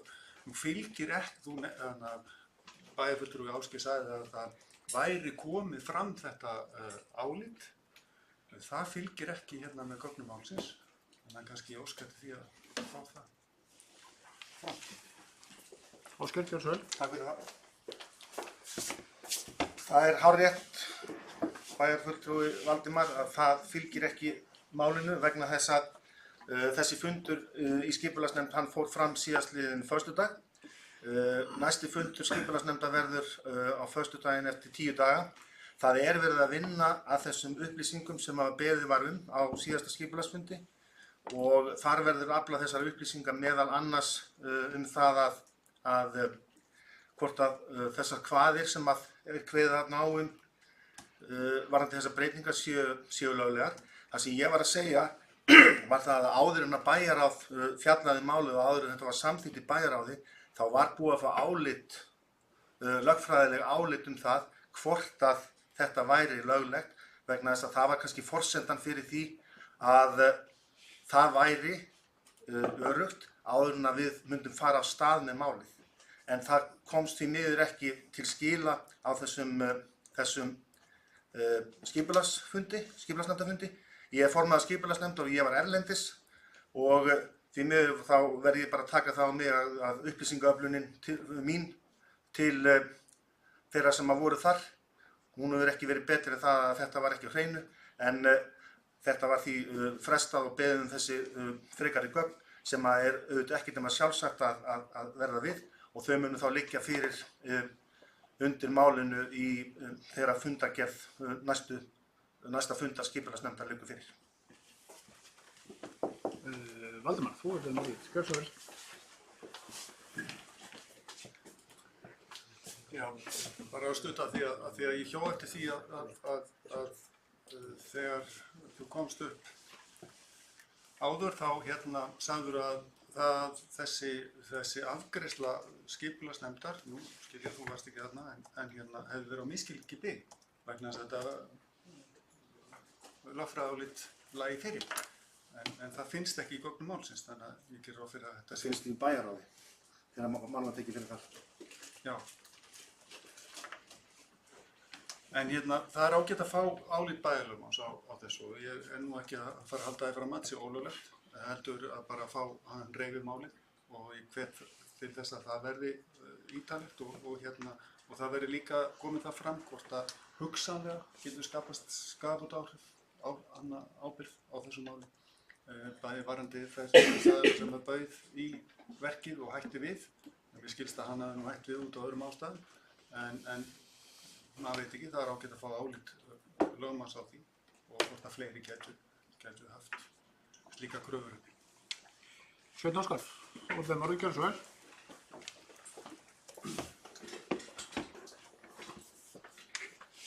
Forseti, hlutir geta vissulega verið löglegir í þessu, en eru þessi siðlegir. Ég er svo sem ekkert á móti því að Sjálfstæðisflokkurinn reyni að minnka fylgi sitt enn frekar. Ég er ekki á móti því. En þarna er leikreglum breytt eftir á. Mikil vinna var lögð í þetta verkefni á sín tíma. Og þetta er bara spurning um það, hvaða leikreglum verður breytt síðar. Það er sjálfsagt að aðstoða aðila við að þróa fasteignir og skipuleggja það á því stigi sem þetta er skipulagt og koma þá fyrir einhverju betri nýtingu. Það er sjálfsagt mál. En í þessu tilviki hefur verið gengið lengra en venja er. Og eins og ég hef rætt áður, ef það er mikið eftirspurn eftir litlum íbúðum, að þá erum við að tala um að markaðurinn væntanlega að svara því. Ég veit ekki betur. Eða er einhver önnur sjónarmið uppi á sjálfstæðismönnum frjálsa markaðarins, annað en það að markaðurinn geti svarað eftirspurn? Ég veit ekki, það var eitthvað breyst í Sjálfstæðisflokknum. Hann er stöðugt til breytingu. Hann er að breytast það mikið að hann er orðið afgreiðslustofnun inn í kerfinu fyrir þá sem vilja breyta leikreglum eftir. Og þess vegna segi ég bara einfaldlega það. Ég sé bara þetta þannig. Þrátt fyrir að formaður skipulagsnefndar fari hérna með himinskautum þetta mál. Að það er bara einfaldlega þannig að þeir bera það bara pólitíska ábyrgð á málum. Vegna þess að það eru fullt af verktökum úti sem hefðu viljað sjá svona verkefni í sínu safni ef að þeir hefðu fengið sömu fyrirgreiðslu eins og í þessu. En það var ekkert fyrir séð þá. Það er fyrir séð eftir það. Og þá er spurningin, hvað endar slíkt fyrirbæri þegar við leggjumst árarnar fólk úr vinstri kanti stjórnmálanna til þess að bæta hag leigjenda? Það vantar líka íbúð fyrir fjölskyldufólk, einstæðar mæður sem komast ekki fyrir í þessu rými. Þetta er ætlaði fyrir stúdenta og ég vil inna formann skipulagsnefndar eftir því hvað hann átti við með framtíðarsamgöngur. Átti hann við borgarlínuna? Hvað framtíðarsamgöngur er hann að tala um þegar hann nefndi það hérna á? Gott að heyra það. Framtíðar almenningssamgöngur. Framtíðarsamgöngur, ég veit bara framtíðar almenningssamgöngur, hvaða almenningssamgöngur, er það ekki bara strætó eða borgarlína? Ég vil bara fá skýring á því. En eftir stendur að það er leikreglunar, við erum að standa að baki þeim. Já, það eru 3 á mælendaskrá og Haraldur Sverrisson næstur. Gjörðu svo vel. Já, forseti, það virðist nú vera orðin lenska hér á þessum bæjarstjórnarfundum að við séum að ræða sömu málin fund eftir fund. Við erum búin að ræða málin í Skálatúns hérna nokkrum sinnum til að mynda og það var nú orðin töluvert mikil endurtekning á því sem þar var sagt og það er allt að vera ágætis umræða. Við ræddum nú næstu í öllum síðasta bæjarstjórnarfundi að ræða þetta tiltekna mál og með sömu nótum og við erum að ræða það núna. En ég get alveg róað bæjarfulltrúa Miðflokksins Svein Óskar með því að hann þarf ekki að hafa neinar áhyggjur af fylgi Sjálfstæðisflokksins. Við Sjálfstæðismenn berum þann bagga og berum ábyrgð á því fylgi og það hefur verið ágætt í Mosfellsbæ svona síðustu árin og áratugina og ég held að það sé kannski fyrst og fremst því að þakka að hér hefur verið stundu heiðarleg stjórnmál, hlutur upp á borðum og ekki síst það að menn þora að taka ákvarðanir. Þora að taka ákvarðanir í takt við þær breytingar sem verða hverju sinni. Hér stendur ekki til að hygla einum neinum. Ekki nema að það sé hægt að orða þeim þætti hygla íbúum og samfélaginu í Mosfellsbæ. Það gæti hugsanlega verið að færa rök fyrir því að það væri tilgangur málsins.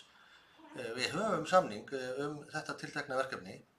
Ég get alveg róað fulltrúa Miðflokksins, bæjarfulltrúa Miðflokksins því að það verður ekki gerður verri samningur heldur en sá sem við höfum.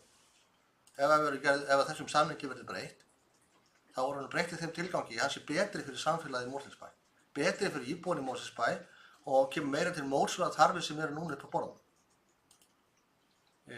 Það að færa þessa leigukvöð frá ákveðnum húsum yfir á önnur hús og breyta skilyrði þeirra snýst það að þarna verðum að ræða öðruvísi leiguíbúð sem markaðurinn að kalla á. Eða öllu heldur fólkið að kalla, markaðurinn mun ekki. Og svo það sé nú líka sagt við fulltrúa Miðflokksins að því hann er tíðrætt Sjálfstæðisflokkinn. Markaðurinn mun aldrei og getur ekki án aðstofar hins opinbera búið til leiguverð á þessum grunni. Vegna þess að hérna að ræða leiguverð sem er sambarilegt við það sem er niðurgreitt af opinberum aðilum, til dæmis í formi samninga við námsmannafélög og slíkt. Það snýst málið að þessir aðilar taki það á sig að hvað leiguna verði með öðrum hætti heldur það sé leiga á frjálsum markaði. Það var hægt að búa til fullt af litlum íbúðum, að markaðurinn er örugglega til í það og er að gera það örugglega í stórum stíl, að búa til fullt af litlum íbúðum sem eru leigðar á 200.000 kall stykki, kannski 20, 30, 40 fermetra íbúðir. Það er ekki það sem við erum að tala um hér. Við erum að tala um allt annað. Og fulltrúar Miðflokksins er tíðrætt hér það að við þurfum að aðstoða þá sem að minna mega sín og eru kannski að byrja sitt líf. Það er nákvæmlega það sem við erum að gera. Ef að þetta fær þann endi. Ég er hins vegar ekkert viss að gera það. En mér finnst það tilraunir virði að gera það, en ég get fullviss að bæjarfulltrúar Miðflokksins og aðra hér við þetta borð að það verður aldrei gengið frá breytingum að nýjum samningjum þennan aðeila nema við teljum hann og þá berum við á því pólitísk ábyrgð, alveg hárrétt, betri, annað minnst ekki jafngóðan eða helst betri en það samning sem höfum í dag. Kolbrún, þú næst, gjör svo vel.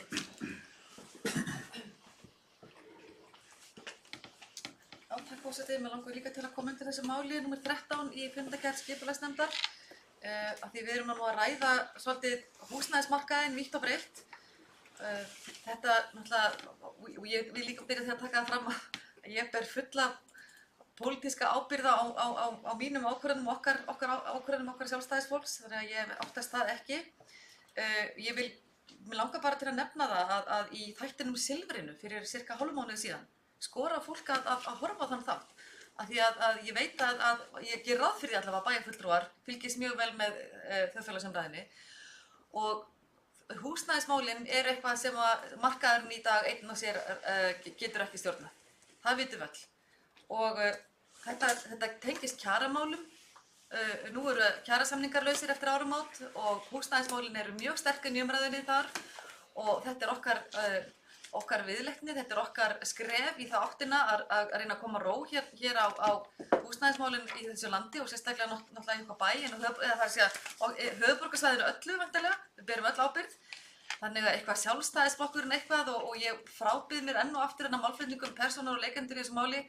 Ég held að við séum allar að reyna að stíga þau skref sem að í það átt sem að hugnast eða henta sem flestum. Skítkast og önnu leiðindi, ég ætla bara að reyna að vilja vísa því á bug. Þannig að ég segi bara húsnæðismálin og kjaramálin eru nátengd. Eina sem verður að biðja hér er bara hvort það er að skoða það, hvort það hendi, hvort það sé náist samningar varðandi þessa breytingu. Það hér ekki verið að hygla einum eða neinum og vísa þeim málflutningi enn og aftur til föðurhúsanna. Ég frétti af hvað gerðist á þessum skipulagsnefndarfundi. Ásgeir formaður búinn að lýsa því hérna líka yfir hver staðan var. Varðandi upplýsingar til allra fulltrúa sem að koma á fundinn. Þannig að ég held að enn og eftir erum við svolítið að þæfa mál sem að ættu rauninni að fá eitthvað framgang til frekari viðrinnar til að sjá það hvort að þetta sé mál sem að myndi henta okkur hér í Mosfellsbæ að klára eða ekki. Þannig að enn og eftir, eins og bæjarstjóri sagði, erum við að tala hér sömu málin aftur og aftur og ekki tókast. En ég ætla að vona að við náum einhver lendingu í þessu máli og húsnæðismálin hér í okkar ágæta bæ muni áfram verða fjölbreytt og hendi öllum hópum, hvort sem það er val fólks að búa í litlu húsnæði eða stóru og fyrir það sem að þurfa tímabundna aðstoð eða ekki. Þannig að það er rauninni bara það sem við þurfum að skoða hér í stóra samhenginu. Já, ég setti nú sjálfur mig á mælendaskrá og langar að ræða þetta mál. Ég finn ekki skipulagsnefndar. Eins og búið að segja hér, þetta hefur verið dálítið tíðumræði, enda er það sem hluti bara, mörgu hluti bara mjög nauðsynlegt að ræða þetta og við ræddum þetta fyrsta bæjarfundi, síðan á síðasta bæjarstjórnarfundi og þetta er margslungið og við erum ekki komin á leiðarenda. Nú erum við að ræða skipulagsþáttinn vegna þess að það var vísað til skipulagsnefndar varpað þeirri spurningum með fjölda íbúða í svo kallega aftari kubbi sem hefur ekki verið reistur. Það var eiginlega næsta spurningin og það hefur ekki fengið svarið við því ennþá og það náttúrulega kemur að því. En það er stór mál að vita hvernig þeirri spurningu verið svarað. Það er ekki farið í neina viðræður við þessa aðila, verður ekki gert fyrir að þeirri spurningu verið svarað.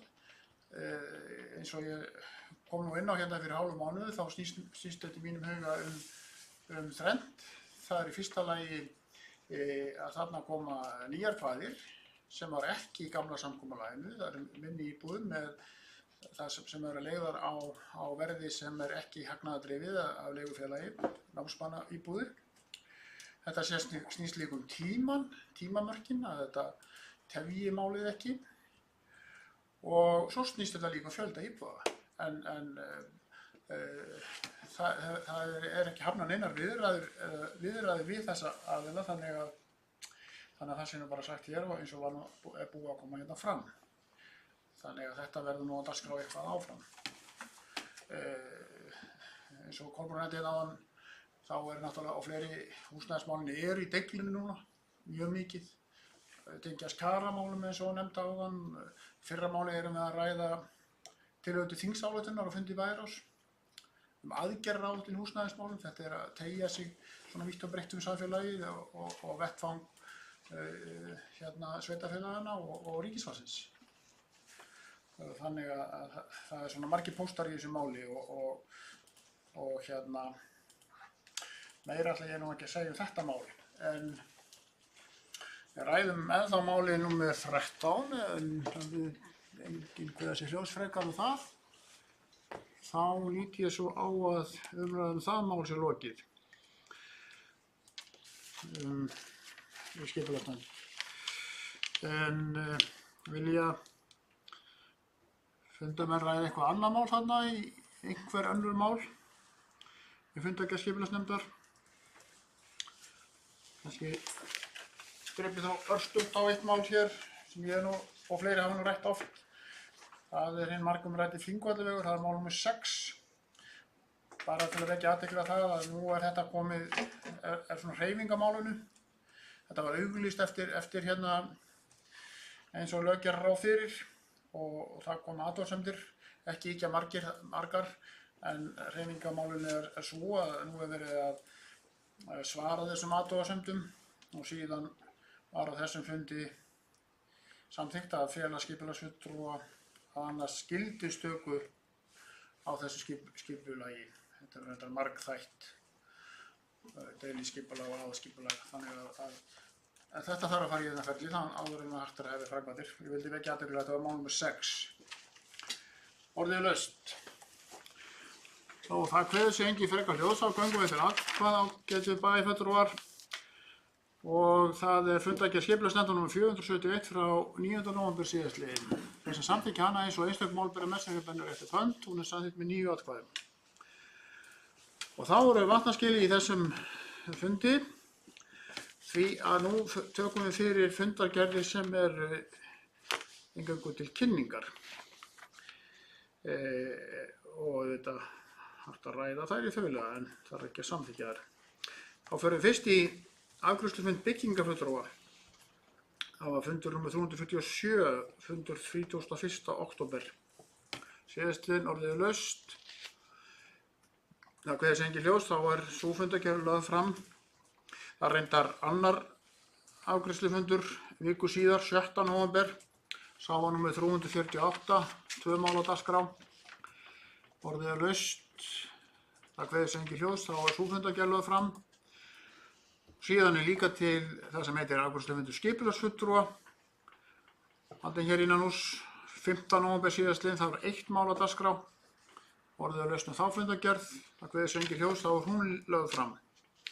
Þá förum við til Reykjavíkur, bregðum okkur niður í Mjódd hérna því að Strætó, byggðarsamlagið, hefur haldið 2 fundi hérna undanföndu. Það var fundur í stjórn Strætó nr. 293. 25. október síðastliðinn, haldinn í Mjóddinni. Orðið laust og engin kveður sig hljóðs, þá var hún lögð fram. Viku síðar var haldinn afturfundur hjá Strætó, það var nr. 294, einnig í Mjóddinni, eins og venjulega.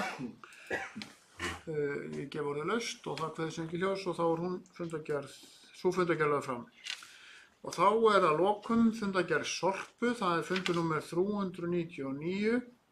Hélt fund 25. október síðastliðinn. Orðið laust þá fundargerð, það kveður sig engin hljóðs og þá er fundargerð lögð fram. Og fleira liggur ekki fyrir þessum fundi. Ég þakka eitthvað kærlega fyrir fundarsötuna og segi fundi slitið. Má ég segja eitthvað?